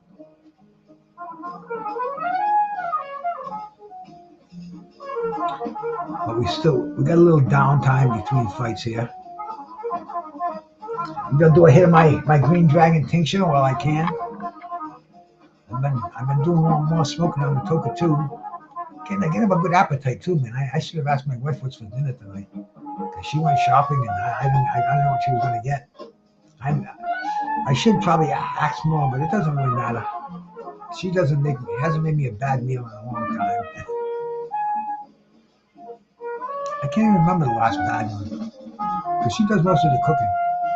You know, now she's recuperated from her surgery, back on her feet, man. Unbelievable stuff. I only had to cook for like a week. And I just did the same thing, you know. I did like a steak. I think I made some shrimp and rice one night. Hamburgers, a lot of hamburgers. I'll go buy the 80-20 or the 90-10 mix, whatever, but very lean. I just grill it. Microwave potato in a salad. That's a perfect meal for me. It's got the protein, it's got the complex carbs, and it's got the roughage, the fiber. So that's I could do that 7 days a week, but I don't.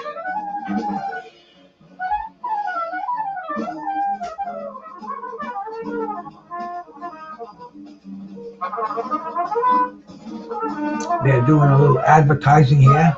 between fights to sell the zone. The Google Pixie 8. I'd love to get a new phone too, man. I always say I'm gonna do it, but I got my old Obama phone. I stick with that. Take shitty pictures. I like making those lives on YouTube, the shorts rather. And I do them right with my phone. I go right at my, I'll put like a fight on the screen, and I'll talk about it for like a minute, and run it out there. Sometimes I'll get a couple of thousand views on it. Sometimes I'll only get like 100. Sometimes I'll get like my buddy Al Rahim.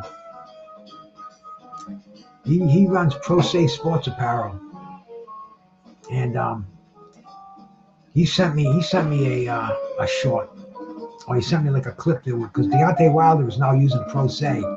He's going to be using their gloves. He's going to be wearing their clothes. He's going to be affiliated with Pro Se Apparel, and he sent me the video, and I put it out on a short, and right away I got a copyright. The song behind it was like I guess a rap song or something, but anyway. I took it down, but before I took it down, I had about 300 hits on the freaking thing. But I'm trying to get my channel monetized, and I already got a strike against me for leaving something up longer than I should have. That's the key. You can pretty much get away with showing things, but I mean the fight now, you get blasted if you tried to show this right now. But sometimes we show like the hillbilly fights and the bare knuckles. Me and my brother Skywalker, coastal boxing.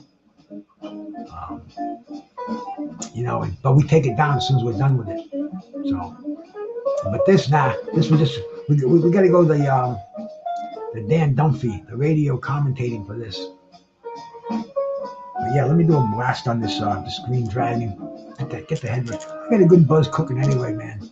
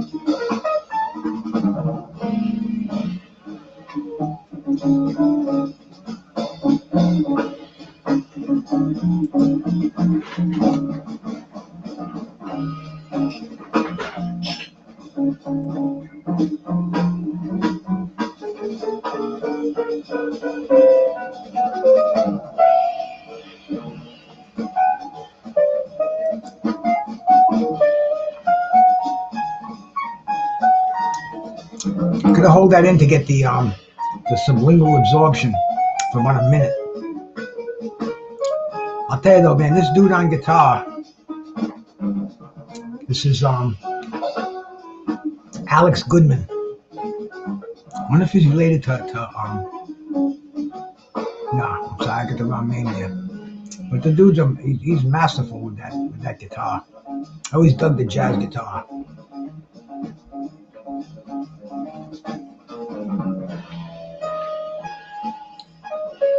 Young guy too. Got his chops in there. That's the thing I dig on listening to the new age jazz, the new jazz players like David Smith and Michael Thomas.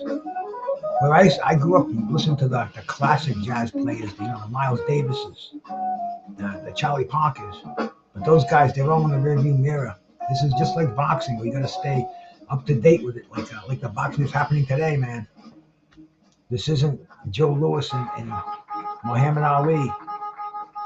But those guys are gone. They're in a special place. This is new boxing today.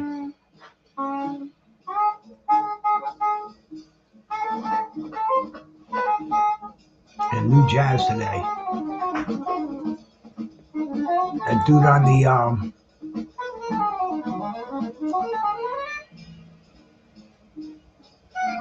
the alto sax, that's Michael Thomas. Little Cannonball Adderley in there.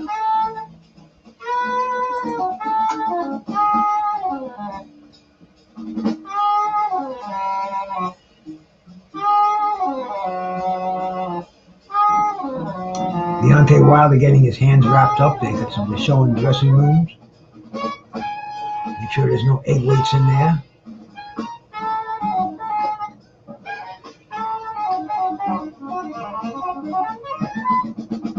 They're cutting the tape after they've already wrapped it. That's something I haven't seen before.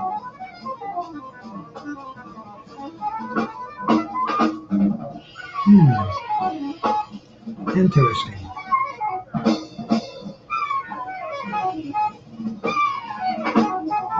Usually you don't see a fighter getting his hands wrapped before he takes his shirt off. Looks like he's still got his freaking street clothes on. But man, he marches to a different drum. And I like what I've seen of him in Saudi this past week, signing autographs. I mean, autographs are a thing of the past, really. Taking selfies, taking a lot of selfies, and just having a whole different flow, man. Like he got some good fucking weed. Maybe he got some of His Royal Highness's hash out there. His Excellency, there he is. Turkey Ellis Zorro. That's the guy right there, bro. The prince's son, the king's son. I don't know the monarchy out there, but all I know is they like boxing, and that's a good thing for us. Big time, man, big time.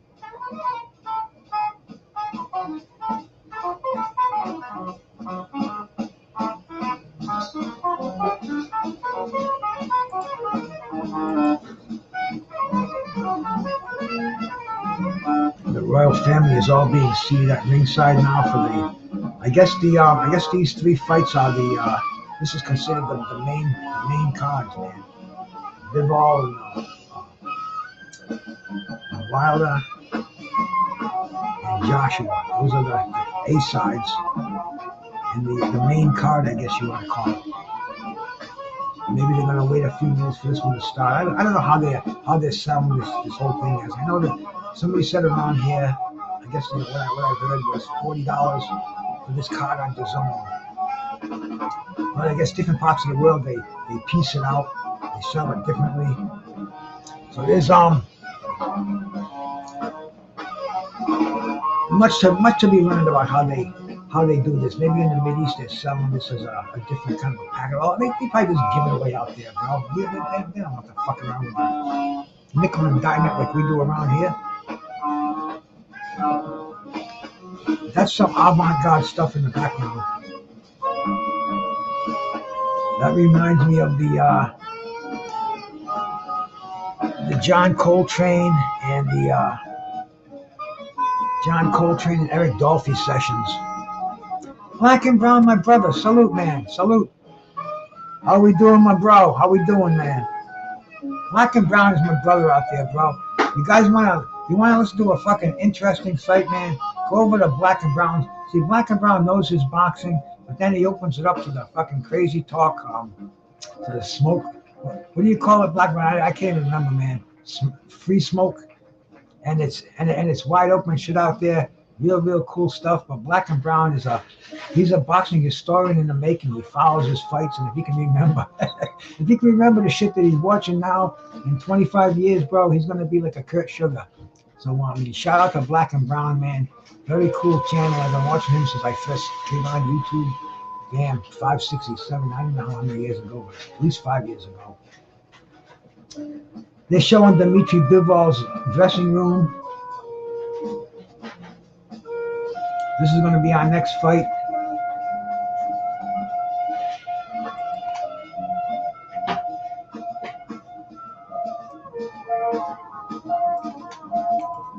Let's go look at Dmitry Bivol.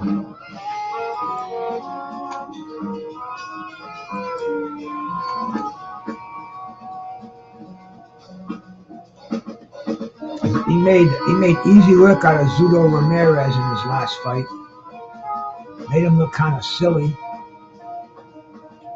Before that, fucking beats Canelo Alvarez. We're waiting to see the unification fight, man, with absolutely Black and Brown. I'm digging this, man. Fucking afternoon. I got it's morning for you out there, bro. But this is afternoon, and I got my shit done this morning. 8. a nice big breakfast kind of. And man, this has been so fucking exciting, man. People say, oh, it's going to be boring, predictable. Tell me one upset. It doesn't matter who wins or who loses, man. We're seeing spectacular highlight reel knockouts. We're seeing fucking blood and guts, fucking wars. We just saw a knockout with seconds remaining, and nobody's going to complain about it. This is good stuff, bro. Shout out to these Saudis once again, man. You got to get me a Cash App so you can start sending me money so I can go out there and sit ringside for some of these fights. Bring my Obama phone and maybe get the fucking Brucegas, Boxing, Jazz, and more live from Saudi. Maybe I can have a smoke-a-thon with His Royal Highness and see if his fucking mysticus hash that he gets out there. Bring some of those Afghani surfboards. We'll go toke for toke. Oh, my stream kind of froze on me for a second. Oh, it's back to normal again. The boxing gods have been good to me. I maybe had one or two downtime seconds that lasted less than a minute. And it's all been coming in very cool, man. We're getting ready for this light heavyweight championship fight. The buzz is cooking nicely. I got some people watching it on Facebook, man. Amazing, this social media. Next thing you know, it'll be ESPN. Yeah, Bivol, white as a ghost, very stoic. Doesn't change expressions too much. Very workmanlike. Lyndon Arthur, people speak highly of him over in the UK. Anthony Yarde beat him by a decision in 2021, December 2021. He looks like he's just kind of grooving back there. He's got the earbuds in. Maybe listening to some reggae.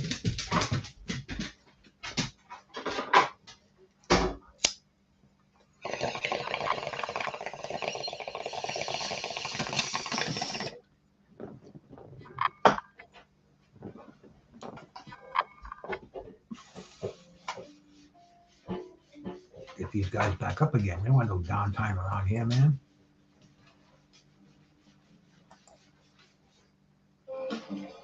There we go. Okay. No breaks for the band. Not yet, anyway. Maybe during the action. Not between fights.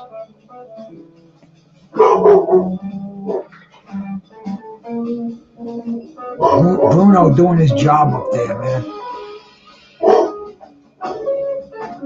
He's got a deathly bark. It's like it comes right from the gut. It's like a Day one when I bought that dog, my wife came home that night and she opened the door. So he's had that in him. Never bit anybody except me. He wouldn't hurt a fly. But he's got that. But people are like, I ain't going down to your house, man. I hear that dog down there. All I can say is you're right.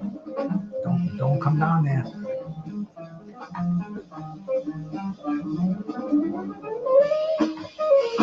Killer guitar chops in there. But yeah, they're showing the tape. Arthur's got him by 2 inches in height. 32 for Arthur, 33 years old for Bivol. They're both weighing at 174 and a half.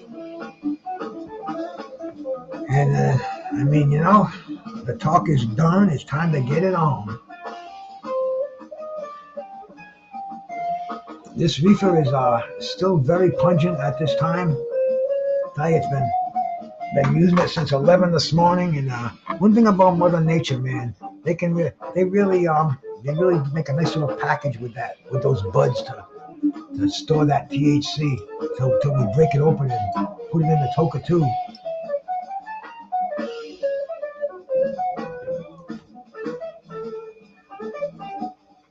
Got a little Pat Metheny sound to his guitar picking in there. And here comes the announcement, man. I was saying about 3:30 my time. It's 3:23. They're definitely keeping the ball rolling over here.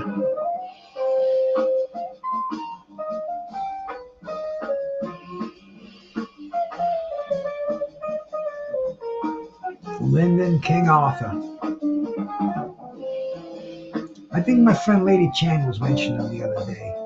Maybe over in Blood's chat room.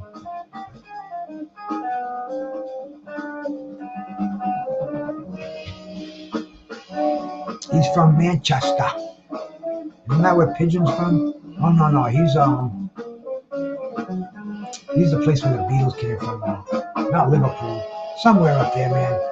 I get confused when it comes to rapping off states inside of countries or towns. But yeah, the Brits are watching this one, man. This could be one of their countrymen taking one of the Bivol considered the best light heavyweight in the world. Baturbiev, people have their doubts about him, but man, we're dying to see that fight. It's too bad that couldn't have been on here. But he's fighting Smith, Callum, or one of the infamous Smith brothers, Caleb, Callum, fucking who knows? But that's very soon. Maybe we'll see these two get together. But they're making their ring walk now, according to my stream.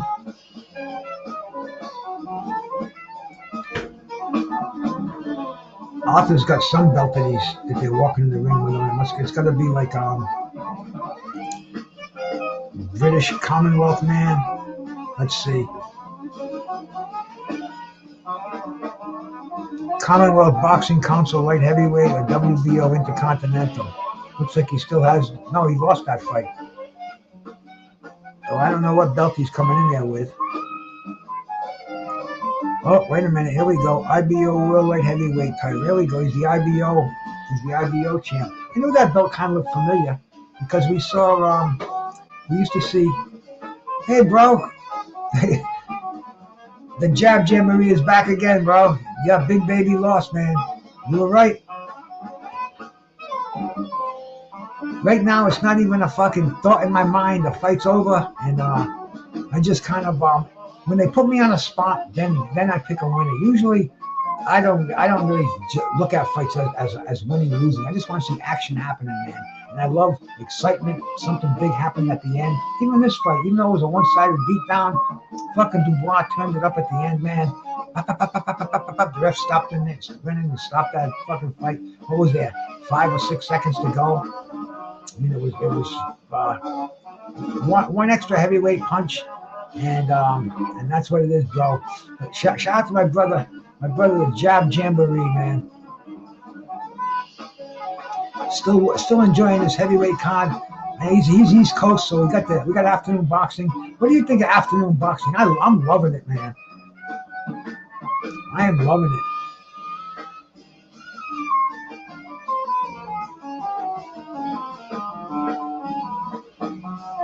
Bivol coming down to ringside.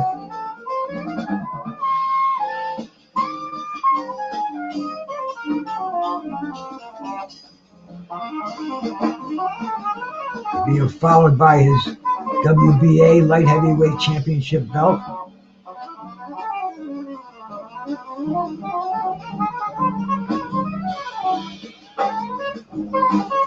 Now his victory over Canelo, that was last year. So this year, yeah, even Ramirez was last year. This was his only fight of the year. So he had a lot of momentum going into this year, and he's done nothing, man. This is the only fight that he's had.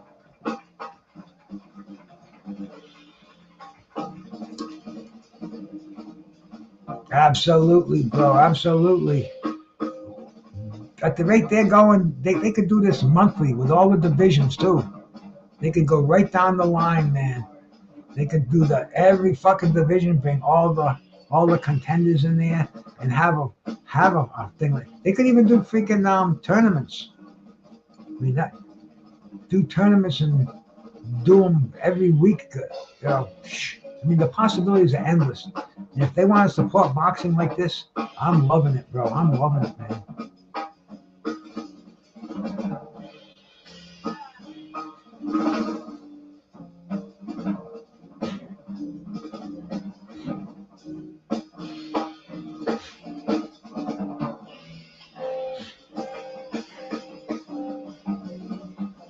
God bless you, baby. The old lady having a sneeze attack in there. I hope it's not over my. I hope it's not into my food. But the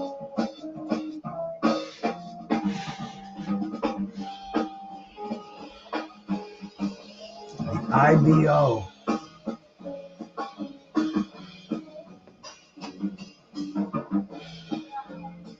The IBO belt is on the line too, so you know, it's a semi-respectable title. It's not like the Big Four, but it's respectable. I believe Lennox Lewis had it. Vinny Paz had an IBO. One of the Klitschko's had the IBO. So you know, it's definitely a high-level second-tier belt.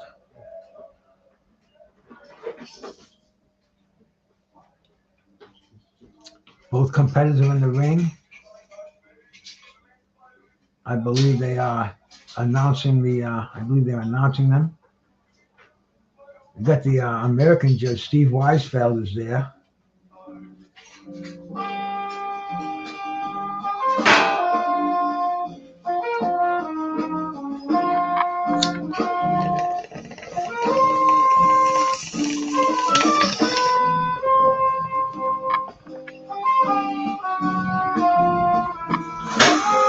It's getting dark fast, man. This is one of the first times that I've been on here where I'm gonna have to turn my lights on in the middle of a show so I don't go black. Arthur's sitting in his corner.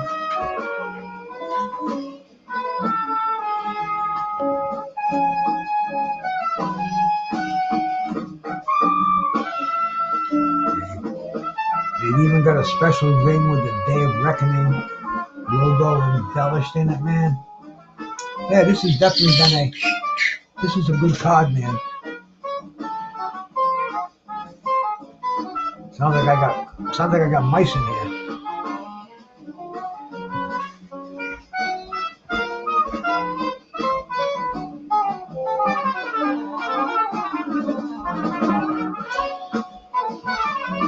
For sure, cue ball.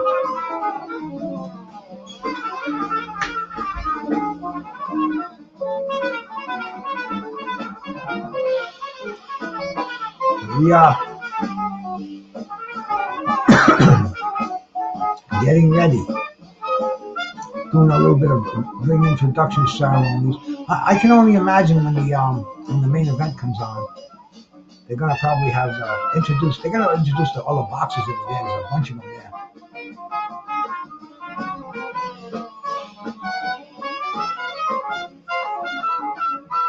Bivol getting his accolades.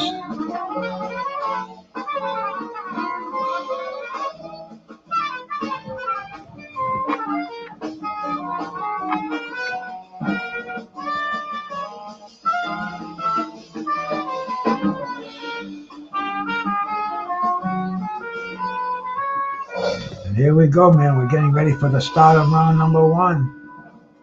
12-round WBA Light Heavyweight Championship. Here we go, baby. The start of the main card, I guess. Not to me, it's all been a main card. But I think I don't think the royal family still moved in yet. Those ringside seats are still open.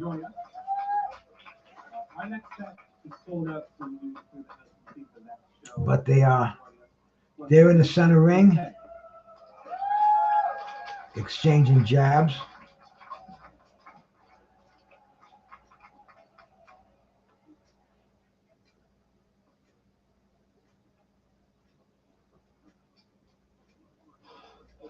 Bivol looks like he's trying to walk him down.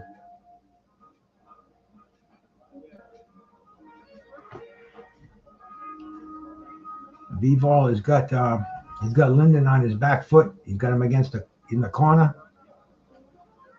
popping him with that jab.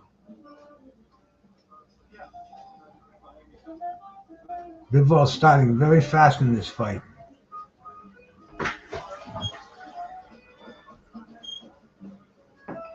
Arthur's got to start throwing some shots out there to slow Bivol down, because Bivol's moving in high gear really early in this fight.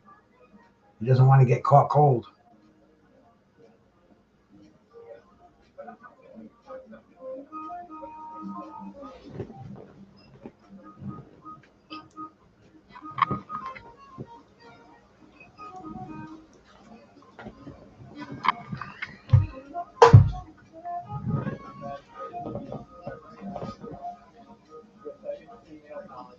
Bivol still moving forward.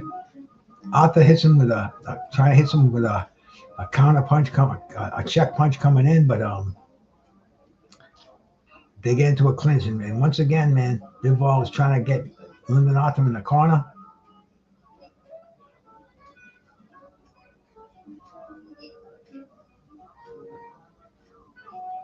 He's not letting Lyndon Arthur move around. He's trying to keep him backing up, trying to get his backs on the ropes.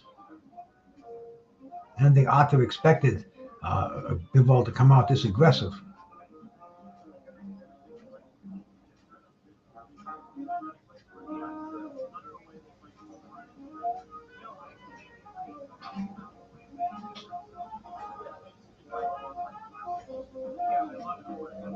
Bivol is he's got him trapped in the corner. Oh, nailed him with the right hand.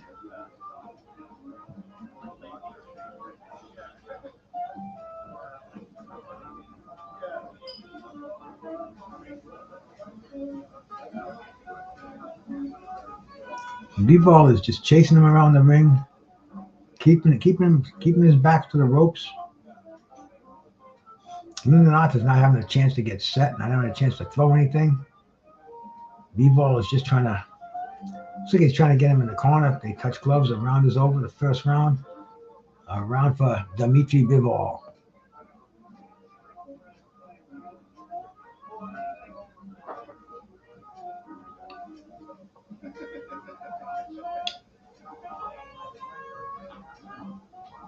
Bivol's got that stoic look of a Russian.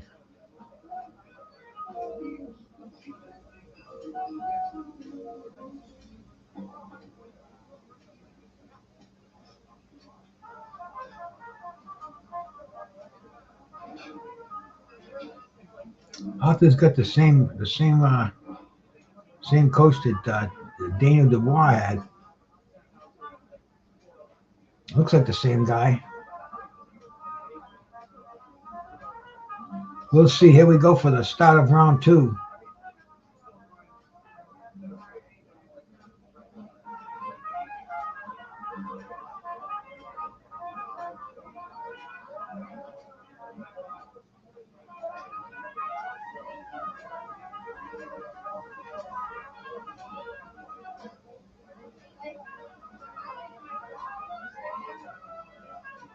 Bivol starts this round fast too,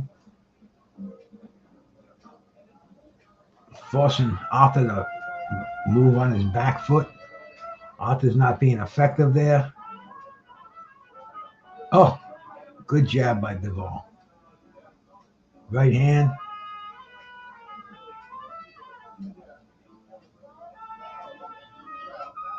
Bivol is trying to get him moving backwards. I think he wants to you get that flush right in there, that right hand flush when he's moving backwards. Knock him down. Let's see if this happens.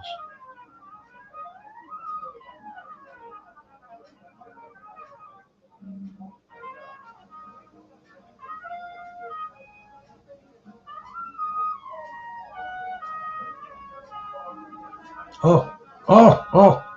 Bivol's got Arthur in the corner. Hammering him now. Nailed him with that right hand. Hurt him. Putting that pressure on.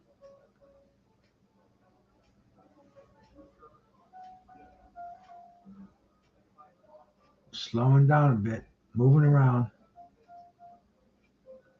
But they're Bivol's not letting him get out of that corner. He's not letting him move to center ring. Bivol is really in charge, man. He is not letting Lyndon Arthur do anything.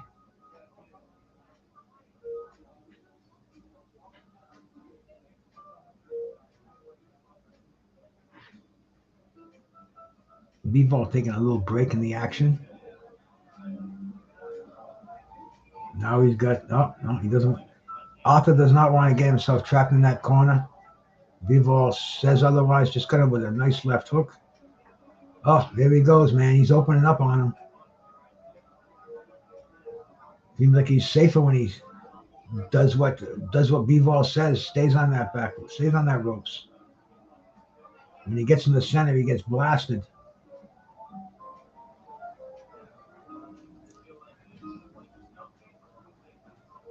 Oh, once again, man, Dmitry Bivol got a really, really sharp jab. He's breaking through every time he throws. It's a powerful jab, too.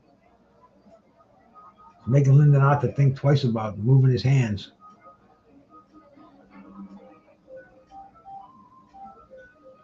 Another round 2 in the books.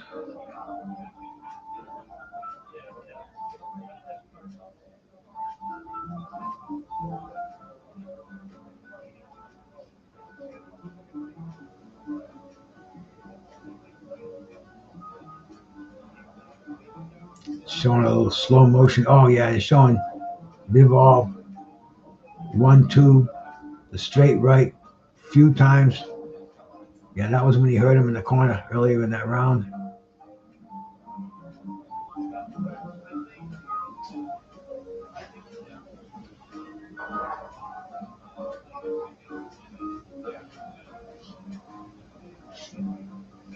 Bivol, it looks like he's really trying to pour it on in this fight. He might want to go home early. Might want to keep with the flow of the card, man. We've had all knockouts so far. The judges have had an easy night.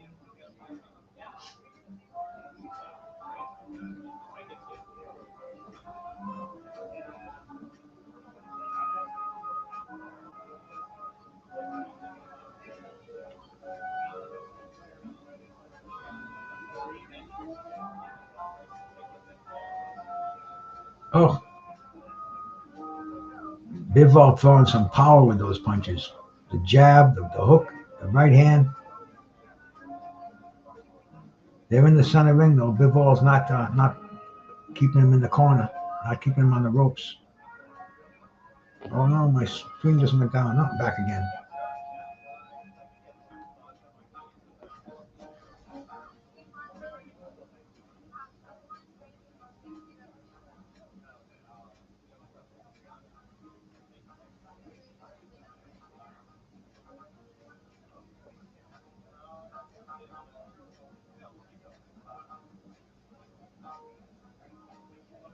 They're doing some boxing here, man. Compared to there we go.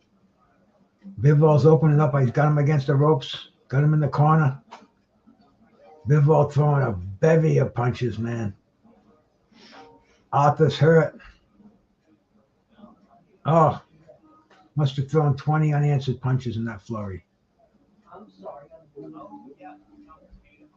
Upstairs and downstairs.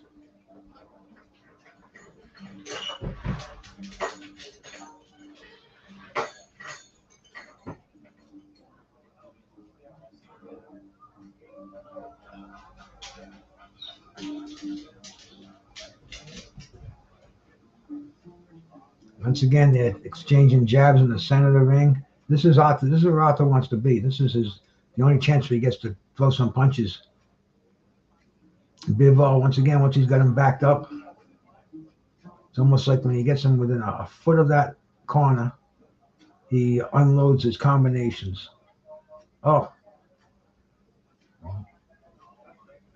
Lyndon Arthur does not want to be in that corner.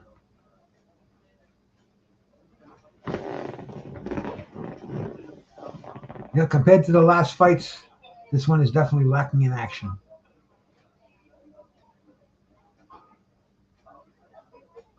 Now Bivol's trying to, Arthur's trying to throw some punches now. Just got hit with a nice body shot.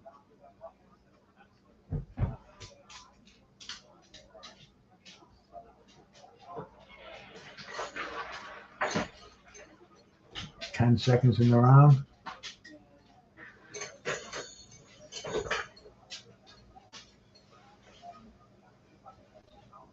Not a lackluster round. Lyndon Arthur did land some punches during that round. I'm going to have to turn my lights on here. Bear with me for 1 second.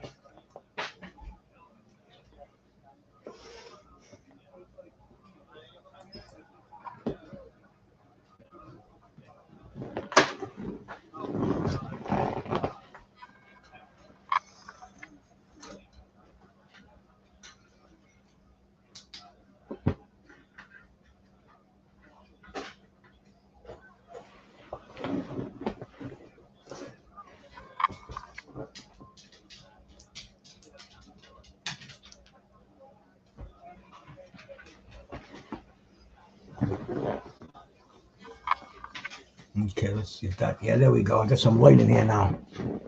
Okay, man, here we go. We're starting the fourth round. It's Bivol territory.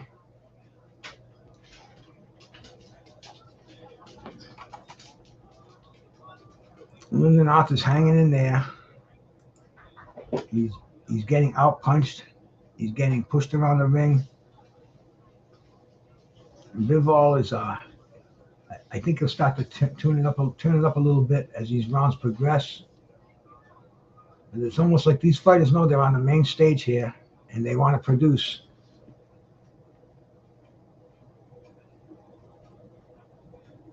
He's got him against the ropes.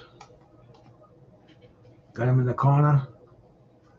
That's where Dmitry Bivol wants him. Dmitry Bivol is there. He goes. Oh, there goes his combinations.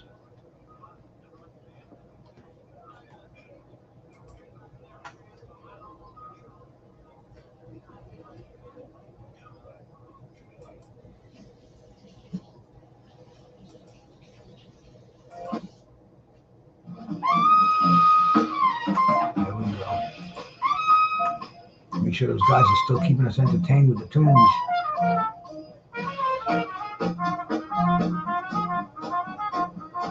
Oh, they're slugging now, man. Arthur just set his feet down, took his stance. Said, okay, let's go. I'm done running.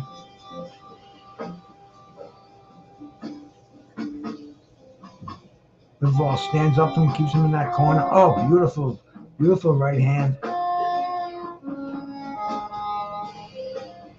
Arthur's trying to push him off, uses the elbow.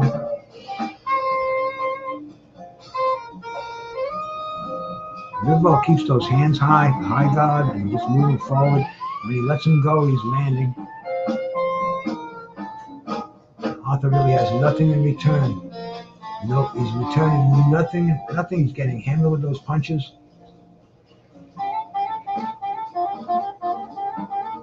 He slipped there a little bit.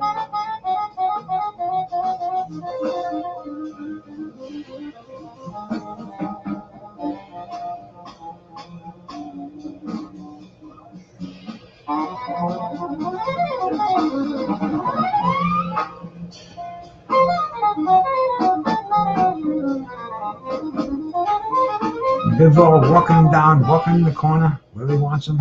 Once he gets him in there, just unloads with flurries of straight punches, overhand rights, jabs. Dmitry Bivol has no answer. Lyndon Arthur has no answer for Dmitry Bivol's assault right now. He's getting hammered right here in this fight. Easy work for Bivol.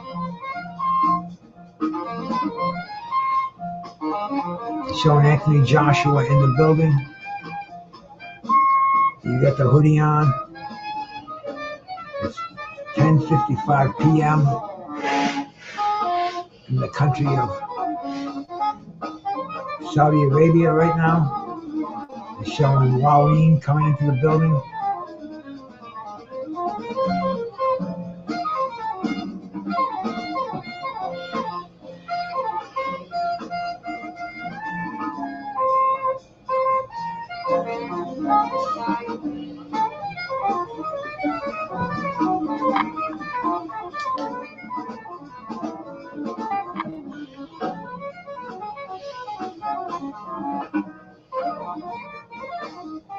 Here we go. Round number 5. They're kind of running into each other now. We got 12 rounds in a WBA light heavyweight championship fight. Dmitry Bivol, Lyndon Arthur.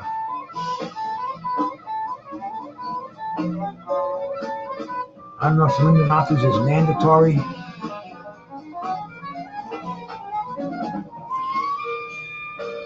But he's definitely he's not acting like he wants to win a title in this fight.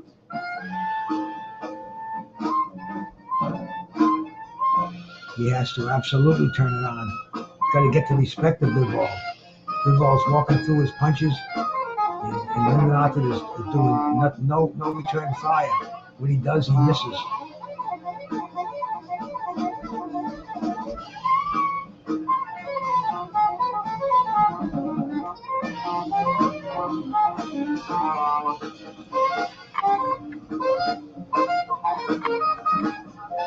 We just do some more bombs during this fight. Doesn't look like there's gonna be much happening here. I want to see Bivol turn it up, man. It looks like it's gonna. So far, it's a one-sided decision.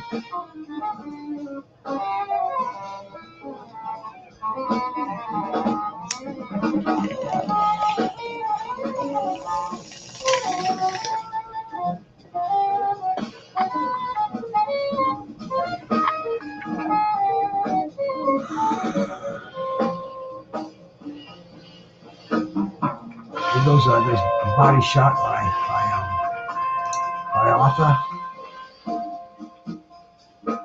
He's doing a lot of posing. He's just not letting those hands move.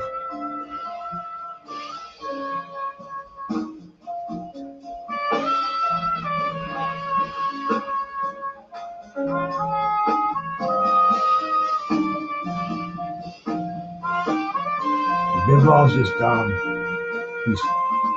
Otto's falling for feints. He's on his back foot. He's not getting any position to throw any punches with any authority, and Bivol's just making sure that that's the way he's keeping him that way the whole fight.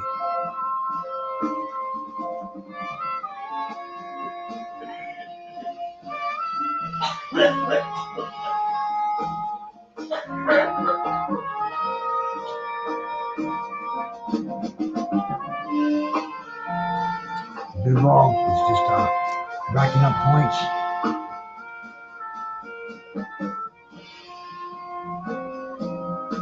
The heavyweight fights were way more entertaining. Almost all the fights were. This is not a super entertaining fights. I see the royal family. I don't see His Royal Highness. I don't know who this guy is, man. You guys should listen to him too.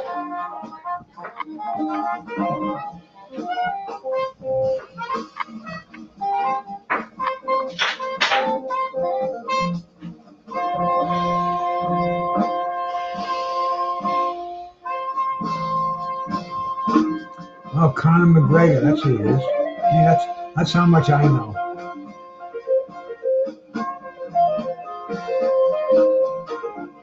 I mean, if it was Joe Frazier or George Foreman or one of, they must have some boxing dignitaries sitting there. They must have some boxing dignitaries in the audience. They show Conor McGregor. He's hanging out with the Sheik, with His Royal Highness.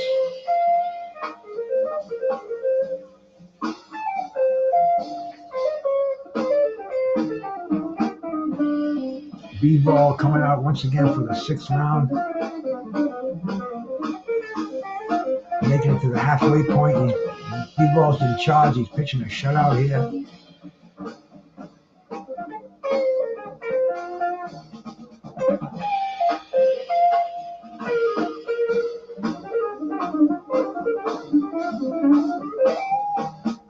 Yeah, Arthur, every time he sets himself up to throw punches, Bivol comes in, uppercut, left hook.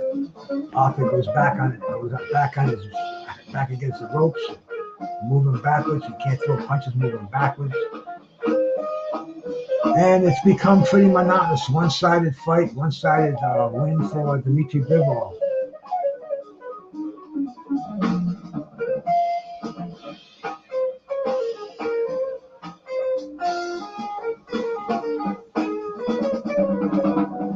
I'd like to see Bivol put a little more power in his punches. Maybe knock Arthur down.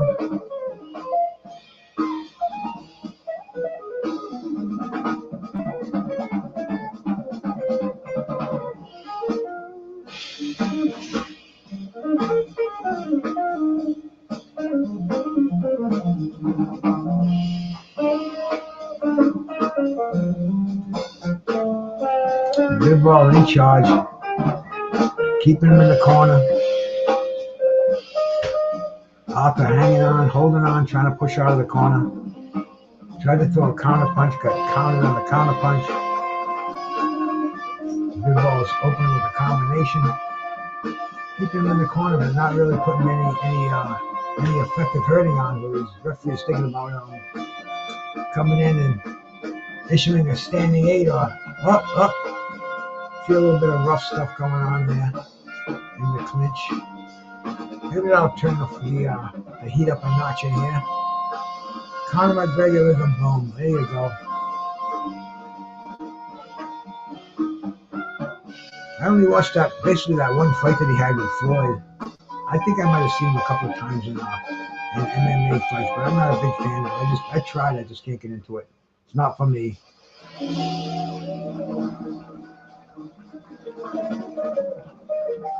Looks like it's going to be another round for Bivol in the last, coming down to the last 10 seconds. You can hear the sticks clack at ringside.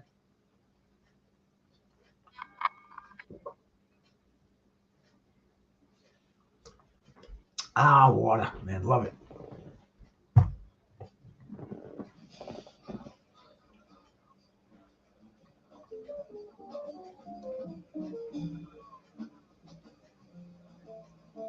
Deontay Wilder is doing his side crunches, loosening up with that broomstick. We used to use a broomstick in the gym to do this. He's using some kind of a piece of fitness equipment, which is a glorified broomstick. Little hip flexes, they call them. Flexing your serratus muscles. Getting a nice little pump before you get into the ring, man. You don't want to go in there with those muscles cold.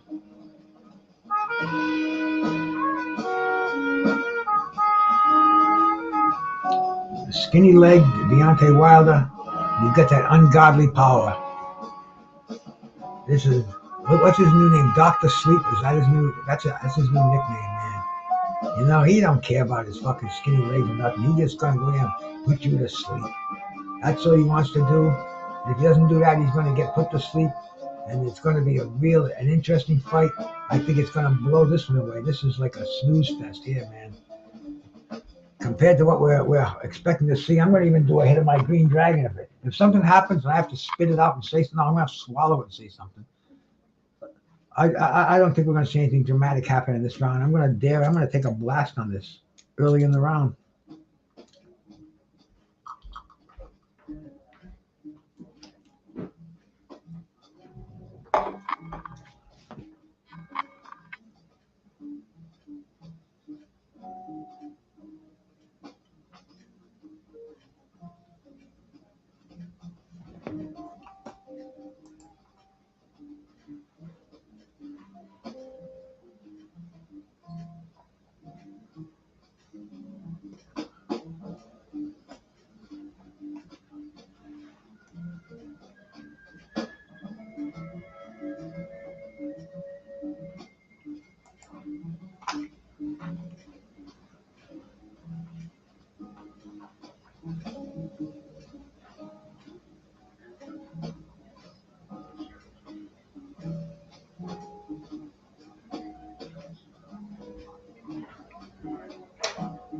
The tincture, yeah. This fight is They've even ringside announcers are even saying that the arena is real quiet. They're putting the place to sleep. I mean, these guys. We just had some heavyweight action. We had cruiserweight action, man. I mean, we saw some bombs being thrown. But this fight is different, man.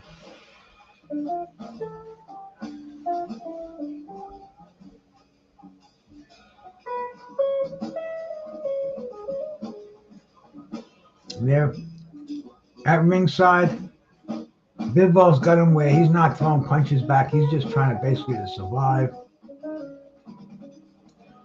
This is a man who's trying to win a legit world title. Maybe he's happy with that IBO title, which he's going to lose in this fight. But he was going to be. I'm sure he's getting a big chunk for this fight. These Saudis aren't messing around, man. They're paying these fighters well. And who knows, they might even get it in gold. But he'd have a chance. If he won this fight, he'd have a chance to make mucho bucks. in the Turbiev sweepstakes. Then we got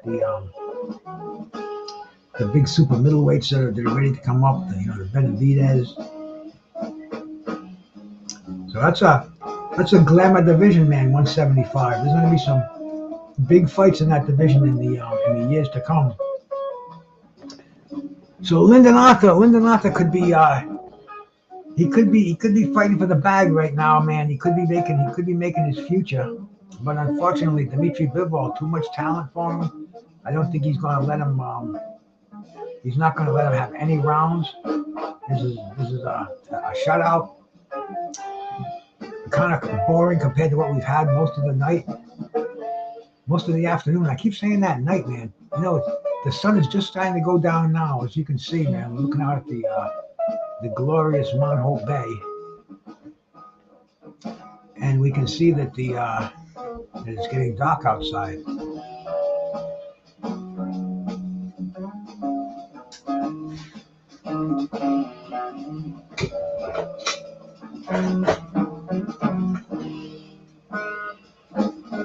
Arthur is still throwing very, very few punches. Bivol's just peppering him with that jab, right hand. Bivol is really just feeling around with the jab and getting ready to drop a right hand when he pleases. Arthur's keeping those hands up real high right now.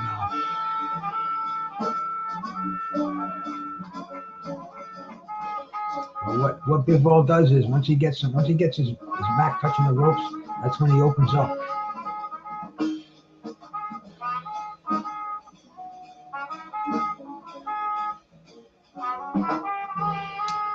Bivol is trying to keep his back on the ropes, keep him in that corner. That's not where Otto wants to be. When he gets out of there, he has his better moments in the round. Not that he's won any rounds, but he's having a little bit better moments. Once he gets in that corner, Bivol opens up. Bivol gets more aggressive. That's not what Otto wants to do. He has no chance in this fight doing what he's doing. He's got to have plan B. That's the problem, man. Needs a new trainer. Iceman, salute, brother. Yeah, it is, bro. It's like glass today, Iceman. Real calm.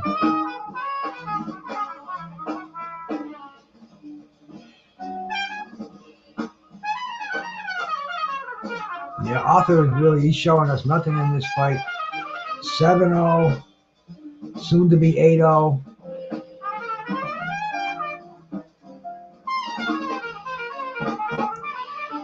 They bring in a light heavyweight fight and it ruins the whole crowd, ruins the whole card. Them Saudis should have stuck with the heavyweights. Andy Ruiz is sitting in the crowd. They couldn't sign him, man.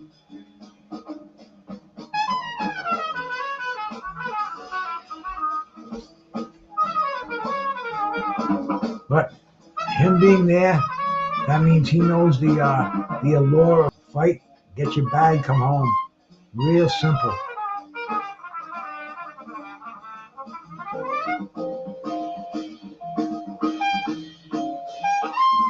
Now Bivol's moving in. Bivol just landed a beautiful right hand. He's got him against in the corner. Oh, the round is over. Bivol should have started that assault a little earlier.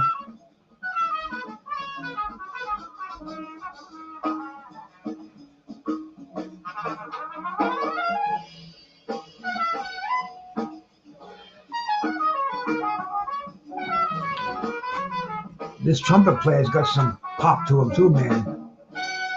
That's David Smith on the trumpet.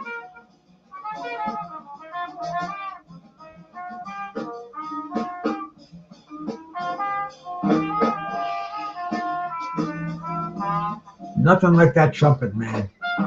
Miles Davis, Dizzy Gillespie, Freddie Hubbard, Chuck Mangione. Awesome trumpet players in our jazz. This dude sounds like he's trying to knock on that door. David Smith. Easy name to remember. Here we go, man. We're in the 9th round.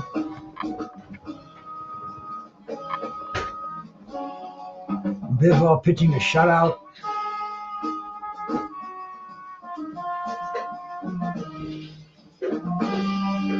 This is a boring fight, man. I mean, there's nothing worse than a slow, decisive decision when you don't have a willing dancing partner. Oh, there goes Bivol, man. Maybe he's gonna try to end his show. Trying to end this show now, but Otto's holding on. Bivol should have stayed a little further away. Stay out of grabbing range.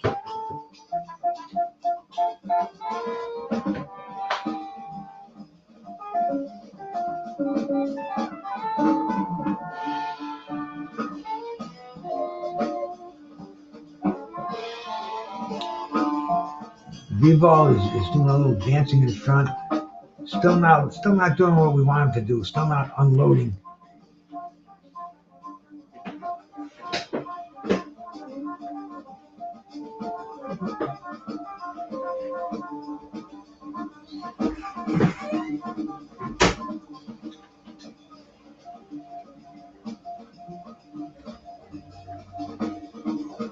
Otto's just getting nailed with an overhand right.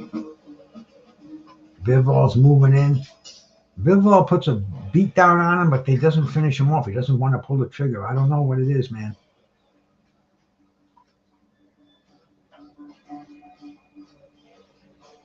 Oh, beautiful right hand.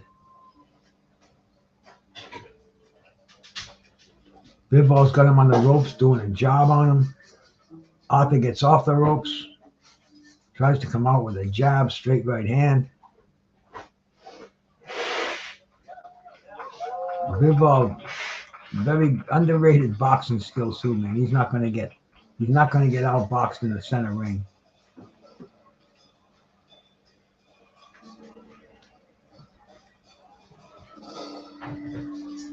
Otto getting warned for hitting behind the head.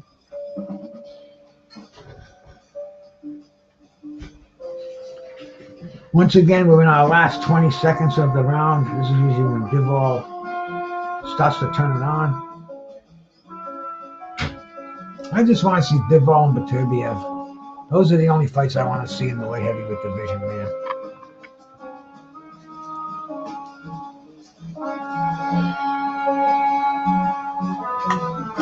I'll do a talk between rounds as we get ready for the this fight's already a foregone conclusion.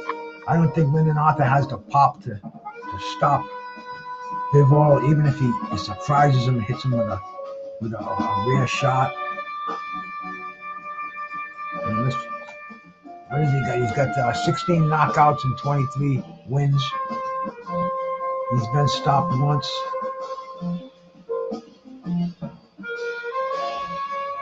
We're just not seeing anything from him in this fight.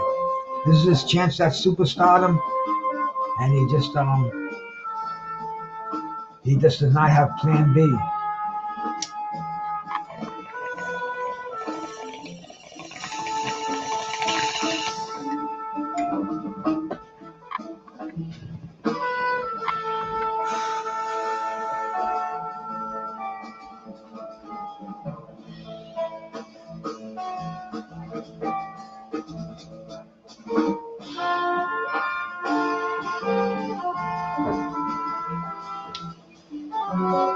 They're in center ring, man. They're throwing punches at the beginning of the 10th round. We're almost 40 seconds into the 10th round. But it's been pretty repetitive. Bivol's just moving forward, throwing a combination, and Lyndon Arthur is he looks like he's trying to figure something out, but he's just not having any luck whatsoever.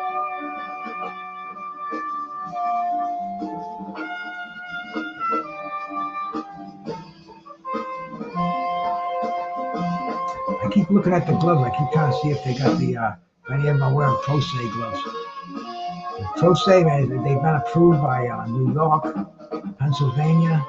And who knows, man, if Wilder's riding with them now, man, maybe they've been approved in Saudi Arabia. But it's a sports apparel company.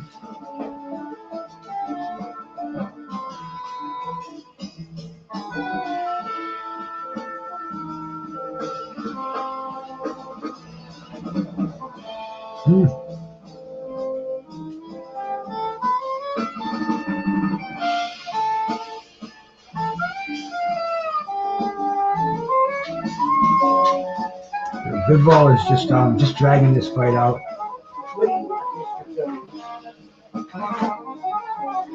Halfway through round number 10.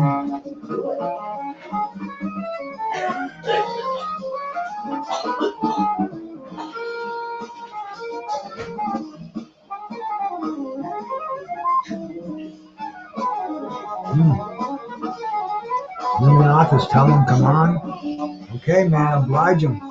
Go in there. There we go. That's what we want to see. Bivol's unloading now. Arthur says, come on. I don't think he's trying to set you up for a trap. I think he's trying to maybe set you up for some counter punching, but I mean, dude, he's calling you in there. Come on in, bro. Let's go. Let's see some action in this fight. You gotta please these Saudis, man. You want a return call.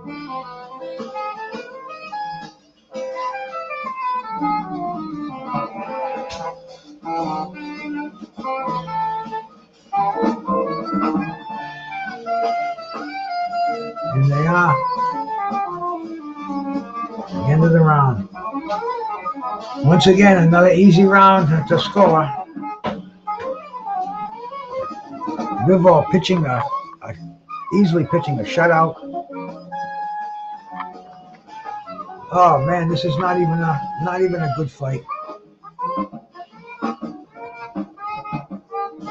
I'm surprised we don't see the great cut man Stitch Duran in there. He's usually in Saudi, and the other guy, Mike the Mechanic.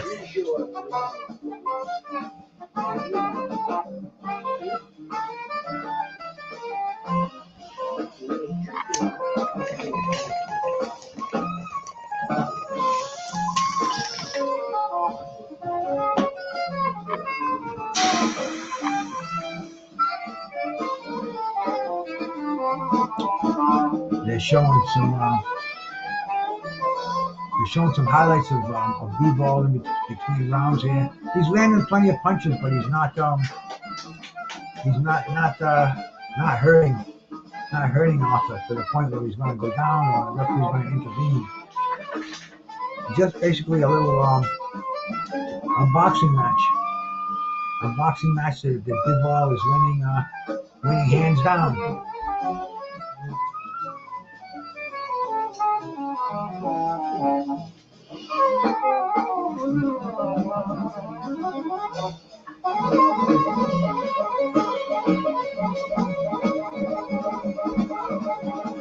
Bivol trying to get him against the ropes, unload.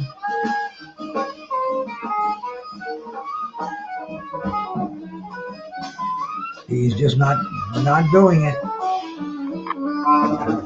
I'm not getting any echo, am I? No good. Okay, man, here we are. We are in a minute through the 11th round. It's pretty much the same as the 7th round. Bivol's not letting Otto do anything. Otto isn't doing anything. Otto should be moving his hands, at least in desperation. I mean, this is your big chance to shine. Everybody on this card has been outstanding. We've seen some fighters that are definitely going to come back on stage. And you're blowing your shot, my brother. Dmitry, come on, man, turn it up a notch. Now he's moving his hands. But is it going to be sustained action?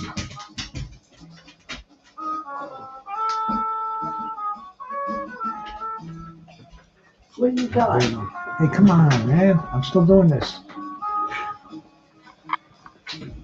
Sorry, my fan club interrupted me a little bit there, but we're back again.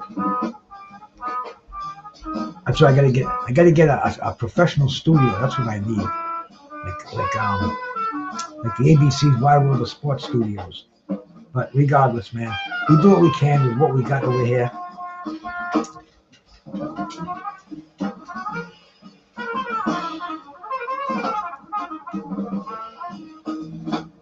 I think the trumpet solo in the back from David Smith is a little more interesting than the fight. But here we go, man. Bivol's opening up now. Looks like he might want to end this. He might want to put a little exclamation point on this round anyway. He's just unloading punches after punches. Down goes Arthur. Okay, man. Bivol's raising his hands. I think he might be hearing it from his corner. It's like, man, come on. Everybody's been a superstar on this card except you, bro. Come on, man. And he, okay, this is what I will do. I will go out and knock him out. And right now the round is over. He's saved by the bell, as they say. And we'll see if Bivol comes out and ends this round.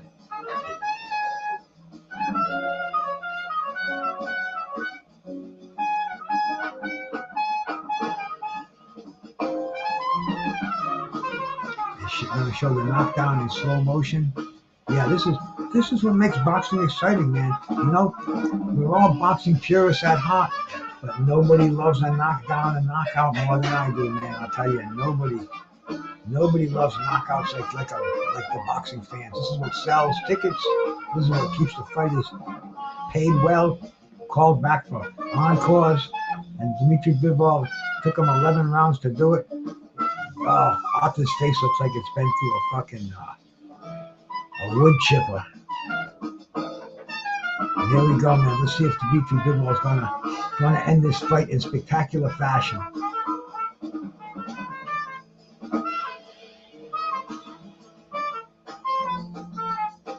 It looks like those hands are moving. Oh yeah, he wants to get Arthur out of there. Look at these punches, man. Non-stop action. This is why we like calling fights, man. It's not that sleeper stuff. Bivol, the referee's taking a close look at Arthur. Bivol, Arthur's moving pretty well. He's moving his head.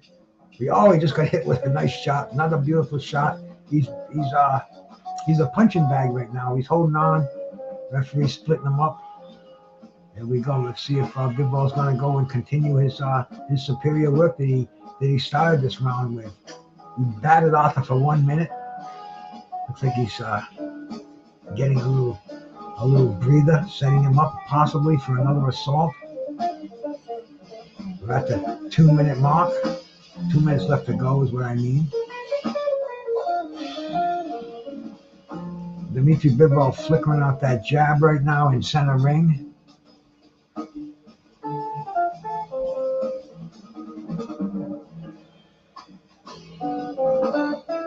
Good stuff going on. I don't know, man. I think Bivol might have let him off the hook.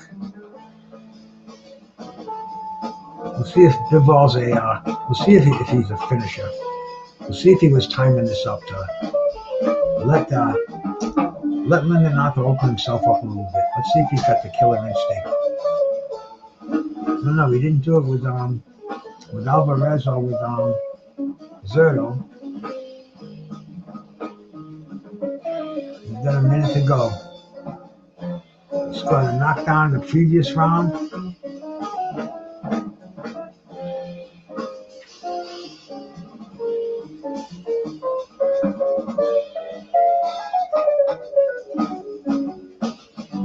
Dmitry Bivol is just peppering his face with jabs. Nice combination to the body.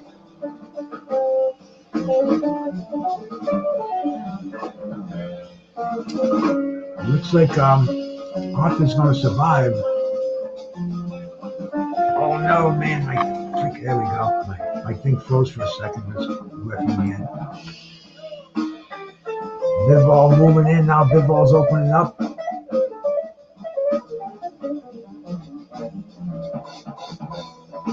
Arthur's saying, "Come on." Here we go, man. This could be the, he's got 10 seconds if he's going to do it. Now's the time to do it.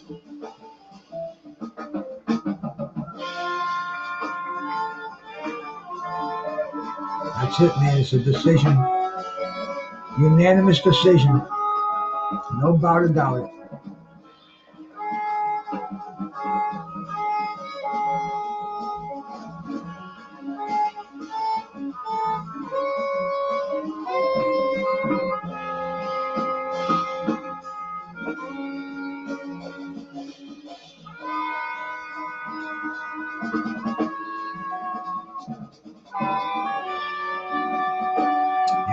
They're showing some lowlights of the. So actually, Dmitry Bivol, I guess he tried to put him away before the fight was over, but I think he should have started his assault around the 7th or 8th round because Lyndon Arthur, he didn't have anything to show in this fight. I think he could have started as assault a little earlier. He might have taken him out more. I mean, after all, the name of the game is to get on the map over here in Saudi.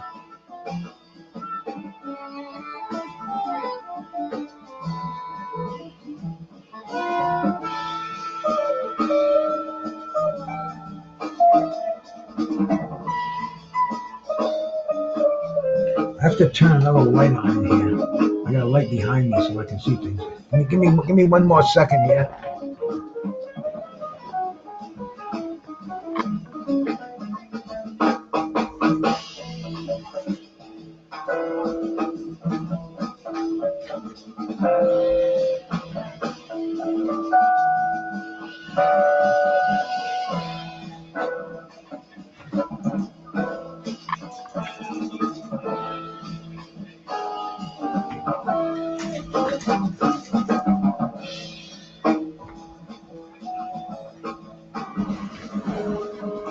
Okay. There we go. Let's get the decision. Not that we need to, but $120 to 107. All shutout. You don't see too many judges, all three judges agreeing on the same score, but we did hear Dmitry Bivol. Once again, man, another successful title defense. How many is that for Dmitry Bivol? Let's take a look.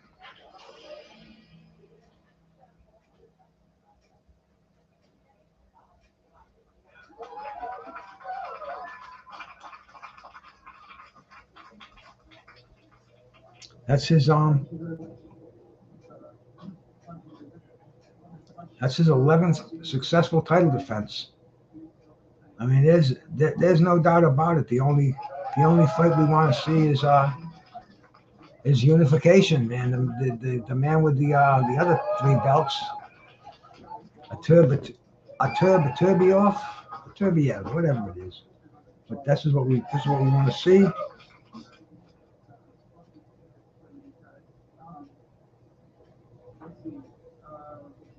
So now we're getting ready for the two main events.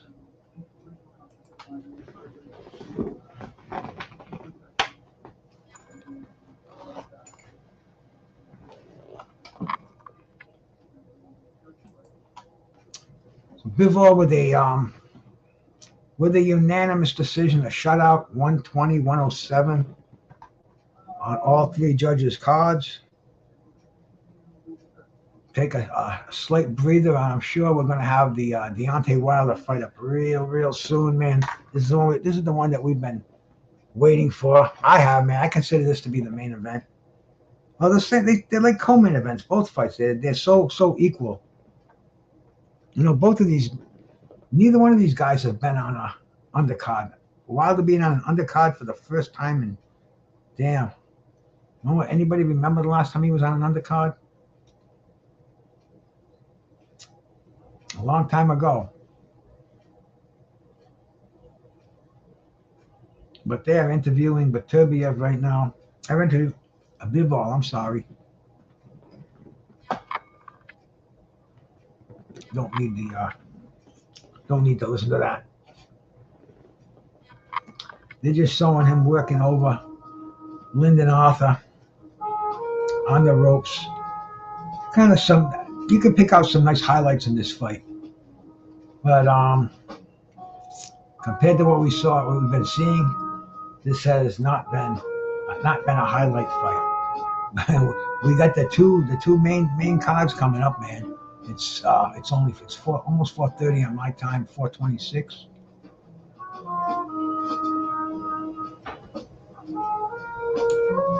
We've got the two fights coming up. I've been on here for 5.5 hours already. Wow, imagine that. That's fucking crazy.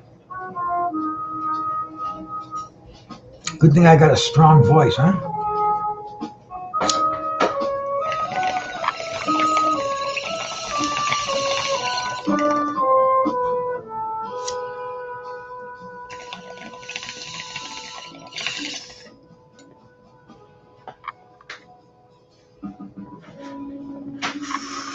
I hope y'all hitting the like button.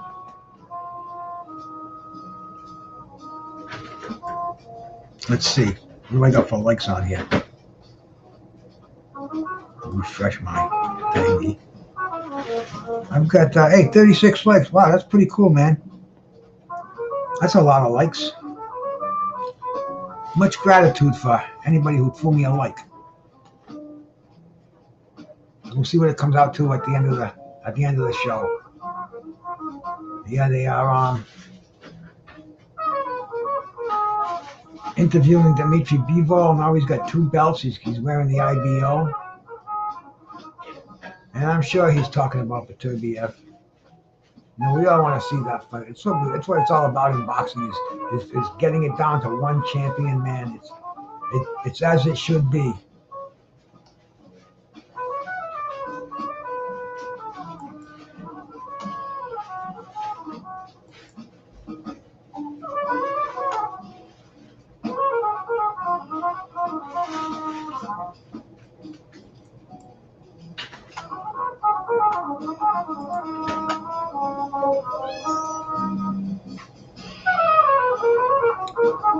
This is actually, this is on this day in 2020, Frankie the Surgeon Randall passed away. Any of you guys remember Frankie Randall? He's the man who handed Julio Cesar Chavez his first official loss. Chavez was trying to get the 100-0. And Don King was behind that. He was really, he didn't have Mike Tyson to make his money on. So Frankie Randall was brought in as an opponent, and he first guy that ever knocked Julio Cesar Chavez on his ass, and he beat him thoroughly. And it was really a split decision too, because Don King was like a monster ruling boxing, but Julio Cesar Chavez suffered his first loss, and Frankie, they had a rematch. Don King didn't like the decision, but he couldn't have it reversed. But he had an immediate rematch signed, and there was a clash of heads, and they took points away from Frankie Randall, and the fight was stopped because Chavez couldn't continue, so they went to the cards, and Frankie Randall lost his title, and it was a pitiful decision. He should have gotten a rematch in the big money fight again with Chavez, but instead he got a title fight with Juan Martin Koji. He was the WBA super lightweight champion or junior welterweight champion at the time, and he won that title. He defended that a few times. He lost it. Cocaine was his biggest enemy. He was a fighter that was ravaged with coke. Cost him his career basically. He died. It was reported he died of dementia pulmonale. Published dementia from boxing. And I didn't know that was fatal, but like I said, he had a real tough life. The coke really stripped his career down. But if you ever want to see some good fighting, man, Frankie the Surgeon Randall. They called him the surgeon because he operated on his opponents. picked him clean. And this was the day that he died in 2020. Not long ago, man. I remember the day. Rest in peace, Frankie the Surgeon Randall.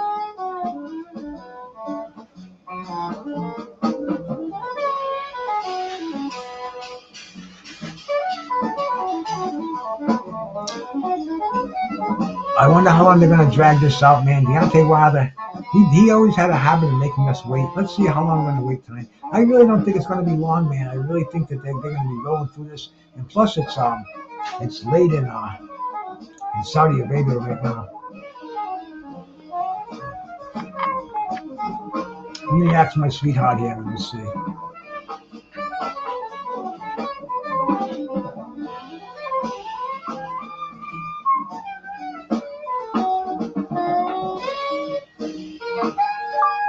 What time is it in Saudi Arabia?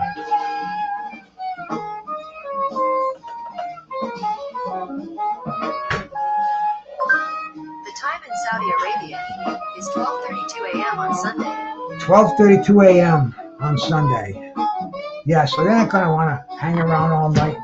This is like, they're getting the starting times that I usually get. You know? So let's go, man. We've seen enough of Dmitry Bivol and Lyndon Arthur right now.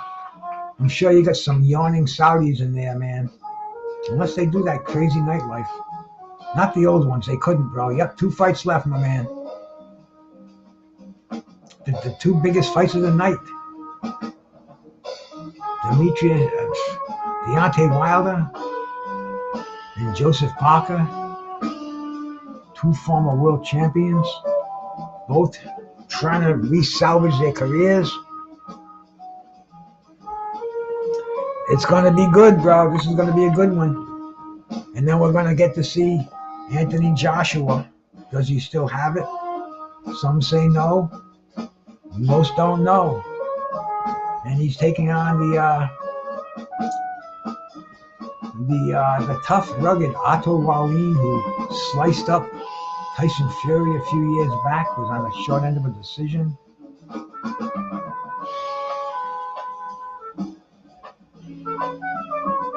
But man, yeah, we've had some killer fights so far. Yes, sir, man. Seattle Ryan, bro. We definitely got a couple of heavyweight killer fights coming up, bro. And so looking forward to it. It's happening right now. This is my Christmas come early. I got my Christmas tree over there. The lights on and they're shining.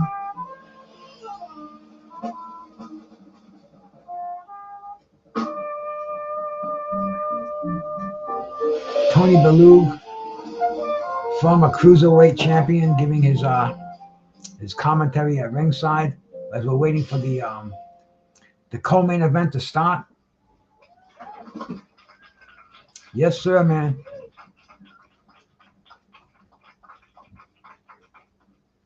Yesterday I was in Ocean State Job Lot. It's like a glorified dollar store, you know. But it's they got good stuff in there. They got like expensive stuff in there. Not like a Macy's or anything like that. I think I talked about this earlier. I don't know if it was on this show or on somebody else's, but it was packed yesterday. I can only imagine what it's like right now. Must be nuts in there. But the biggest thing was at the line, the checkout line. And I get behind this guy, and the guy's like my neighbor. So I didn't even say anything to him. I kind of had the shades on, whatever. But he's returning stuff. Not just like fucking one thing. He's got a whole basket full of shows. It was fucked up, man. But and then the guy didn't charge me for something in the checkout aisle too, man. So I made out with I think 10 or 15 bucks worth of something. But anyway, I can see why everybody wants to go the fucking all internet shopping. You know, Amazon, the FedEx truck, man. It's just so much easier. I've been doing a lot of it lately myself. I've been a cash man all my life, but it's Larry Merchant is doing better. All right, bro, good.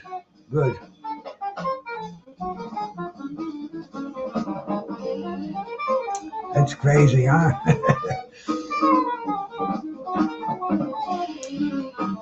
You know what? I gave a lot of my friends my homemade Christmas presents. We'll keep it at that. I don't want to say anything intimidating, incriminating. But the Green Dragon is good on the holidays. And we're getting ready for Deontay Wilder to make the scene, man. This will be the first fight since the Robert Helenius fight, which is almost a non-fight. Now, Wilder's really changed a lot, too. If you've been watching him, you know, he was talking about his body on his record, and, you know, I mean, to this day, just crazy stuff. And now he's saying he don't want to hurt anybody. He was crying when he knocked down Helenius, when he knocked him out.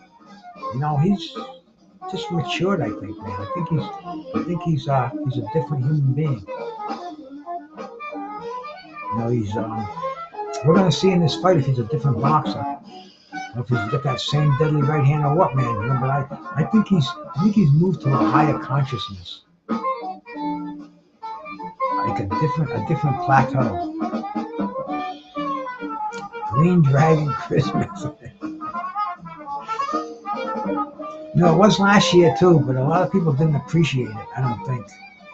So it's going to be a little bit different this year. See, Green Dragon's it's an cured taste. A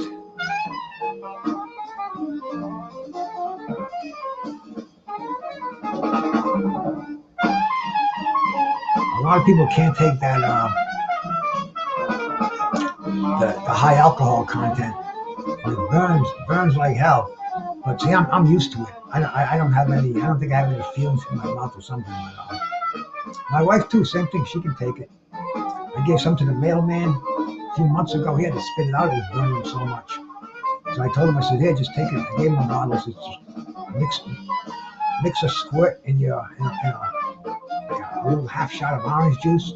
Throw it right down. Hey, 2-pack 13, my brother. Thank you for stopping by, man. You're just in time for the main event, one of the main events for Deontay Wilder. If you're sticking around, man, it's been a great afternoon, man. I appreciate you stopping by, man, for the thumbs up and showing the love, man. My brother Tupac 13, I used to see him all over the place, man. He'd be in every chat room I'd be in. But true boxing fan, you can tell just by where he hangs. And I hope you're enjoying today's fights, brother, because this has been a lot of fun for me so far. The last fight was a little bit of a letdown, but hey, it's kind of like the weather in New England. If you don't like it, stick around. It's going to change. It's like this fight. But man, I can't believe I can still see the screen outside because it's pretty dark out. It's pretty dark outside right now, but it looks brighter with the camera angle than it does from the window that I'm looking out at. A little bit. But I'll keep it on as long as I can.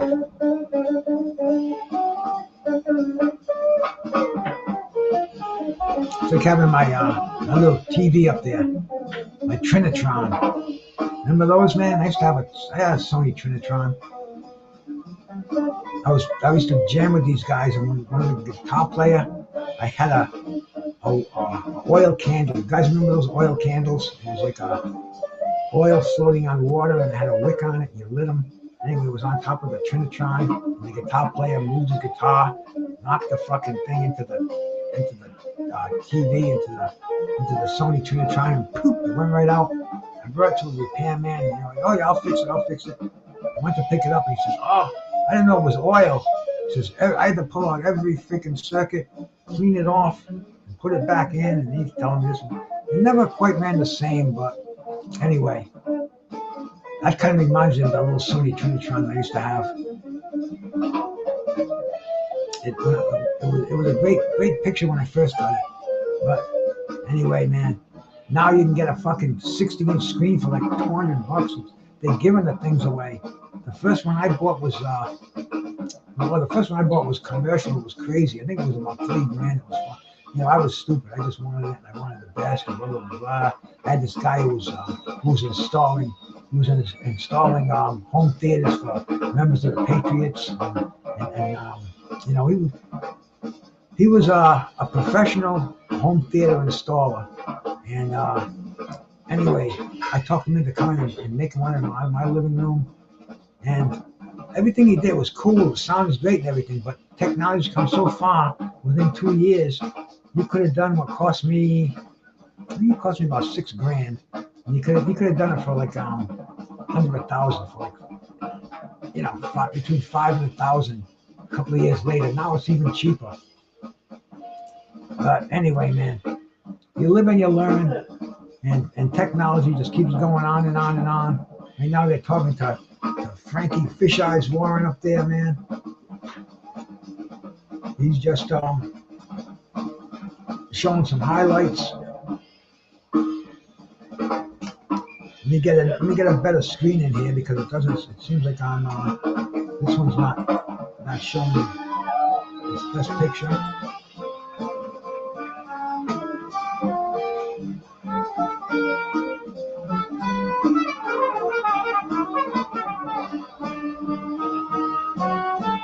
Yeah, they're showing. I'm on the. Let's see. What is this? Is this the crack stream? I don't know what stream I'm watching right now. Yeah, it's crack stream. It's coming in pretty good. They're showing the beautiful city of Rydia. What do you call it? I don't know the pronunciation. Right now I don't know anyway because I'm very, very comfortably stoned. Been smoking over here for almost 6 hours, enjoying boxing. Almost time to break down and get something to eat, but I'll hold off till dinner time. I had a late breakfast and kind of big, and right around maybe 2 hours I'll eat again. See what's going on for tonight. I don't know if there's any boxing on tonight, man. I don't think I even care because I'm kind of almost. Maybe I will be boxed out when the afternoon is over. We're working on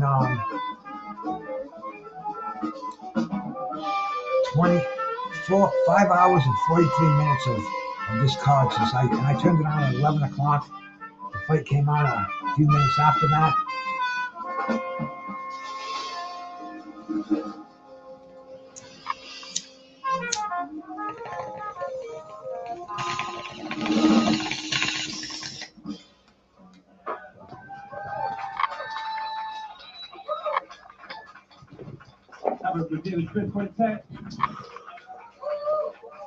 Thank you so much for joining us. Our next set is sold out, so you ensure the house can see for that show. Thank you for being here. One more time to David Smith Quintet.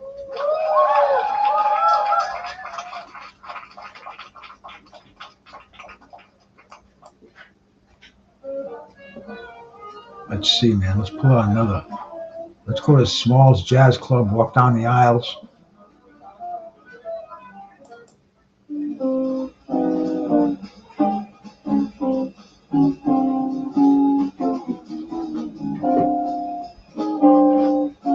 This is the Sasha Dobson Quartet.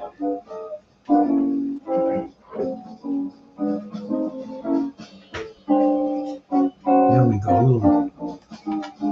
Little new background music while we're waiting for the co-main to start. You know what I'm gonna have to do? I'm gonna have to change my bong waters. And when you get a clean bong like that, you want to keep clean bong water in it. It gets kind of toxic after a few uses, so I'll be right back.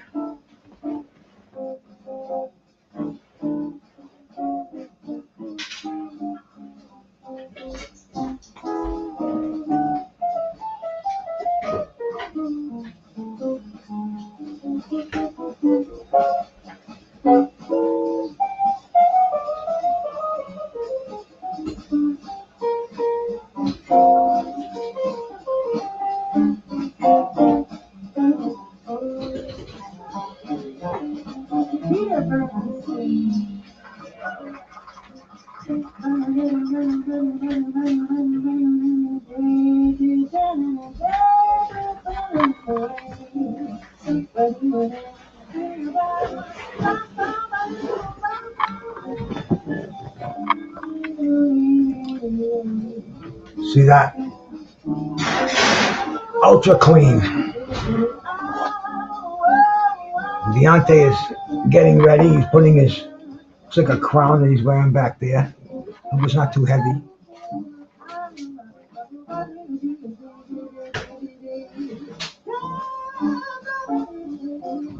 Getting ready to make his ring walk.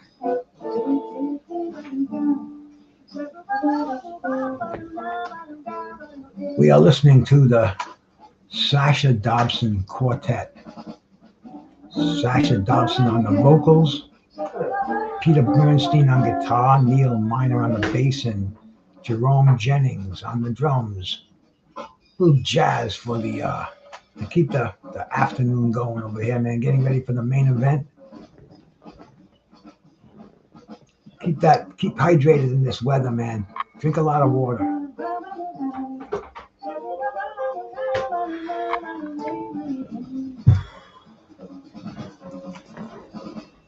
Oh, get a good stream too, because this one just went on me. Okay,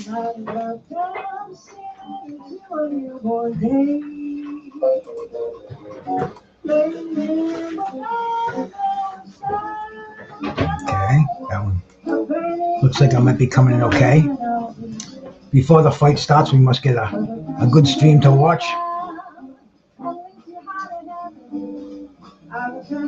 And see, I can see the lights across the bay.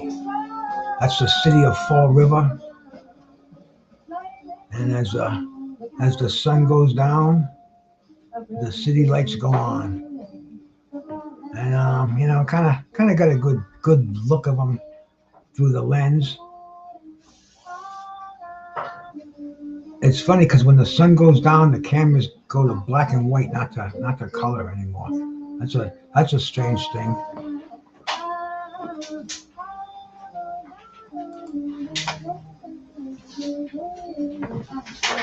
Is that a light? Is that? No, that's a volume thing. That's not nothing. Just looks like we're getting ready for the main event to start. Showing a little bit of both of them talking. You know, it was cool too. I saw them. They were talking at it wasn't a press conference. It was just one of their promo things. And Wilder was talking about how he does it. He sees life differently now. He's doing it for his daughters, and he's got 5 daughters. And Parker said he's got like 3 daughters. I think he said, and he's got one on the way. And Deontay was like moved by it. It was just different. It wasn't like you would normally expect to see. You know, it was kind of cool, bro. Anyway, Andy Ruiz is there, man. He's I don't know what he's saying. You should listen to it and see what he's saying. I don't want to put it on because I know that's what they blast you for, is when you put stuff like this on.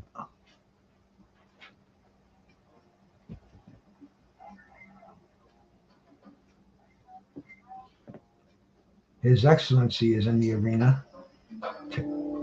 Turkey Al-Sheikh. Turkey Al-Sheikh. Almost sounds like something you get at a diner, but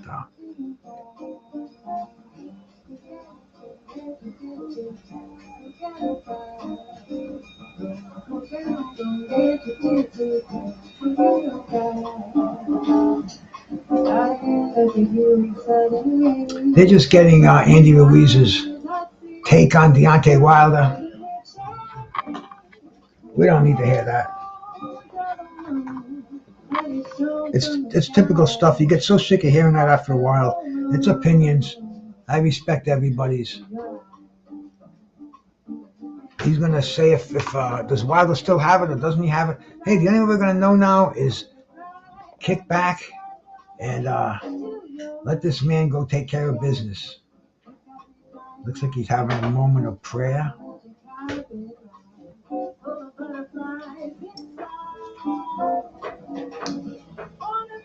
Man, let's see, bro. This is going to be interesting to say the least, bro.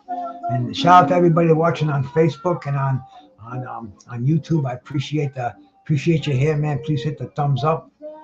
And if you're not subbed to the channel, please do. And and share if you can, because that helps a lot. You know, it doesn't matter how many followers you have, this and that.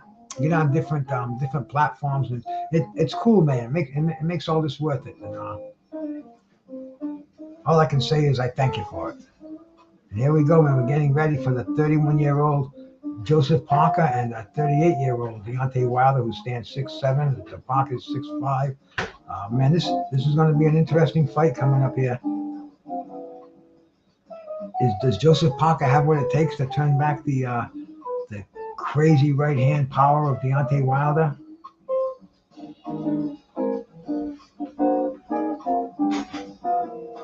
Only time will tell. Joseph Parker looks pretty cool, man.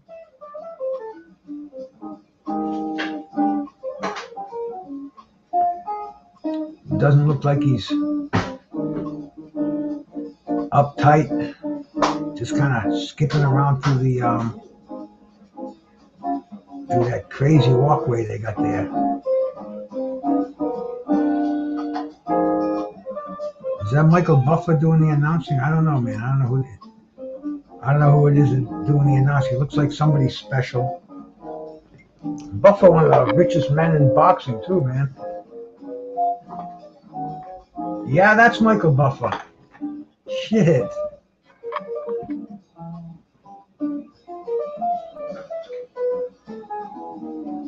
See? He doesn't have to work the whole card, bro. He just comes to the card. He just does the main event. $1 million. The last time I looked, I went to that. How much are they worth? He was worth over $400 million. You know, the guy was he was a wanderer till he was like in his freaking mid-20s. He was an actor. He was a used car salesman. I mean, just and he found it in boxing, bro. He found it in boxing. I almost remember when he first came around in the early days of Top Rank, back in the ESPN days. You know, let's get ready to rumble, and people, you know, the old time announcer, he's a clown. That's never going to go over. That's never going to work. And like I said earlier, one of the richest men in boxing, man, Michael Buffer. And there comes Joseph Parker doing the first, doing his ring walk.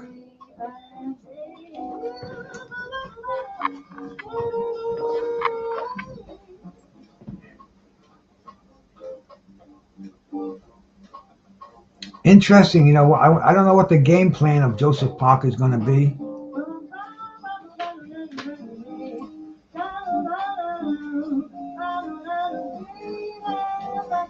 I don't know if he's going to try to crowd Wilder, if he's going to try to outbox him. This is going to be interesting. This is a heavyweight fight that we've been anticipating this since it was announced. You know, it's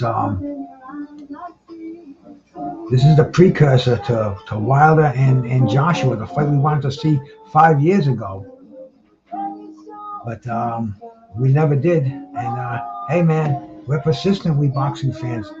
Better late than never. Sometimes not. Simon Brown had some amazing fights late in his career that they wanted to see earlier. But anyway, let's get back to the present here, man.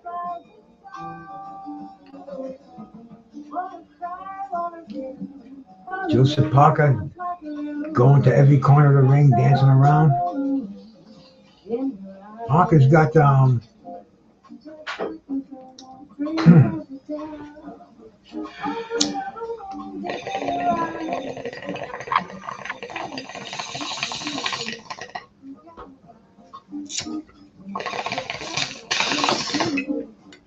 he's got Ben Davidson in his corner. And Shelly Finkel walking down with Deontay Wilder. Malik Scott.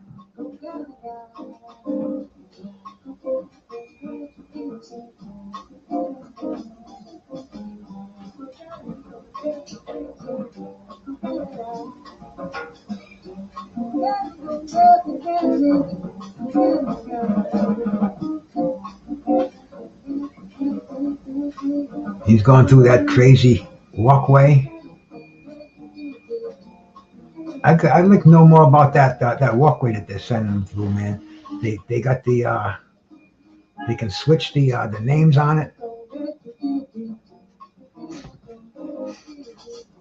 Yeah, he knows he's got skinny legs, man. You can't even bust his balls about it. He knows he knows he's got chicken legs. The thing is, he's got a fucking right hand that could end a fight at any time, and that's the whole thing, man. That's the bottom line, bro. Because Brucegas said so. You don't fuck with a puncher. Tell that to Michael Mora. Tell that to Big John Tate. Fucking puncher will take you out any time in the fight, any round, any time. And Wilder's that kind of guy, bro. He's like an Ernie Shavers in there. You could have him beat for fucking 7 rounds, even have him knocked down. But he's just got that cracking like a baseball bat hitting a watermelon, you know?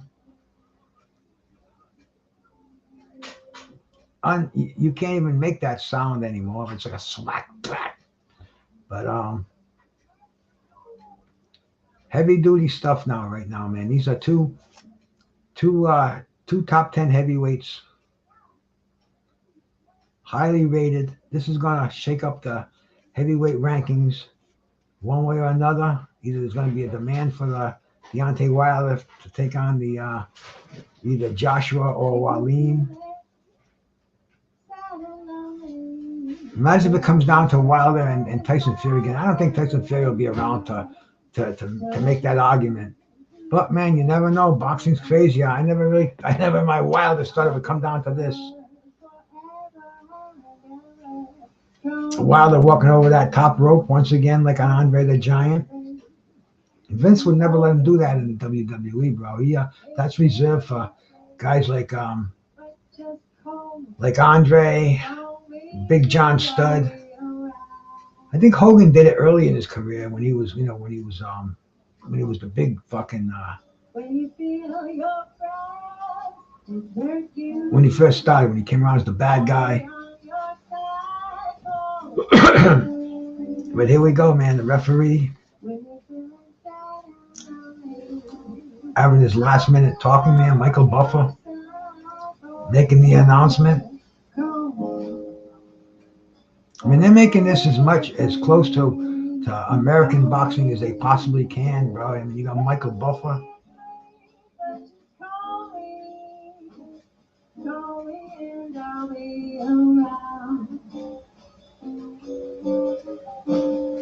What is that? Diamonds in his mouthpiece? Is that what I saw? Something sparkling in there. I don't know how you could do that. Let's see yours, Parker. The best mouthpiece of all times is Dwight Henry Quawee. I say it all the time, and you see that little fire plug coming at you, almost like he's smiling. The big white mouthpiece in there, man. That's something to wake up to in a nightmare. Mark Linson, the referee.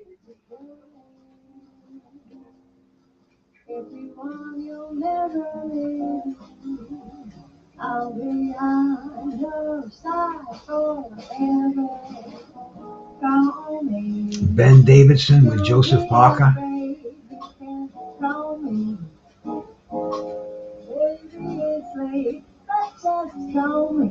This will be this is what we've been waiting here for. 6 hours, man. 6 hours to the freaking second. 5, 4, 3, 2, 1, boom. 6 hours, baby. We've been on YouTube for 6 hours, going strong. Not bad for an old man at this stage of life, eh? Getting ready for the last 2 fights, man. Joseph Parker's in the ring already. Deontay Wilder's across from him. They're both getting ready. Dude's got his pads in the ring. It looks like he's got fucking. You don't see that too often. One of Joseph Parker's handlers has got the pads in the ring with him. What's he gonna do? Do a pad workout?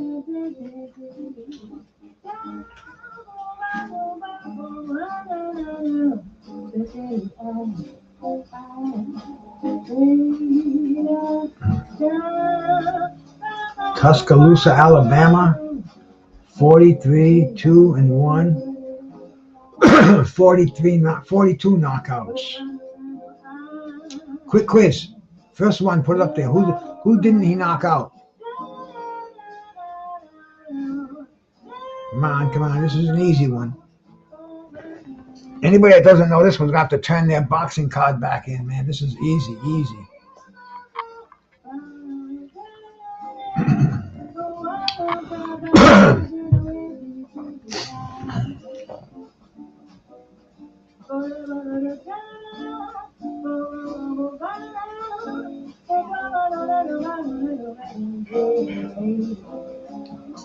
Deontay Wilder is staring down Joseph Parker.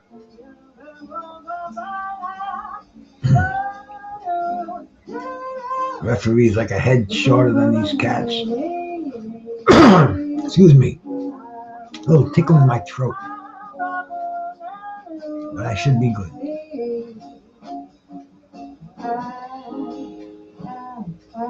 Must be from all this talking. I didn't realize it's 6-hour talking, man. Ooh. That's a lot, man. These old vocal cords are getting a workout here.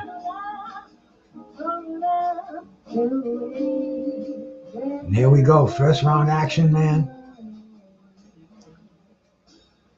Wilder on his toes. Don't go get a hamburger. Wilder's most of his fights end within the first round, if not the first 3 rounds.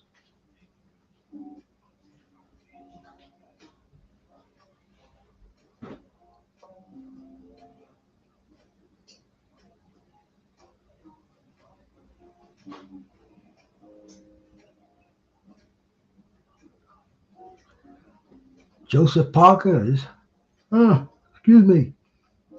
Parker's standing in the center ring. Wilder's circling around to his left, shooting out that jab.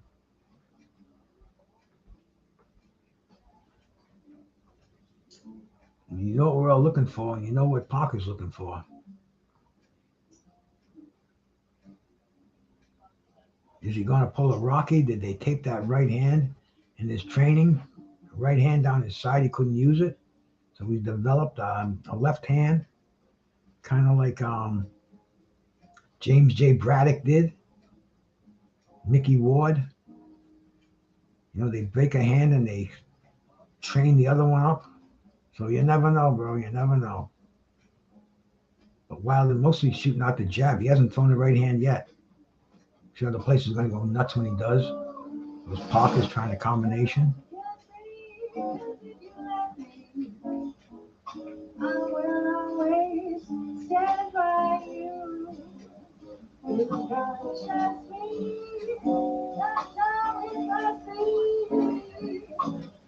There's so much that we can do. A little feeling out process in the first 2 minutes of round 1. I'll be on your side forever. I'm the one who'll never hurt you. Wilder keeping that right hand cocked and ready to go.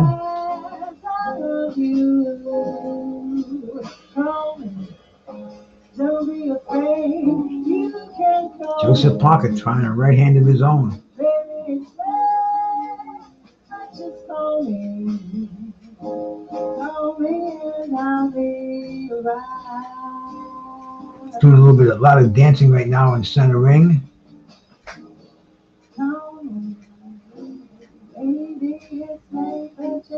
Wilder looks like he's just trying to find a spot to drop that right hand in. He hasn't thrown the right hand all fight. Joseph Parker looks like he's loosening up right now. He's just getting warmed up. That's it, man. Wilder just a few jabs in the first round. Parker a little more aggressive, but not much.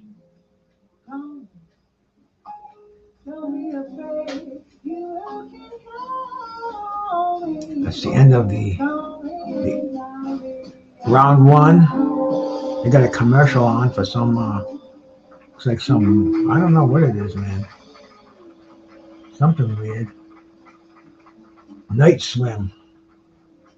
Only in theaters January 6th. It'll only in theaters, but watch, man. It'll be on Movies 4. All the movie sites I go to. Maybe we'll watch a movie tonight, man. We'll see what's up, man. We still have this fight coming, man. Let's see what's going on, man. Deontay Wilder, come on, man. We know the style you have. You don't want to feel nobody out. You want to drop that right hand bomb on this boy. Come on, man. Let's see it. Let's see if you still got that punch. 43 fights in a career. You don't want to switch now, man.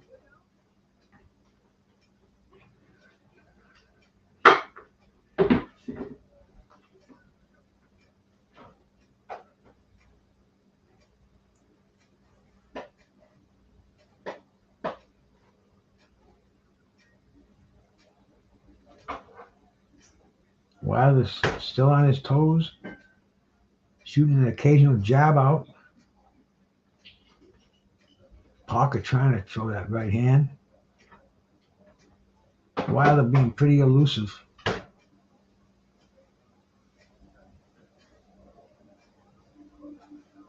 Wilder looks like he's trying to lull him into a boxing match. You guys, put your hands together for the wonderful drummer that is Jerome Jennings. The first kick. So they finally got him. He's fine. Time for the next 2 rounds. Parker trying to corner Wilder. Try to right hand. Deontay is just not throwing that right hand. He's some kind of a plan going on here. He's popping that jab out on occasion, but mostly on the evasive side.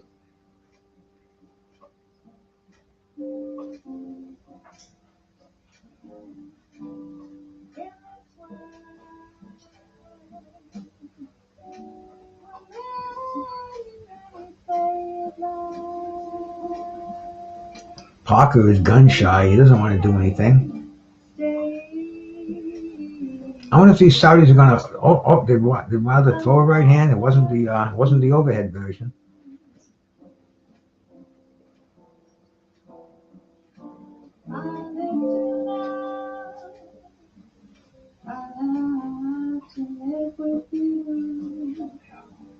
Joseph Parker is trying to crowd Wilder. Wilder's using footwork to stay out of range, and really throwing that jab. He hasn't thrown a retaliatory right hand yet in this fight. A couple of soft ones in a clinch, but nothing like we were expecting. Nothing like I was expecting.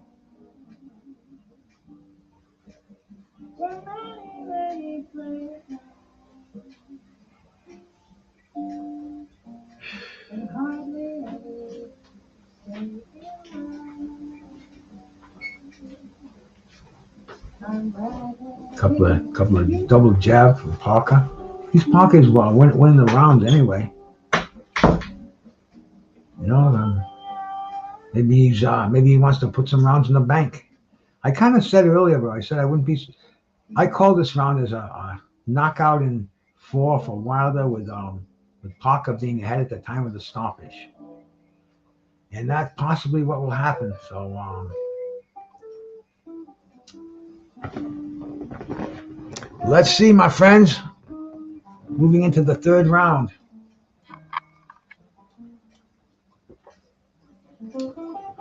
Ben Davidson giving Joseph Parker some last-second instructions between rounds.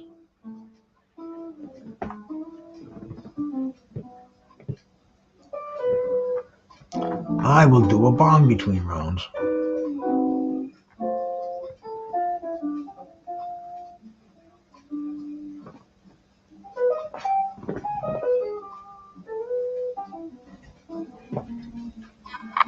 Here we go, man. One set center ring, and we're waiting for Wilder to drop that right hand. Still doesn't shoot it. Got that long jab that he's keeping Parker at bay with that jab.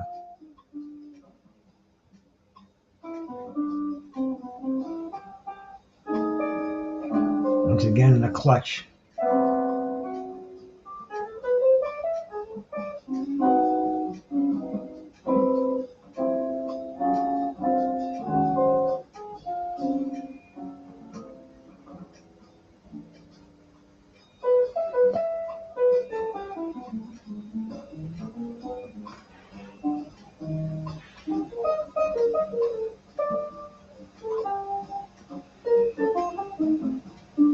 Yeah, that's always been a knock on Wilder. He didn't do road work. He did his cardio on a bicycle or in a swimming pool.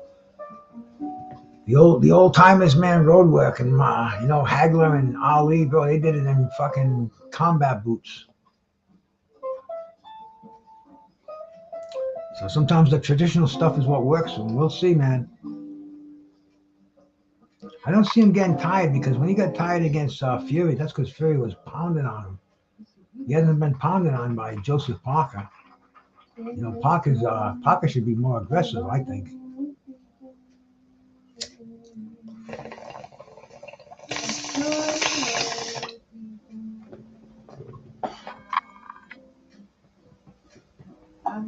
Looked like Wilder tried to catch him there with the right hand as he was rushing in.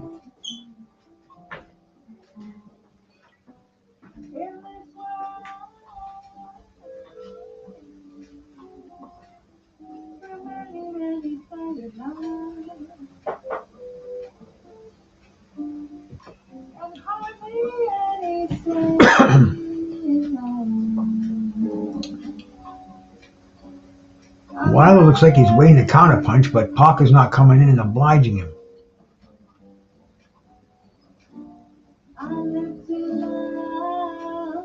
I don't think Parker was expecting Wilder to be passive like he is. I think Parker was expecting Wilder to rush at him, especially in the first round. We're in the third round now, in the last 20 seconds. And Wilder hasn't made any of the aggressive moves. Parker tried the right hand, left hand, not landing much, not doing any damage.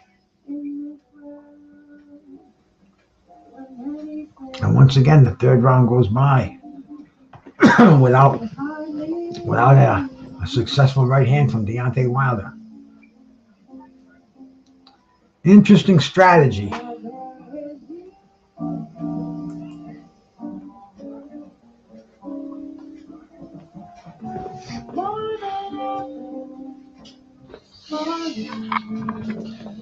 Devin Haney looks huge now, man. This is the super light. That's 140 pounder. Are you kidding me, man? That's like a $190 right there, man. He's as big as anybody there.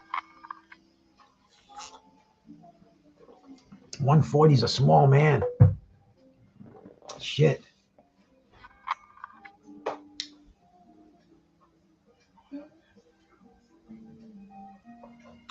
According to FanDuel, just popping the screen, Wilder's a 3-1 favorite.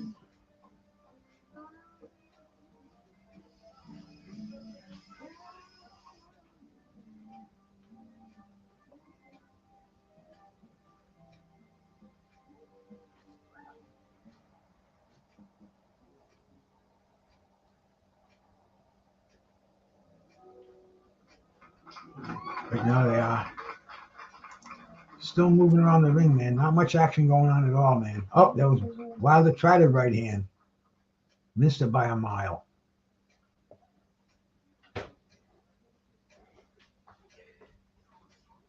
Parker with a nice combination. Oh, Wilder tries the right hand.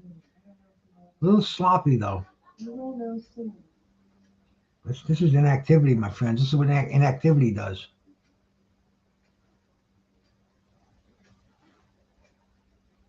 There goes Joseph Parker trying some shots. They're in a clinch.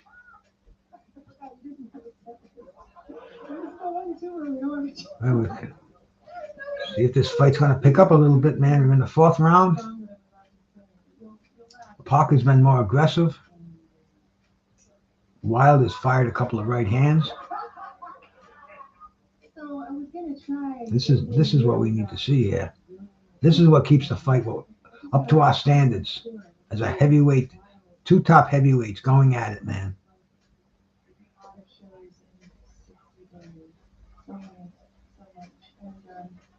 Anyway, I'm not going to do any of that.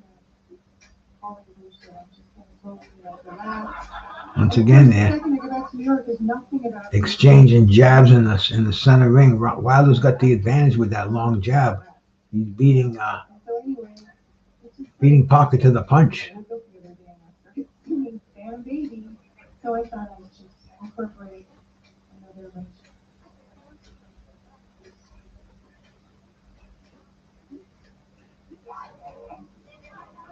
Baby, just let the table under the tree for me. Once again, there, just doing some jabbing in the ring. Wilder tries a right hand.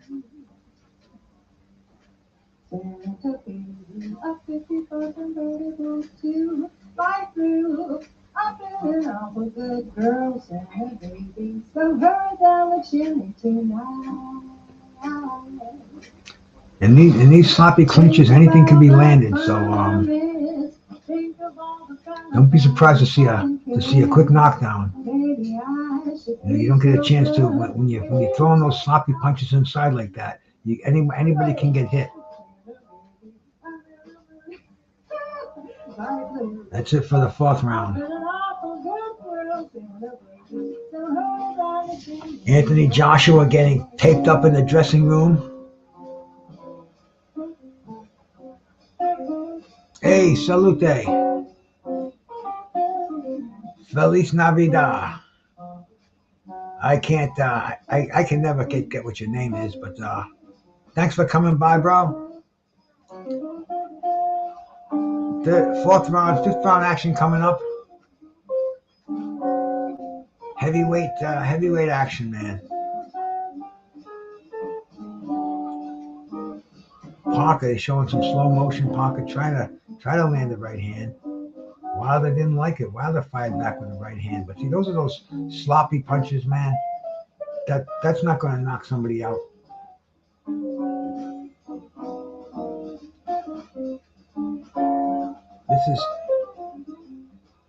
Let's see more of that though, bro. That's what we want to see, man. Mix it up, guys. Wilder, you're not gonna gain any new fans unless you knock this boy out. And Joseph Parker, you know what your job is, man. You gotta get in there and rough him up, man. You gotta show him every year of those 39 years.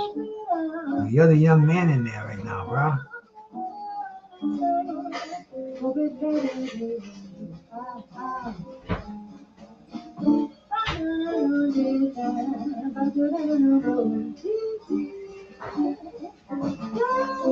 They're both at center ring now.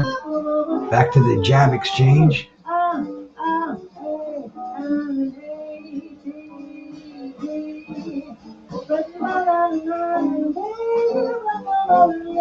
And Wilder's moving backwards. He's not going to throw jab. He's not going to land any effective punches while he's doing that. He's got to square off for a fraction of a second, and boom, throw that right hand, man. You know the old saying, like he says, man, you can beat me every round, but it only takes me one punch. Let's see this punch, man. Let's see if because we've seen Joseph Parker knocked out cold by by Joe Joyce. I thought it was cold, but he was knocked out. And anyway, man, Deontay Wilder has this is what we came to see. This is the power puncher. Oh, here we go. A little slugging in the center ring here.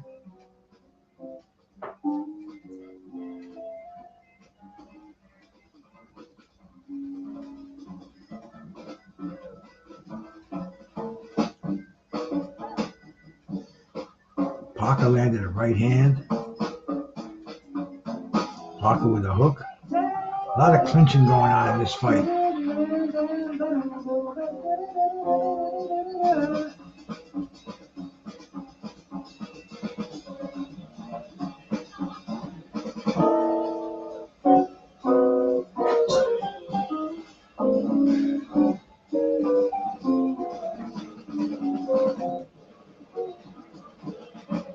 Still dancing around right now.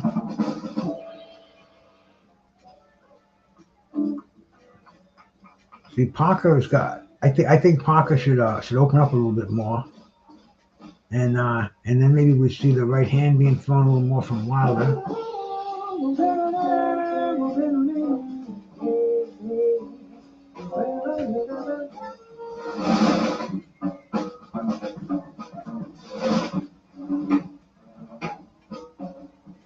Parker tried an overhand right at the bell, did not land.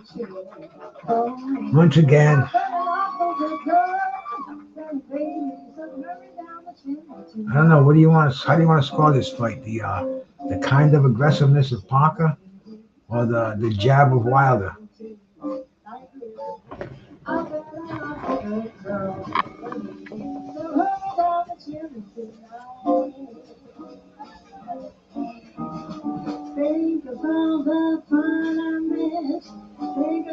Flamingo legs.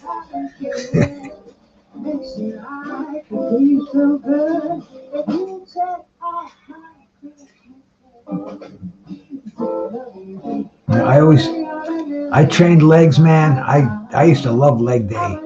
Christ, on that the Cybex leg press, I had that sucker loaded up. I used to load 11 plates on each side and go for like 9 reps, 10 reps. Oh man, are you kidding? I used to bust ass on there. Squat all the time, hack squats, regular barbell squats. I was doing in the 400 range, man. All the time, bro, for 3-4 reps.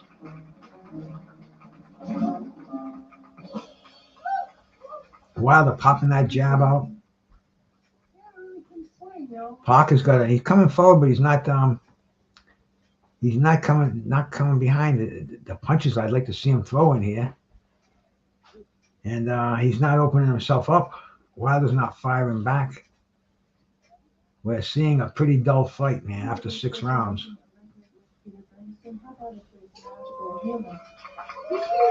Right there, and give me the record, and you know it's called Girl Song, and it's first song better. Wilder dancing around, just flicking out that jab, man. I think he wants to shock us, and he's looking for that perfect opportunity, perfect opening for that right hand, man. But I don't know if he's been active enough. I don't know if his timing is down. You know, sparring is not the same as fighting. You know, your sparring partners don't treat you like an opponent in the ring would.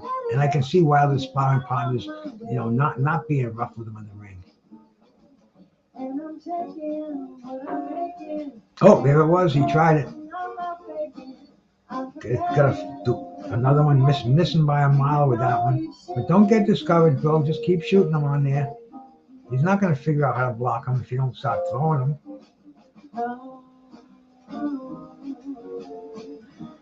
Keep throwing him. Don't stop. There you go, man.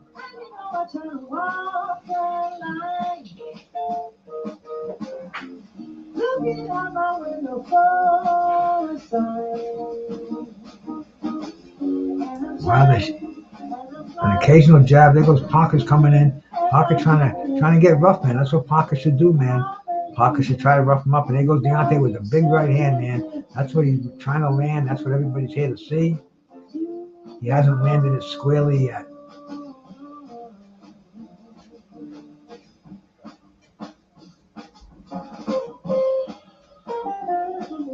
Parker's been sparring with Tyson Fury.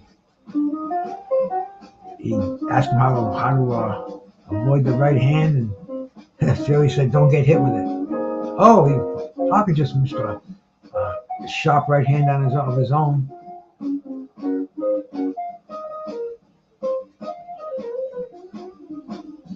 Yeah, once again on the inside, doing a lot of clinching. Parker's under the armpit of Wilder, and they're broken up for the end of what round are we in? I don't even know.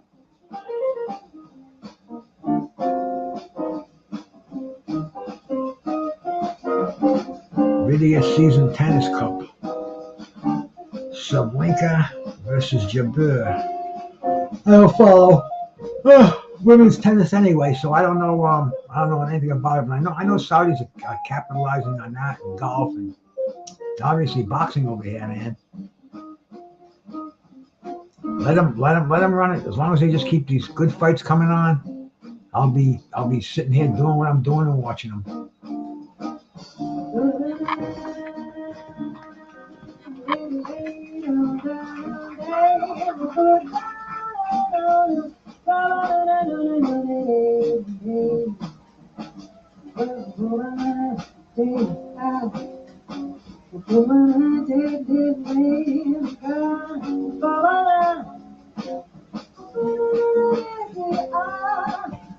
Just checking my emails, my messages, everything under control.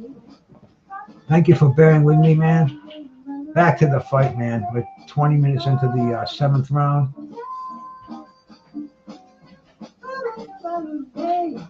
Wilder is circling to his left, circling to his right, going back and forth.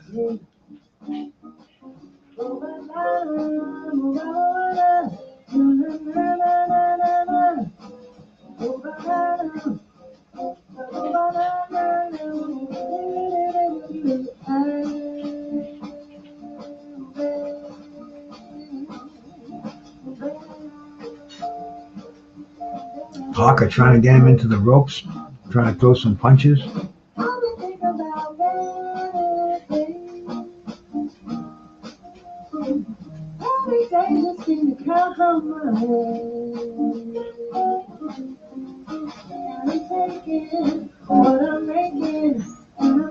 This is a 10-round fight, I believe. Am I correct?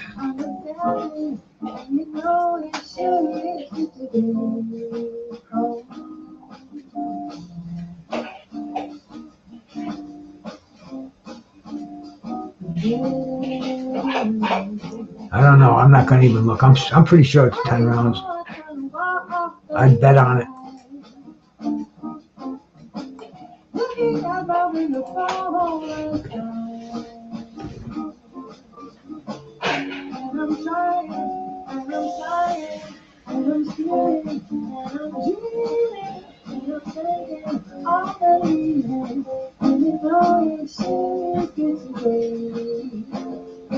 Wilder throwing sloppy right hands. Parker trying to throw a few of his own.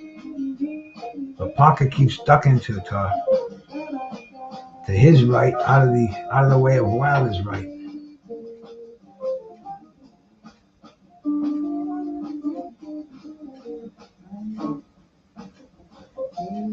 Oh, overhand right by Parker. Oh, uppercut by Wilder. Oh, every time he throws that right hand, I'm waiting to see where it lands. And once again, we're sailing over the head of Parker.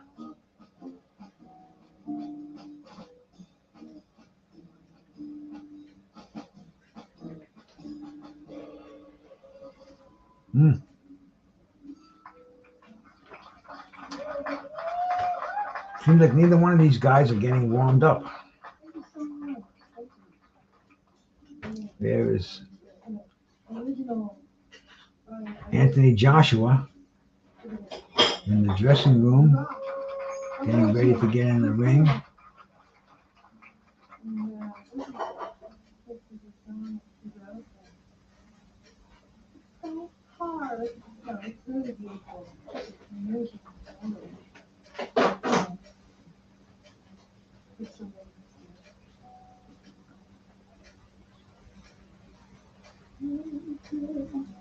Otto Wallin.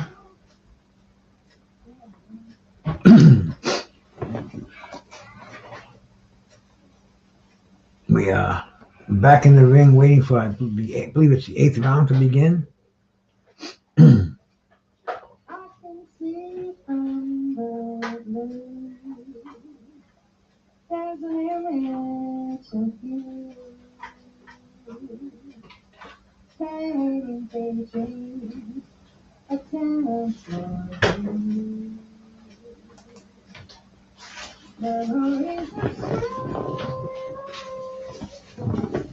freezing night, the lonely winter takes me down. Let's see what's going down in the 8th round, man. Pretty much of the same. Wilder feigning with the right, Parker not going for it. Searching to find you were one of a kind. There's a place I always run. I don't know if this goes to the decision. I don't know who I'd have this in favor of. Neither one of these guys established any dominance. Love has a way with time. I'm alive and I can't recall. I'll wait for you. They are just doing the same old in the ring. Deontay Wilder won't throw that right, and Joseph Parker can't do anything about anything in his right now.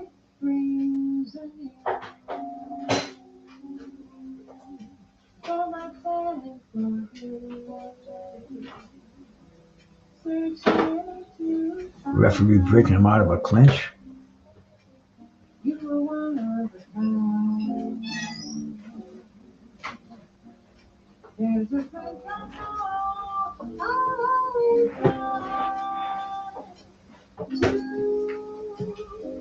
Oh, there we go. Big right hands from Joseph Parker. Joseph Parker's got Deontay Wilder in trouble. Parker's unloading, man. Parker's got Deontay Wilder in trouble, in all kind of trouble. He's got him against the ropes. He's got him in the corner. He's going for broke right now. This could be the biggest upset in the making right here, man. Deontay Wilder's holding on. He's trying to get away. And here we go. The referee breaks him up. Let's see if Wilder was hurt by any of those punches. Let's see if Joseph Parker's going to continue. That made it exciting. The end of the round, man. Getting ready for the 10th round. Overwhelming round for Joseph Parker. Wilder's just shaking his head. Whew. Good stuff, man. This is what we came to see. This is too little too late. I don't know. Hey, let's see this again. Yeah, the right hand got him off. Hurt Deontay Wilder. Fucking Parker went right hand crazy. That's what he has to do. I think if it goes to the decision, I think they're going to give it to, I think Wilder gets a decision. Fairly close fight.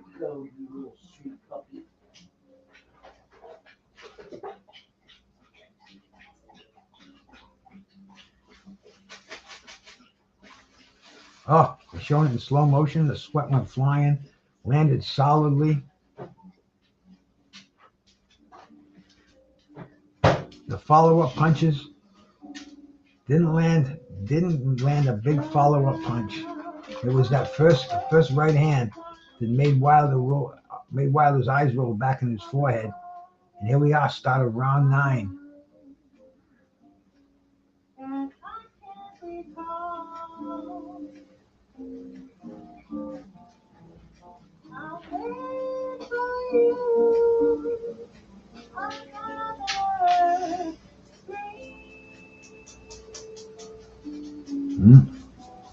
They're not picking up where they left off.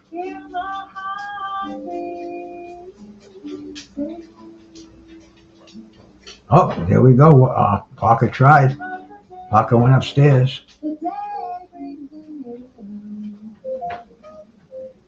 Wilder with a jab.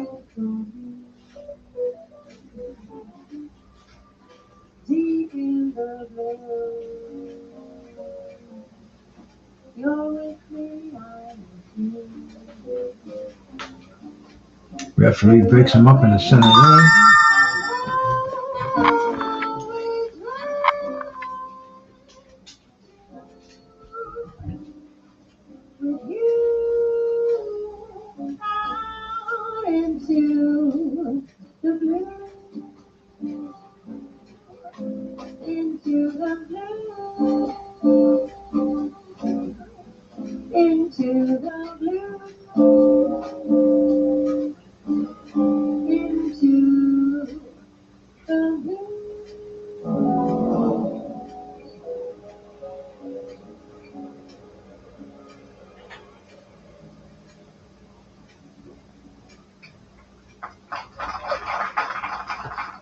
A little text message from my sister, J. Marie Moore, Archie's daughter, become my internet friend. Had her on an interview last week. And Thanks a lot, y'all. but anyway, bro, let's get back to boxing here, man. We're in the ninth round. 45 seconds to go. We do need to see some action. The last round ended with a bang, mostly from Joseph Parker. And this round, I don't know. This is that last round was an exception to the rule. It's been kind of a dull fight. Wilder trying to land the right hand.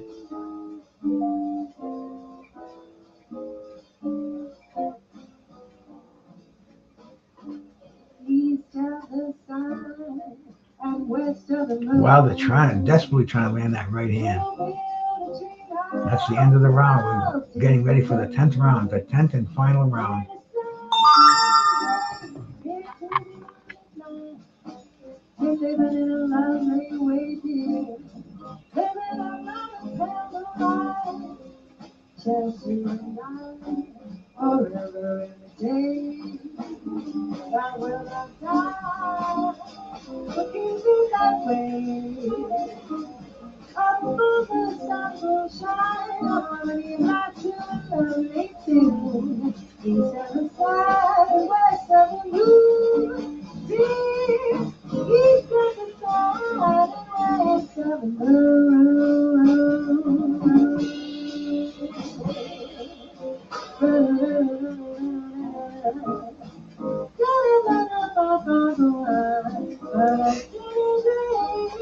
Okay, getting ready for the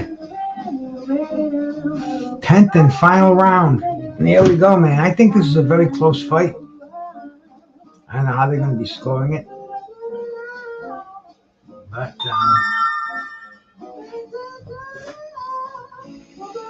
these crazy freaking text messages.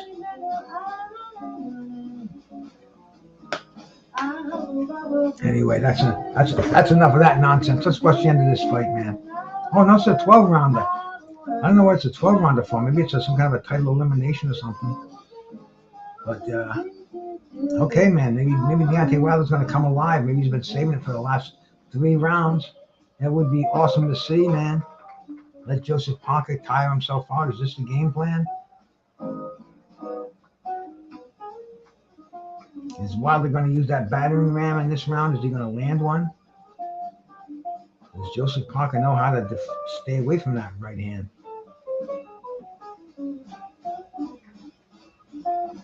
So far, it looks like it.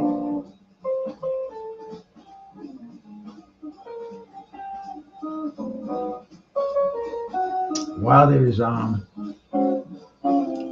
he's definitely not as aggressive as we want him to be here. Oh, there goes Joseph Parker with the left hand, but as soon as he lands that hook, they went right into the clutch. He doesn't get a chance to come after him with those right hands that he did a couple of rounds ago.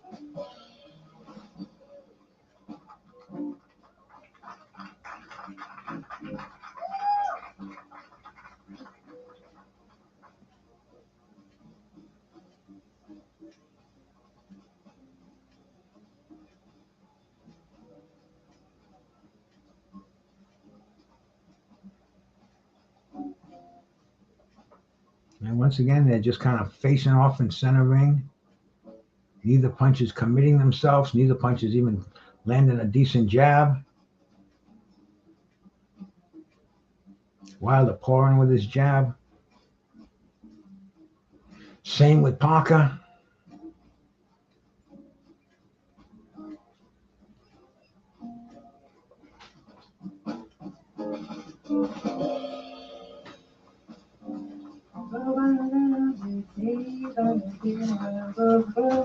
Not much happening in this fight.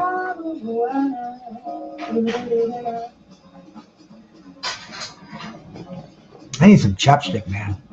My lips are dried out.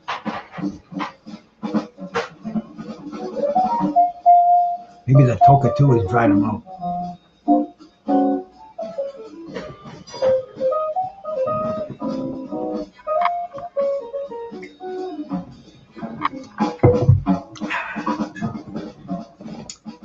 that's it for round number 10.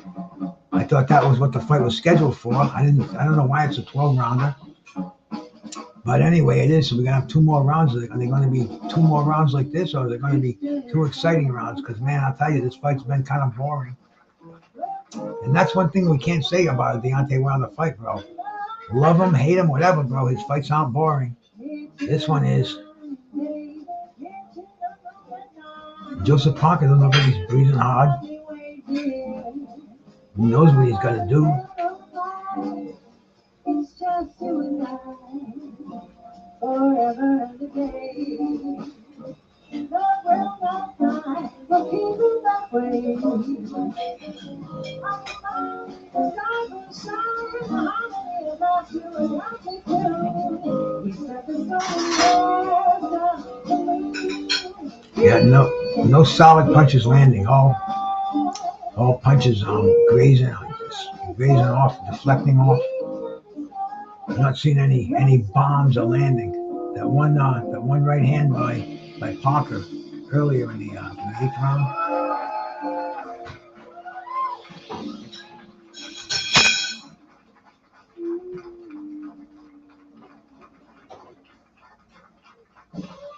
Hey babe, I got one more fight after this, okay?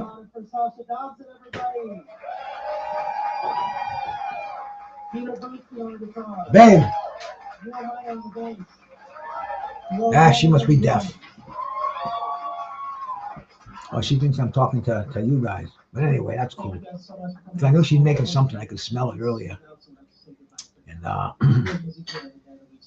definitely don't want to get left out of a meal. But boxing comes first.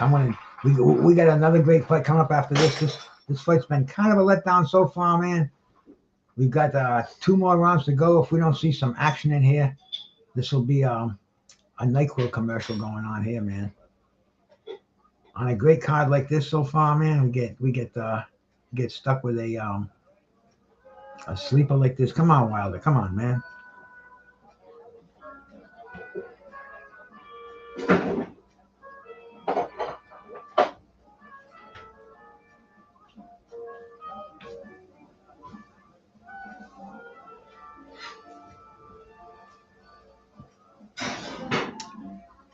Both of them tried to exchange it for a second there. Neither one landed.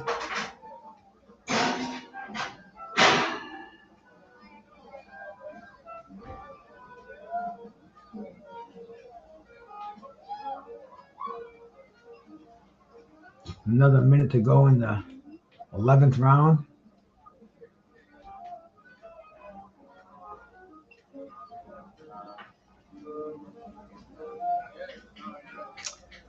Yeah, this fight is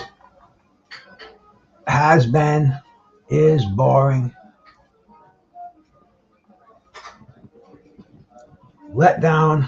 This is kind of what people were saying the whole card was going to be like, but the whole card wasn't like this, man. The whole card was entertaining as hell so far.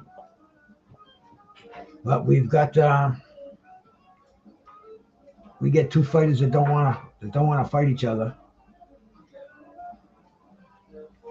And they're doing an awkward dance in here for 12 rounds.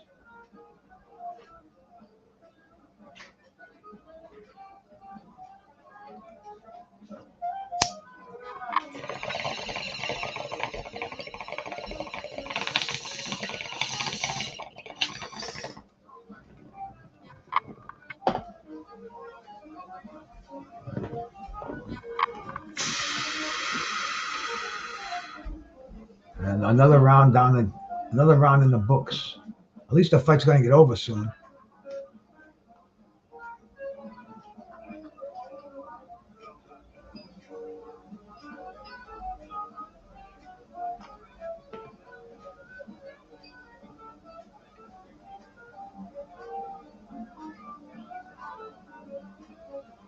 A little bit of action on the inside from Parker. I'm seeing in the replay.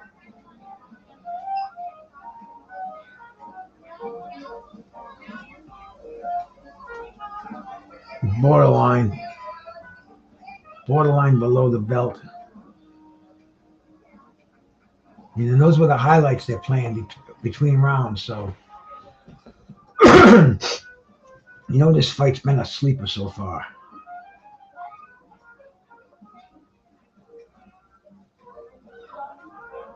Sleep inducing. I don't mean to sleep, but like pay attention to it.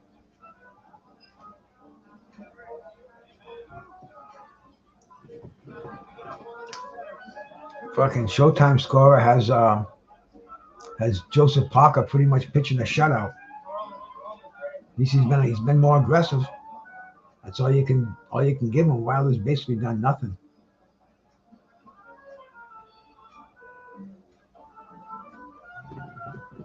Going to be interesting to hear the decision on this fight.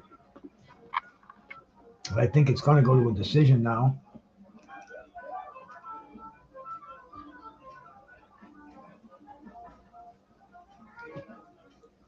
Why? Non-echo in here.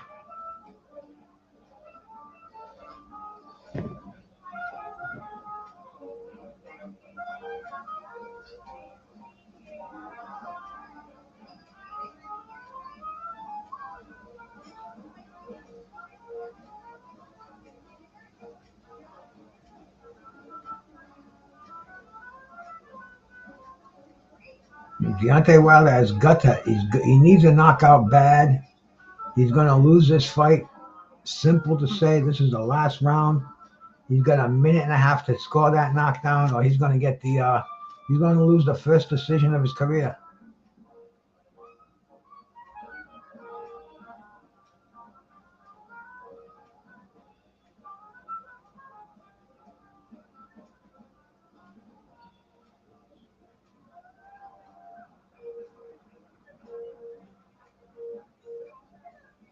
Wilder is trying to land that punch, and it doesn't look like it's going to happen.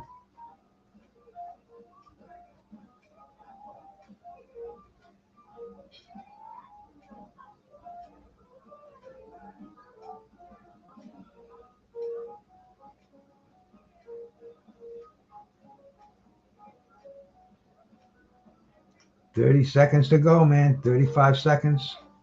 And Joseph Parker is going to get himself a victory.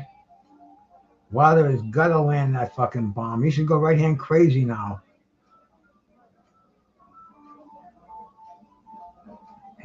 Parker knows how to defend against it.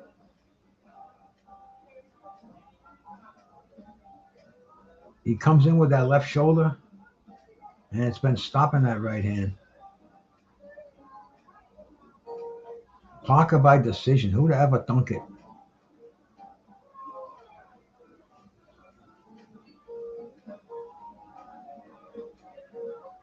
You definitely have to check out this decision, man. Oh, not yet, bro. Not yet. The decision hasn't been announced yet, but Parker pretty much beat him. Pretty much pitched a shutout over here, bro. Wilder couldn't land that right hand. He tried. Nope, no knockdown. He got wobbled once, but he never got knocked down. He just got beat to the punch every time, and he never mounted an offense. And bro, I've seen crazier things happen in boxing, but they couldn't possibly take this away. Did my other screen freeze on me? Yeah. Let me bring this up and see. No, it's just nighttime out. So you can see the city lights across the bay. I bring them up a little bit. I can't go any closer. Yeah, I can if I go like this.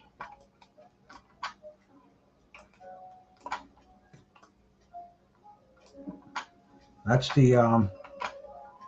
that's what I look at pretty much every day. That's at night. That's the city lights.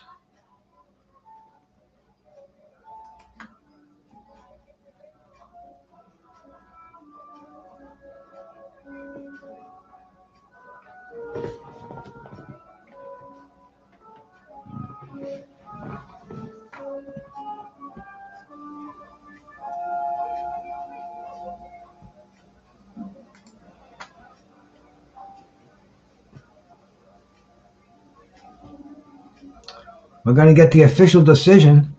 I got to give it to, Wilder just lost, bro.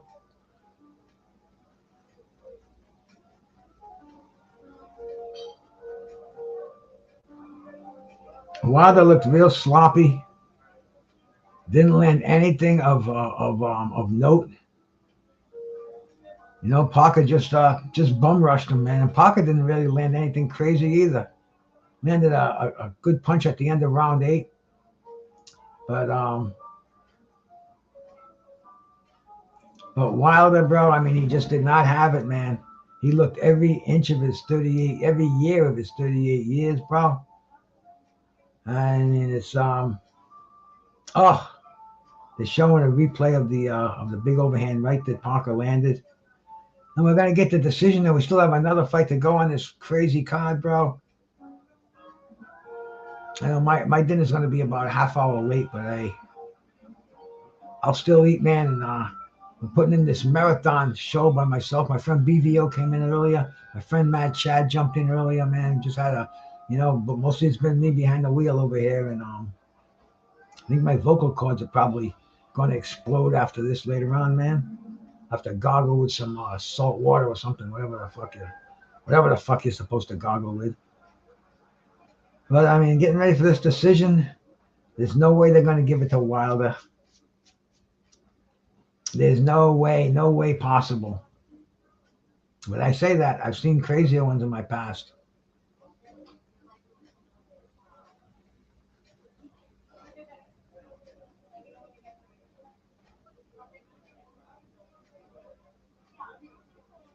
Here comes the judges' scorecards.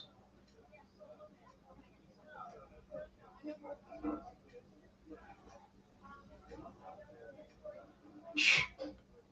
118, 111. That's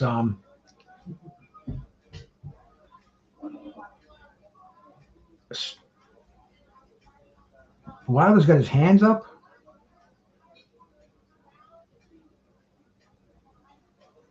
Look at Wilder. Wilder thinks he won the fight.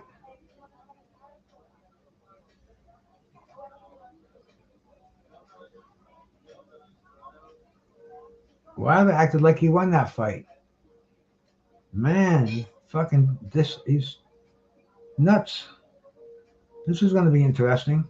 This is going to make an interesting YouTube. I can almost guarantee it. This next week, man. Probably even tonight. I don't know what's going on tonight, but we got the main event still to come.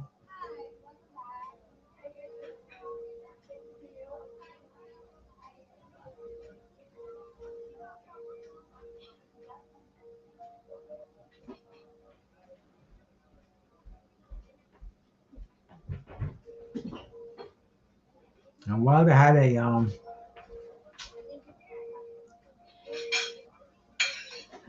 Wilder did nothing. Hey, babe. Maddie. Yeah? I got one more fight, okay? I got one more fight. One more fight. It's in the oven. All right.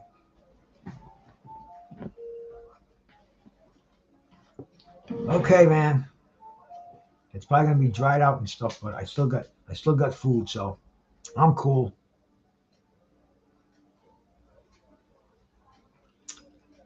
Any interviews, man? Is Wilder saying anything? Is Parker saying anything? This is kind of one of the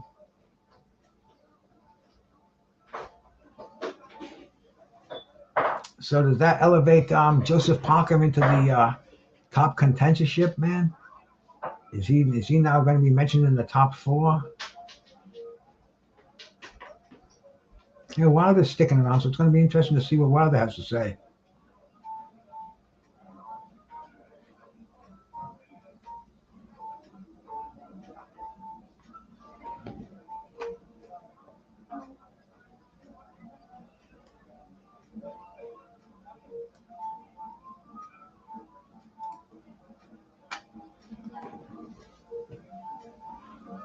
Parker very humble in victory.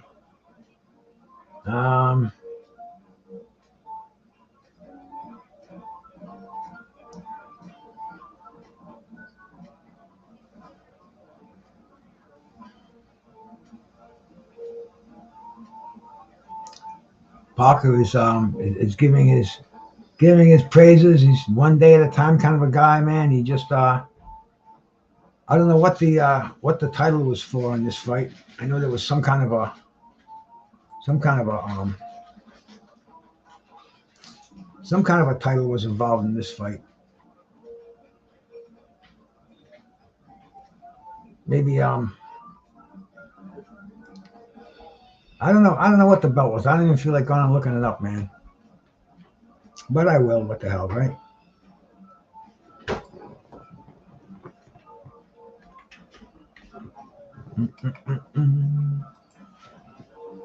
It almost knows what I want. I just have to type in like 3 letters, and it kind of knows exactly where I want to go.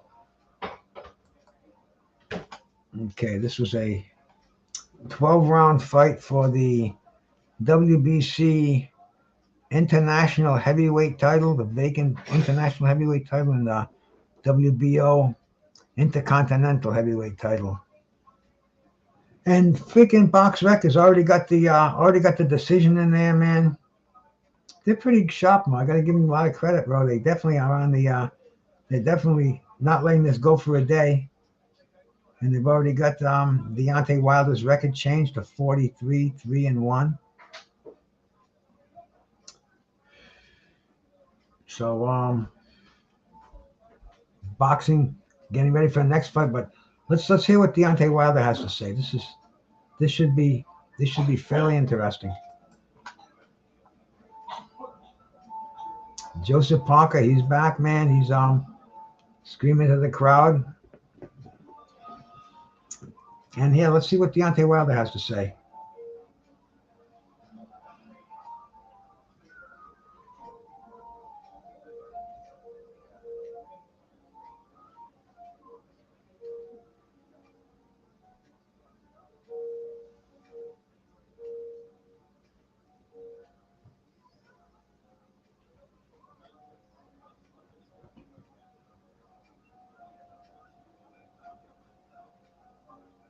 Wilder's saying his timing is off.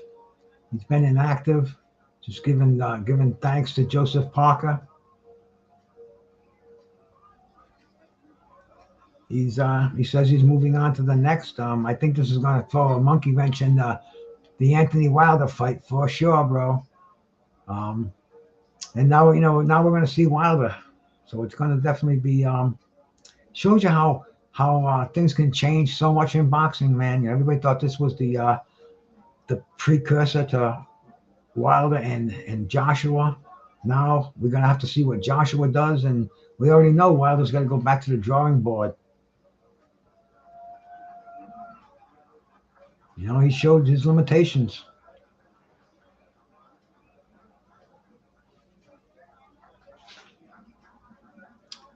Wilder's he's in a different frame of mind. He don't look like he gives a shit about the loss.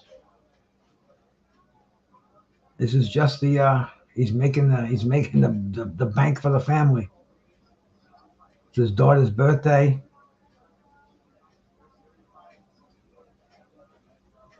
He says he's coming back for sure.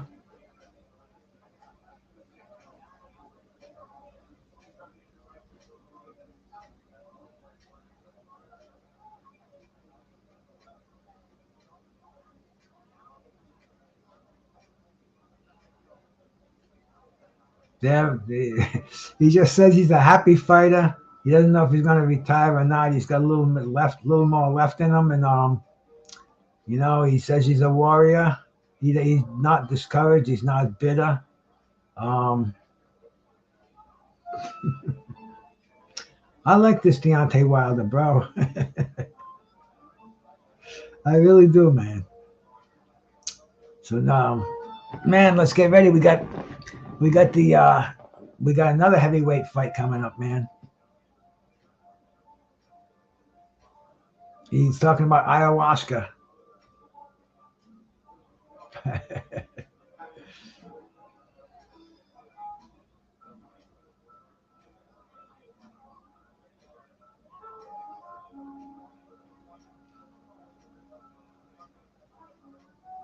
He must have some ayahuasca ground up. He must have been able to bring some with him. Maybe even doing it right now, man, because ayahuasca is a hallucinogenic, similar to psilocybin mushroom, mescaline, LSD. It's like I said, it's a hallucinogenic. Wilder's been doing it for a bit, man. And Mike Tyson's done it. A lot of celebs have done it. A lot of regular people. It's an expensive, to go through to go see the shaman and get the ayahuasca, and it's the thing a couple of years ago, maybe even a year or two. I don't even remember, but anyway, it sounds like Wilder's still on it right now, bro.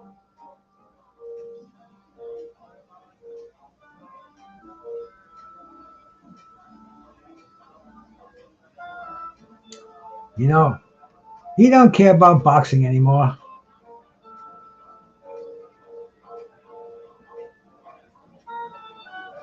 He can make a shitload of money coming in and fighting, and I don't know what he's gonna do next, man.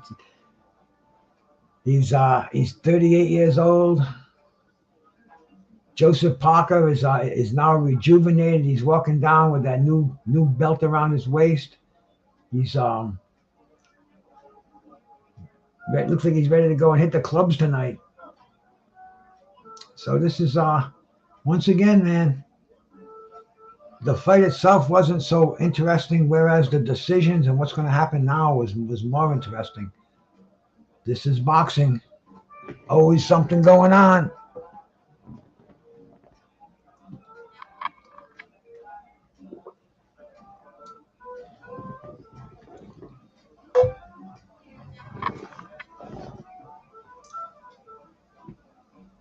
They keep showing that.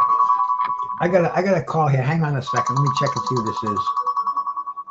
Miles Bailey. I can't answer that. Now, let me get this.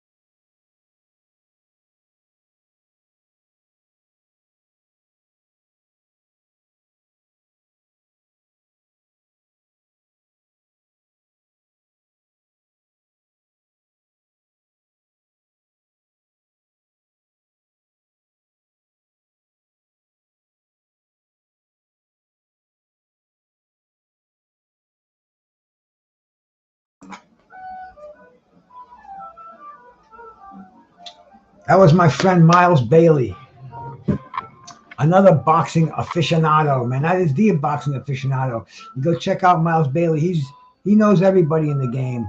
He knows everybody in the game, man. But while I was doing that, my stream froze up on me, so I'm gonna have to unfreeze that. There we go. Yeah, they're reviewing the fight. We're getting ready for the next fight to start, man.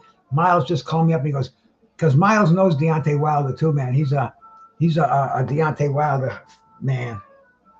And he said, that was not the Deontay Wilder. I don't know what happened to him. I said, hey, man, you want to jump on and talk about it? And he's somewhere right now, but he's going to try to get on a little bit. And, hey, we'll see what's up, bro. Like I said earlier, man, I am starving. I've been on here for 7 hours straight. The only thing I put in my body is water and weed. And I'm looking to get some food pretty soon, bro. While they're going to retire, very, very possible, man. Very possible. That's definitely not the Deontay Wilder we wanted to see. Father Time is merciless, man, and it happens. It happens right before our very eyes. The ayahuasca, bro. I mean, dude, you don't mix boxing with fucking hallucinogenics, man. Mike Tyson did him after he retired. But you can't be an active fighter when you're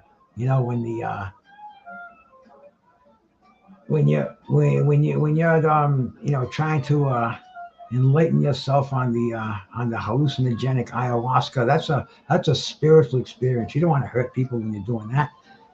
Wilder not hurting people is not Deontay Wilder. But okay, bro, here we go, man. We're getting ready for the main event, bro. Joshua and Otto Wallin. Is this going to be an exciting fight? Otto Wallin has never been stomped in his career, bro. I mean, he's got a tough chin. I don't even know if he's ever been down.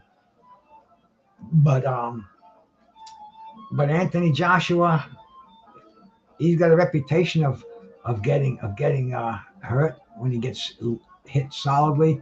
The thing about Wallin is he's not a devastating puncher. So we'll see what's up with this, man.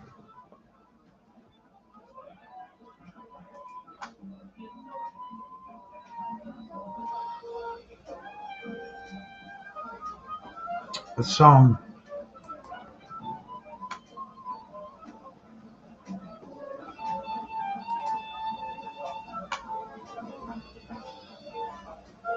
right now Anthony Joshua is he's coming off the Hellenius victory.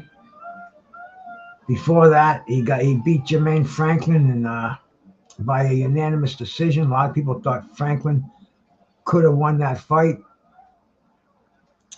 But Otto Wallin, he's definitely a worthy opponent, man. You know, we want to see these guys fighting. We want to see these guys fighting and fighting often. And this right here it's a pretty decent matchup, man. You know, Wallin looked really, really good. You know, in the Tyson Fury fight, I don't think he won the fight. I thought Fury won. I thought Fury outboxed him in the fight. But after that, man, he came on. He fought in a nationally televised fight against Travis Kaufman. Knocked Travis Kaufman out. Dominic Brazil beat Dominic Brazil convincingly. This is when he was an underdog. Everybody thought Brazil was going to beat him.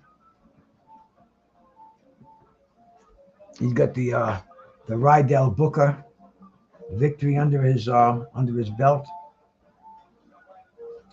And then the Gaslev, I mean, that was a decent win. And tonight, man, this is the Anthony Joshua. He wins this fight, he's in line for another title. We've had one upset. Maybe we'll have another. Joshua's been he hasn't been his best, man. I'll tell you. You know, ever since that defeat to Andy Ruiz, who's at ringside here.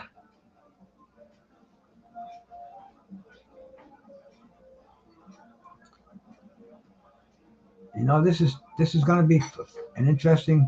Wilder's a minus 360. So he's favored by 360. That means every $100 you bet, you get $360 back.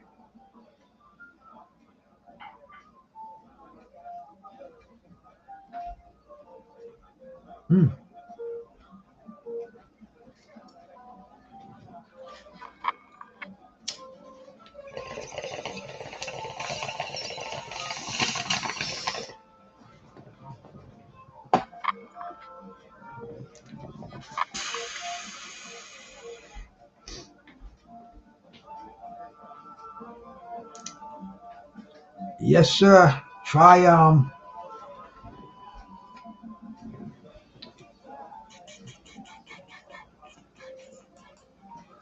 one I'm watching right now is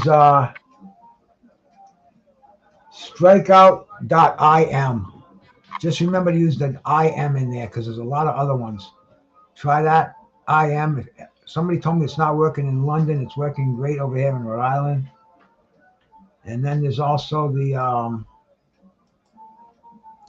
Crackstream. Crackstream's coming in okay too, man. That is crackstream.biz. Crackstreams.biz. That should get you a pretty clear reception of the fight. So give it a shot, man. I'm watching. I got both of them up, so if one goes down, I can go to the other one. I'm trying to get a full screen on the Crackstream, and here it is. Boom. Yep, there we go. Full stream. Getting ready for the main event. 6:30. We've been on here since 11 o'clock today, man. This is boxing. I'm glad I'm not a screamer. You know, like some people are, man. My throat would be fucking gone. That would be gonzo.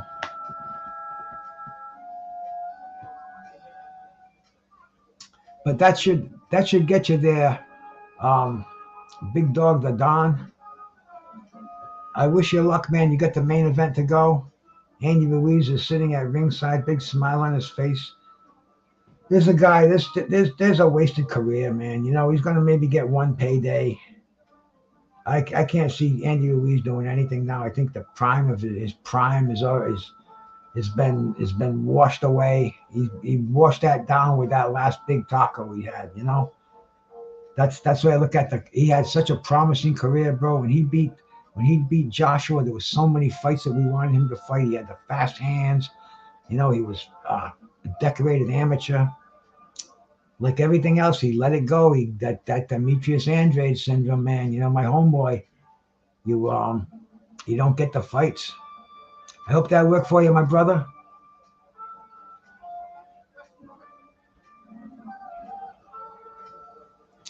Yep, Andy. He could have been a contender. This dude he had that one-hit wonder, and he never did anything. Even when he beat Ortiz. Chris Arreola almost fucking knocked him out, right? Yeah, he just never lived up to that potential, squandered potential, squandered talent, and that was that's my opinion of Andy Ruiz. You know, he looks like he's trying to make that comeback. I don't know, man. I don't know if he's overpricing himself.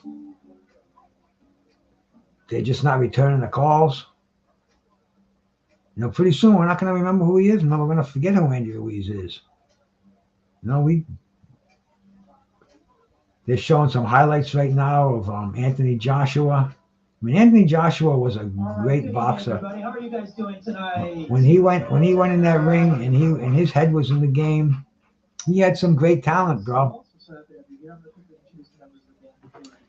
Since he got knocked out, he's got a wicked thin waist, bro. He's always in tip-top physical shape. You know he's a bodybuilder. You know he goes to the gym and he pushes some iron around. Can't get too stiff doing that though, bro. That's gonna keep that fluidity which you need. Lifting weights in boxing is a science. You have to know what you're doing. Anthony Joshua, I don't know his last few performances. I don't know if he has. He just seems to be real stiff with those punches and not getting that snap at the end of them. You know, he finally got what's his face out of there, Helenius. What was that, like a 7th round or something? But he couldn't land that bomb for until he did. Well, we'll see what's going to happen today. He's always got a weird look on his face, always kind of a weird expression. They're both in their dressing rooms waiting for the call.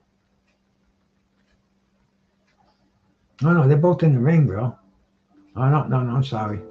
They're showing a quick highlight of the Tyson Fury fight. It's Otto Wallin's claim to fame that he busted up Tyson Fury. A lot of people think he should have won the fight. The fight should have been stopped, but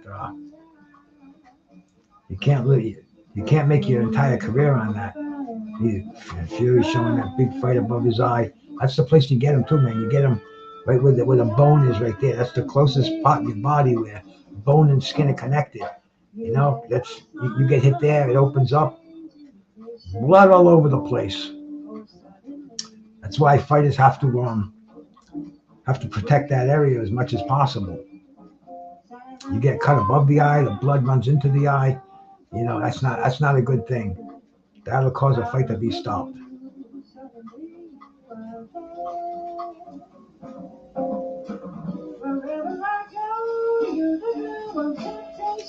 They're both walking around getting ready to be announced in this fight.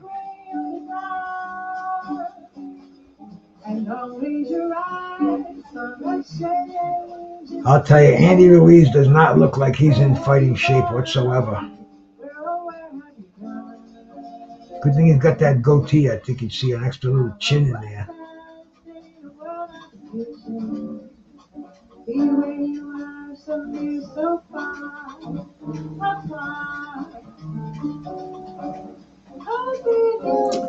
We're getting ready for the beginning of this fight, bro, and it's going to be an 8-hour stream, man. This is a record for me. We'll see if I get any watch hours on my YouTube page. I better, man. I'm putting in the work today. You know what they say, you and cats? Oh, you're doing that work, doing that work. This ain't work, buddy. You don't know what work is, man. And it sure as hell ain't this. Both of these guys similar in age. Wallin 33, 34 for Joshua, 6'6" to 6'5". The weights of Joshua's heavier by about 13 pounds at 250. And he's got a 4-inch reach advantage.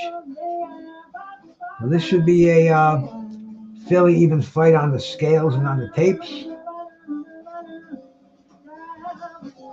We'll see how far that Wallin has improved since I last saw him fight. That's when, I didn't see the Glacier fight.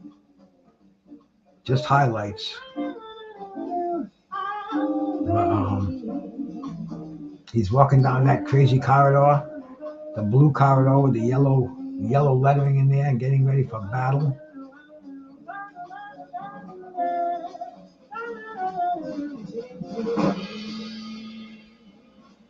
Once again, Michael Buffer doing the ring announcing.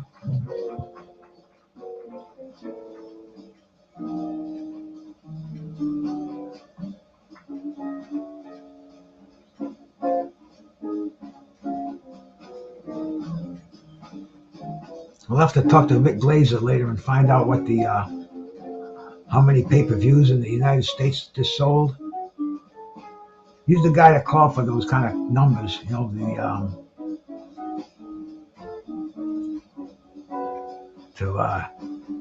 to hear the business side of it. Because everybody's got these different crazy numbers. Dude, people love him or people hate him, but he definitely knows what the numbers were for a pay-per-view. And I'll give him a buzz and ask him that whenever I want to know, instead of listening to some of the other clowns on here that have no idea what they're talking about. And anyway, bro, I can see His Royal Highness Turkey Ali Sheikh. Is that his name, bro? He's the man though. He's putting on these huge fights. Let's keep him happy. Let's show out, man. Michael Buffer doing the ring announcing. Let me hear what he's saying.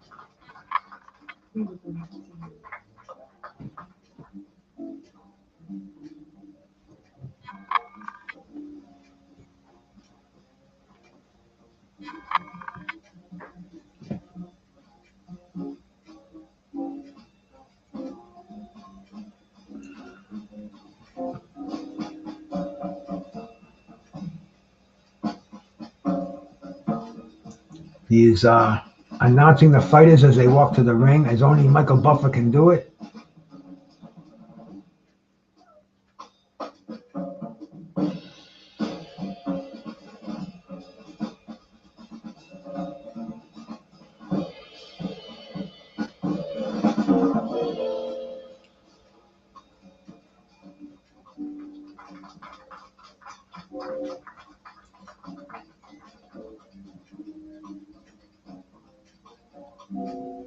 Playing some crazy music for Otto Wallin.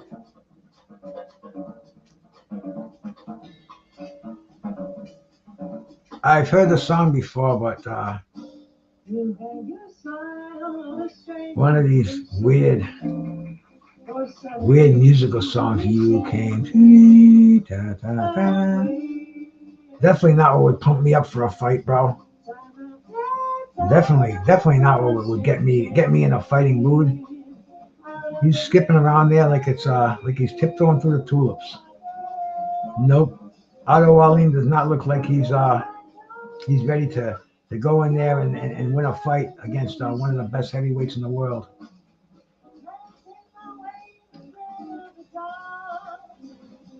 Lion's Den Security.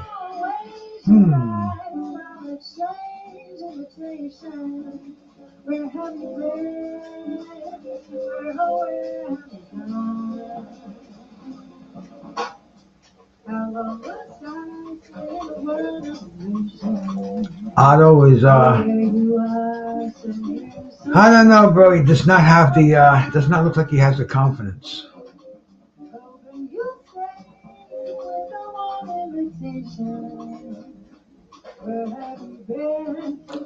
Here comes AJ.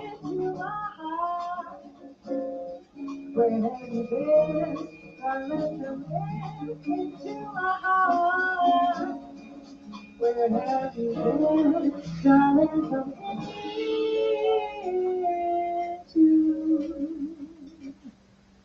my heart. Derek James.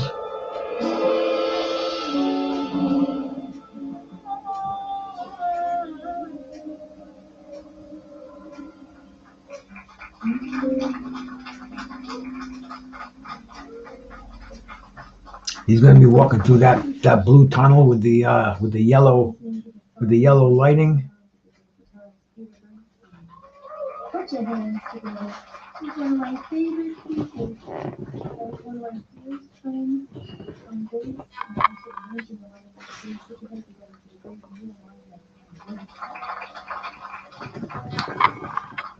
is my first date with this fine people. Hopefully not bad. Put your hands together. Here we go. Another question mark. Is this going to be the what's Anthony Joshua going to do? Is he going to come on hard? Is he going to come on quick? Oh, my stream froze on me.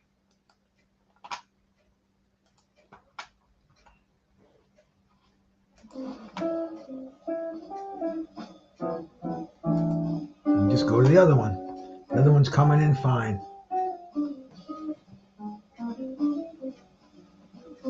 Beautiful. Always keep two going at the same time.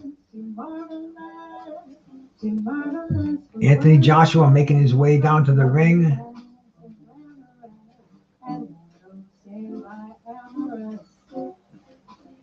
I wonder if they give away the tickets if they open up the arena after it's sold out. It looks like you got a full crowd in there. Is everybody in the country like loaded where they'll throw out ticket money? I don't know what they're charging for tickets now. I know in this country you're gonna pay $1,000. You're gonna pay. That's just the value of the fight, not counting the handlers, who you get it from. Ozempic. What's Ozempic, bro? I know I've heard of that one. Some kind of weight loss drug, huh?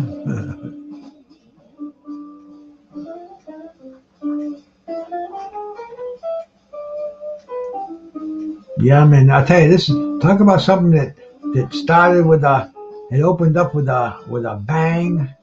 Let's close it with a bang, man.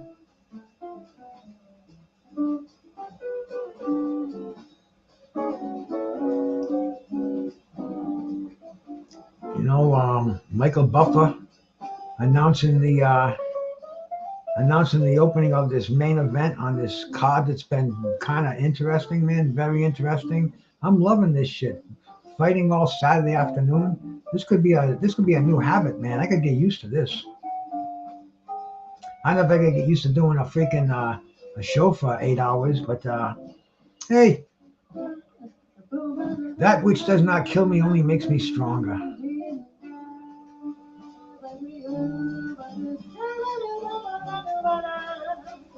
I don't recognize the judges, man. Old Steve Gray doing the judging, man. Everybody loves Steve Gray.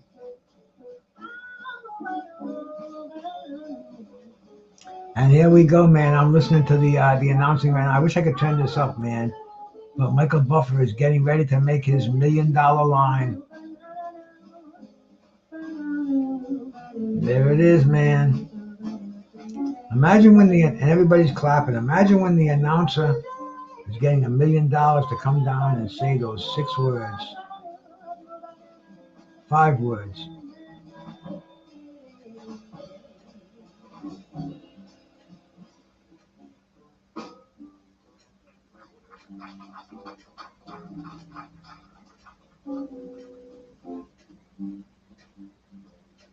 Well, Otto Wallin getting his introductions.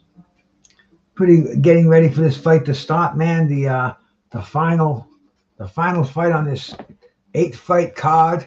Like I said, 354 wins, now up to 3. Oh, I have to recalculate the record of this fight because Some won, some lose. We saw Deontay Wilder unexpectedly lose a decision, and he's like kind of don't give a shit about it.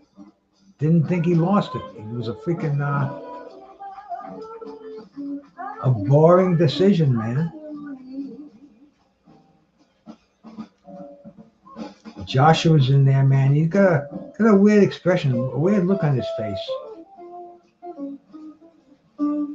Almost looks like he's worried.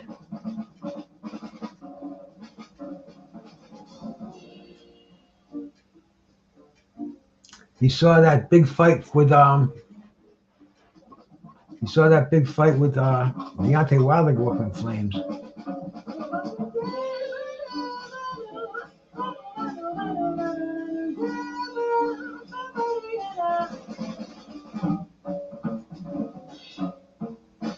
Steve Gray getting the fighters together in the center ring.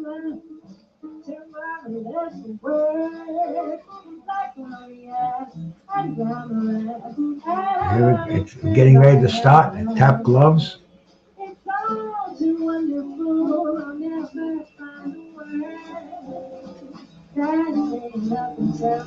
Here we go, man. I think the bell's about to ring.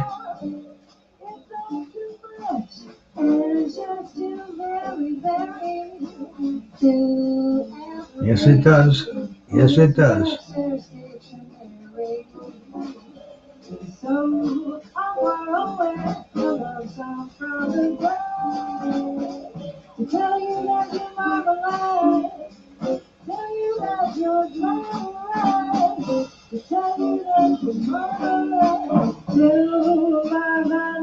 The southpaw Wallin got that right jab that he's sticking out there.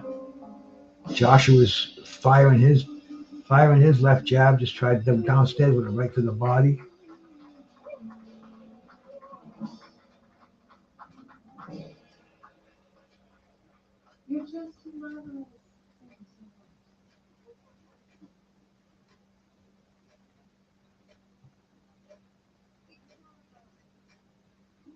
Joshua throwing some hard jabs out there. Wallin got like a pity pat jab. Mostly using that left hand to stop Anthony Joshua's jab. I think I called him Deontay Wilder, but hey, forgive me, bro. Almost 8 hours, and I've been smoking since I started. I don't think anybody could hang in with me under those circumstances, or could they?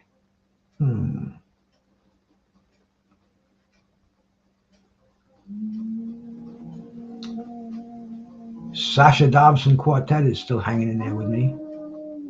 I got to give her a lot of credit, man. I ever see her name on a marquee, you know I'm going to go and get me a table up front.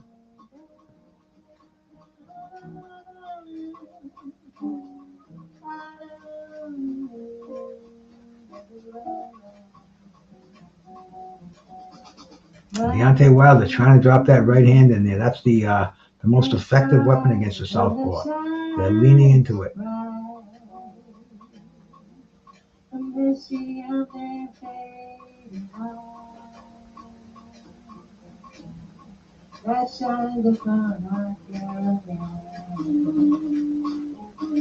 They're both still, they're in the feeling out process in the first round. 40 seconds to go in the round.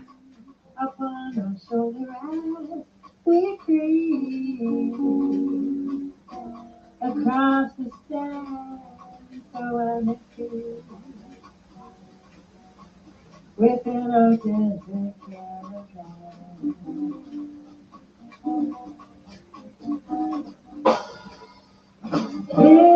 They're still going back and forth in the center ring, man. Not a real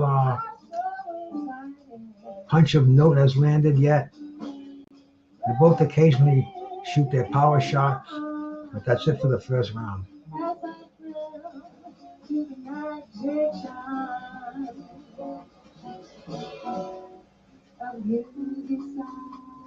They're showing that commercial that they've shown before for that some funky movie that's coming out January 6th about something that lives in the water. They're trying to make another Jaws out of it. I don't think they will. Night swim. Yeah, I knew it was something of like some kind of night something or other. Night sweats maybe, but night swim. And they're actually advertising it during a pay-per-view. And once again, they're AutoZone. You know, like I said earlier, bro. You know those used car, not used car part dealers. They're supporting boxing. O'Reilly, AutoZone. See, for my jalopy, when it breaks down, I make sure I go to either O'Reilly or AutoZone. Support boxing, man. You guys think buying an $80 pay-per-view and sitting by yourself is supporting boxing, man? I think you're just fucking degrading yourself, bro.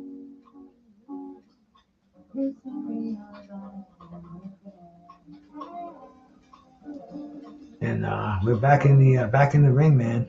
30 seconds into round number 2.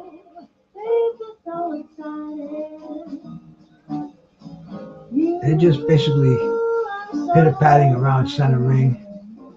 Wallin is trying to get the advantage with that jab, trying to throw that right hook after it. But Anthony Joshua is ducking under that.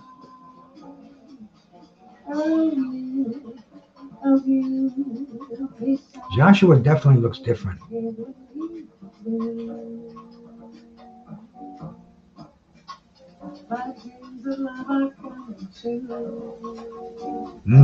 It's really hard to get down into training when you got that kind of dough.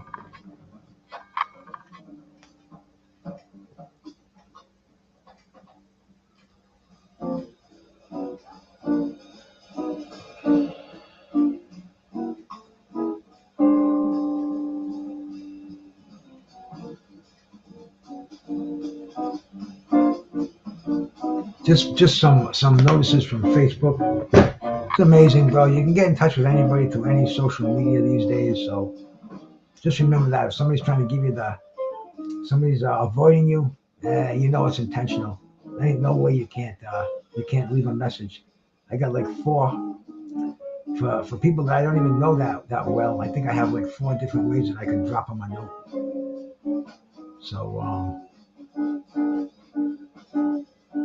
don't lie. Yeah. Once again, man, we're in the last 45 seconds of the second round. Nothing is outstanding is happening.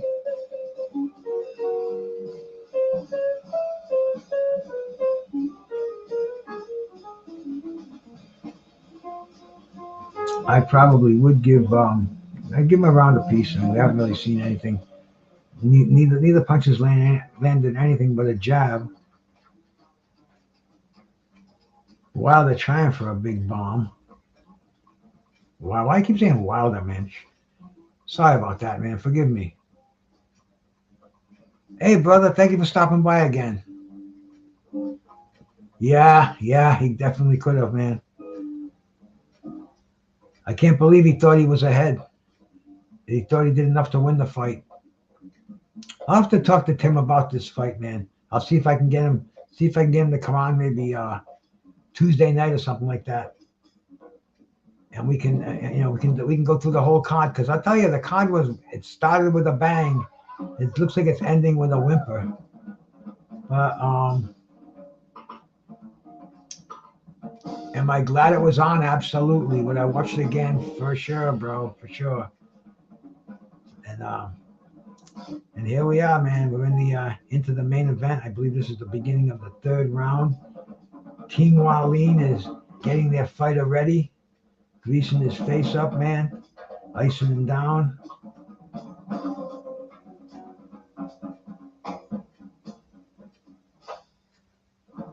And Joshua just has a different look in his face. He looks almost like a child in there. It's weird. I can't quite put my finger on it.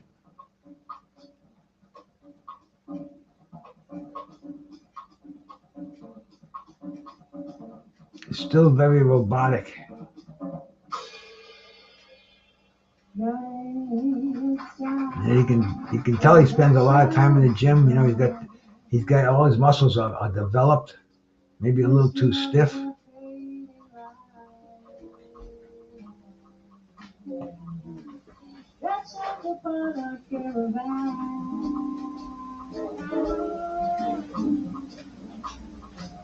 It's hard to believe that the last 3 fights lasted longer than the first 5 fights. Even maybe let's even say the last 2 fights, bro. And we had blowout. We had some great knockouts, some highlight reels. Savage stoppages.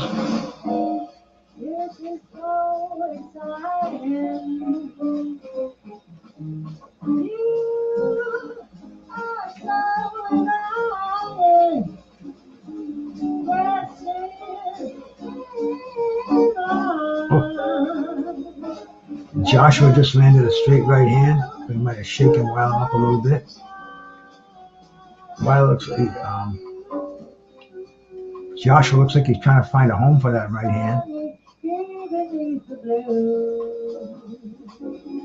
split Wallin's guard with the jab. Oh, got him with a good left hand after that. During that 3-punch combination.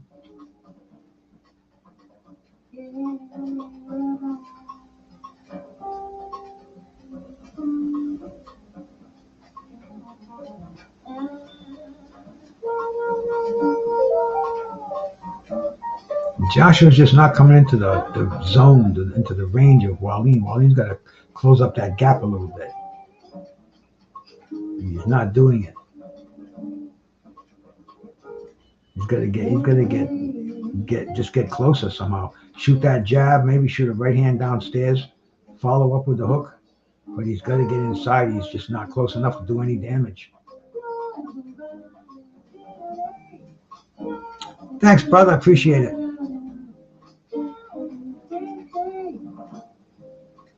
I'm definitely not a commentator, but I'm doing the best I can. I'd be here talking to myself. My old lady would think I was nuts, so at least I can turn the microphone on and share a little bit of it with you, man. Appreciate it. And a lot of people don't have the link for it. They don't have the capabilities, so I try to keep you informed. And that's the end of the round. Kind of give the round to Joshua. He landed a few overhand rights. He got his jab in there. Wallin just wasn't doing anything, man. Ben Davidson coaching Anthony Joshua. And Joshua is showing replay, a couple of nice shots to the body. Right hand jab. Right, yeah, all nice body punches by Anthony Joshua. We're going to do an original, actually. I was very fortunate to meet the record with Keith and one of my cherished things. Called Girls Up, the song. So, you're the thing. It's meant to be. Yeah, Joshua is beginning to land some punches. Beginning to take command of this fight.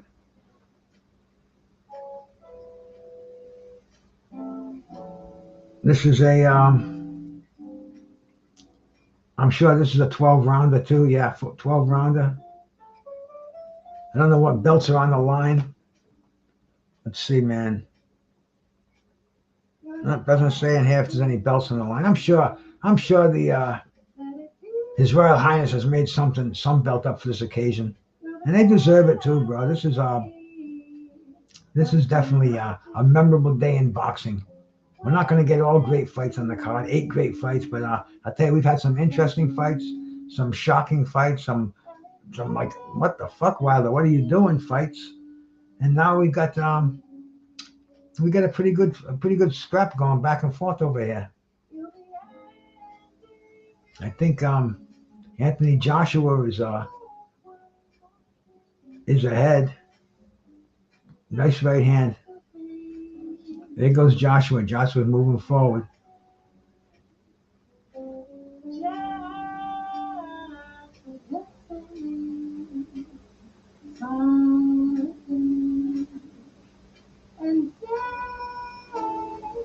Wallin trying to throw that left on the body. What happened to us? Oh, I don't know. Something, but it didn't happen anymore.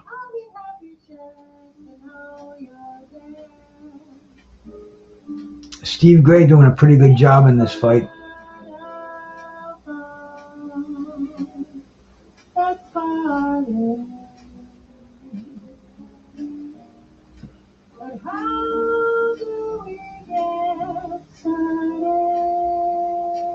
Wilder trying to land that big right hand.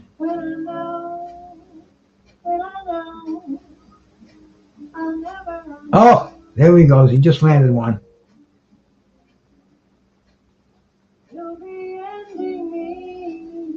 Wallin has definitely got to change his plan here because he's got that right hook. It was in the back of the head and missed the target. Kind of bounced off the shoulder. And there goes Wilder. Wilder's got him in the corner trying to open up. Wallin just doing nothing. I'd like to see Wilder get those hands moving. Wallin is beginning to land his right hand.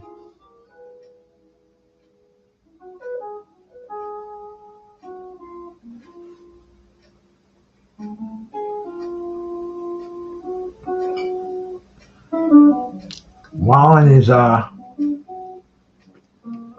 tried a combination as the bell rang. That nose looks like it's getting quite purple.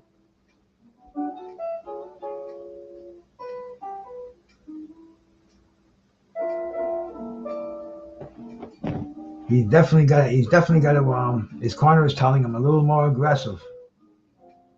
This is what you got to do, bro.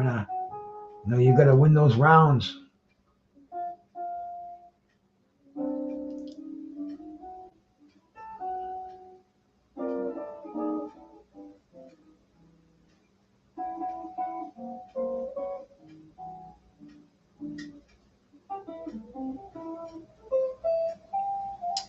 Getting ready to start.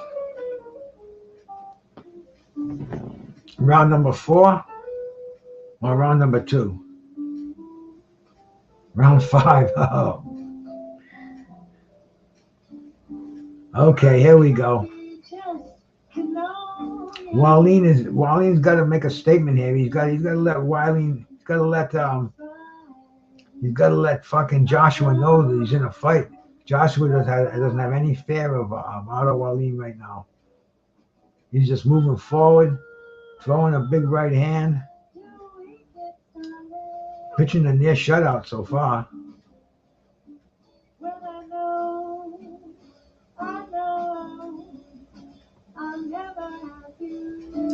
When he misses, he hugs Wallin.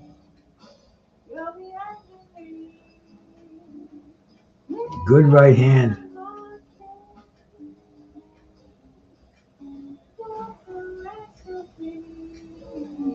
I think Wallin would like to make a statement on this night, on this earliest night right now. We went from day to night, had the whole 9 yards over here, bro, and we're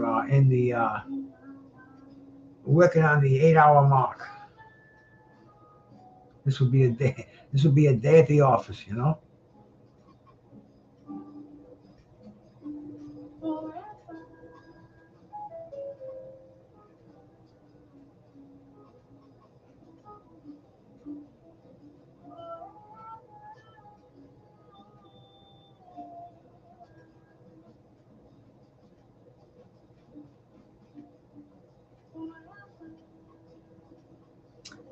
They just Wallin just isn't doing anything in this round.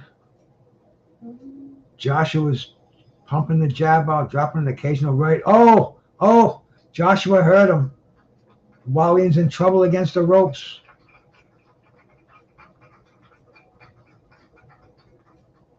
Joshua nailed him with a counter punch, and he got him hurt.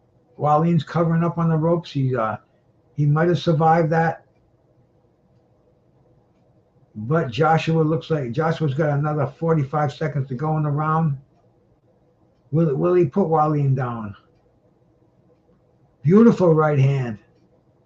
He's landing that punch with authority, man. Beautiful overhand right. Another one.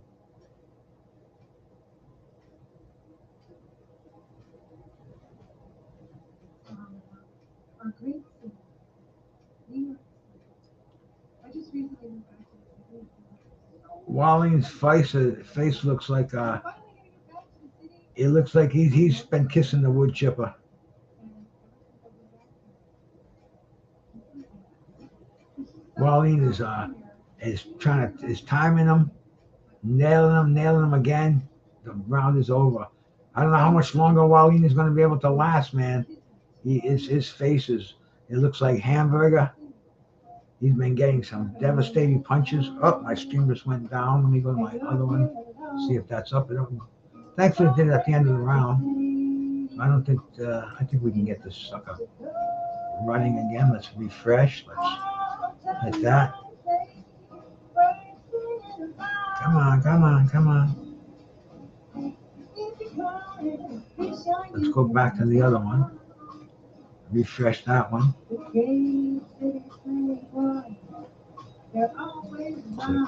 Click that, and come on.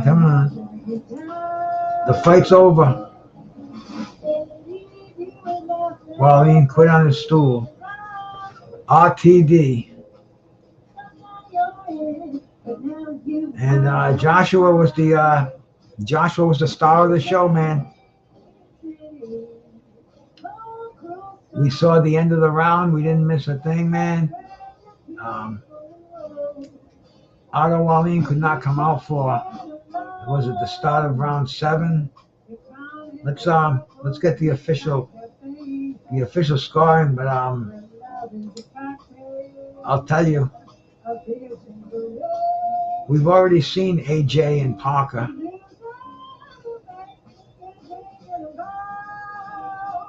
They're going to be talking Hrgovic now with Anthony Joshua. They're going to be talking Parker and Hrgovic. We saw Daniel Dubois. We can see things for him, man. I mean, this is what this did was it thinned out the herd a little bit. Definitely a pretty good card, bro. And man, hey, thank you so much, Stop, for coming in here, man. I appreciate that, bro. I appreciate you hanging in with me, and it was pretty cool. It was boxing, man. And it was definitely happening, bro. It was like better than me going to a Christmas party. I could have went to an all-day Saturday afternoon Christmas party, and man, I would have been bored out of my fucking head. This right here, cool stuff, man. That's what we're hoping, bro. I mean, AJ came through, We can't knock him. What was Otto Wallin, man? We got to see another fight. That's why we got to see activity and let these Saudis do their thing. You can see Steve Gray took a look at Otto Wallin in the corner, waved the fight off. Didn't see any complaining from Otto Wallin. Great stuff, man. I am starving. I'm gonna go eat, bro. This was awesome having everybody in here, man. I appreciate anybody who came in here and stayed here, even just came in for a second, man. Thank you so much for spending a little time with me. Checking out me in the Monhoe Bay, talking some boxing. Same goes over there for anybody watching on Facebook.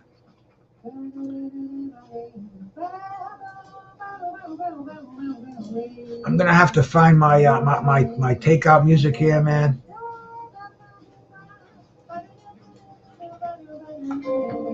Shout out Brucegas, aka Toki 2.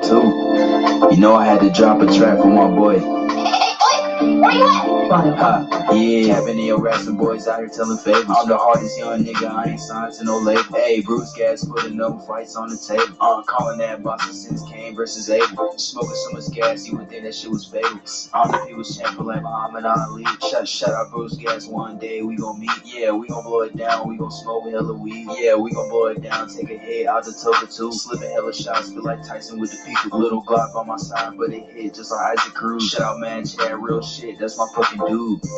We always cooking on the panel. Strapped to my side, I ain't talking about no sandal. Bruce pass me the blunt, I'ma light it like a candle. Ayy, non-stop bars, man, I always spit flames.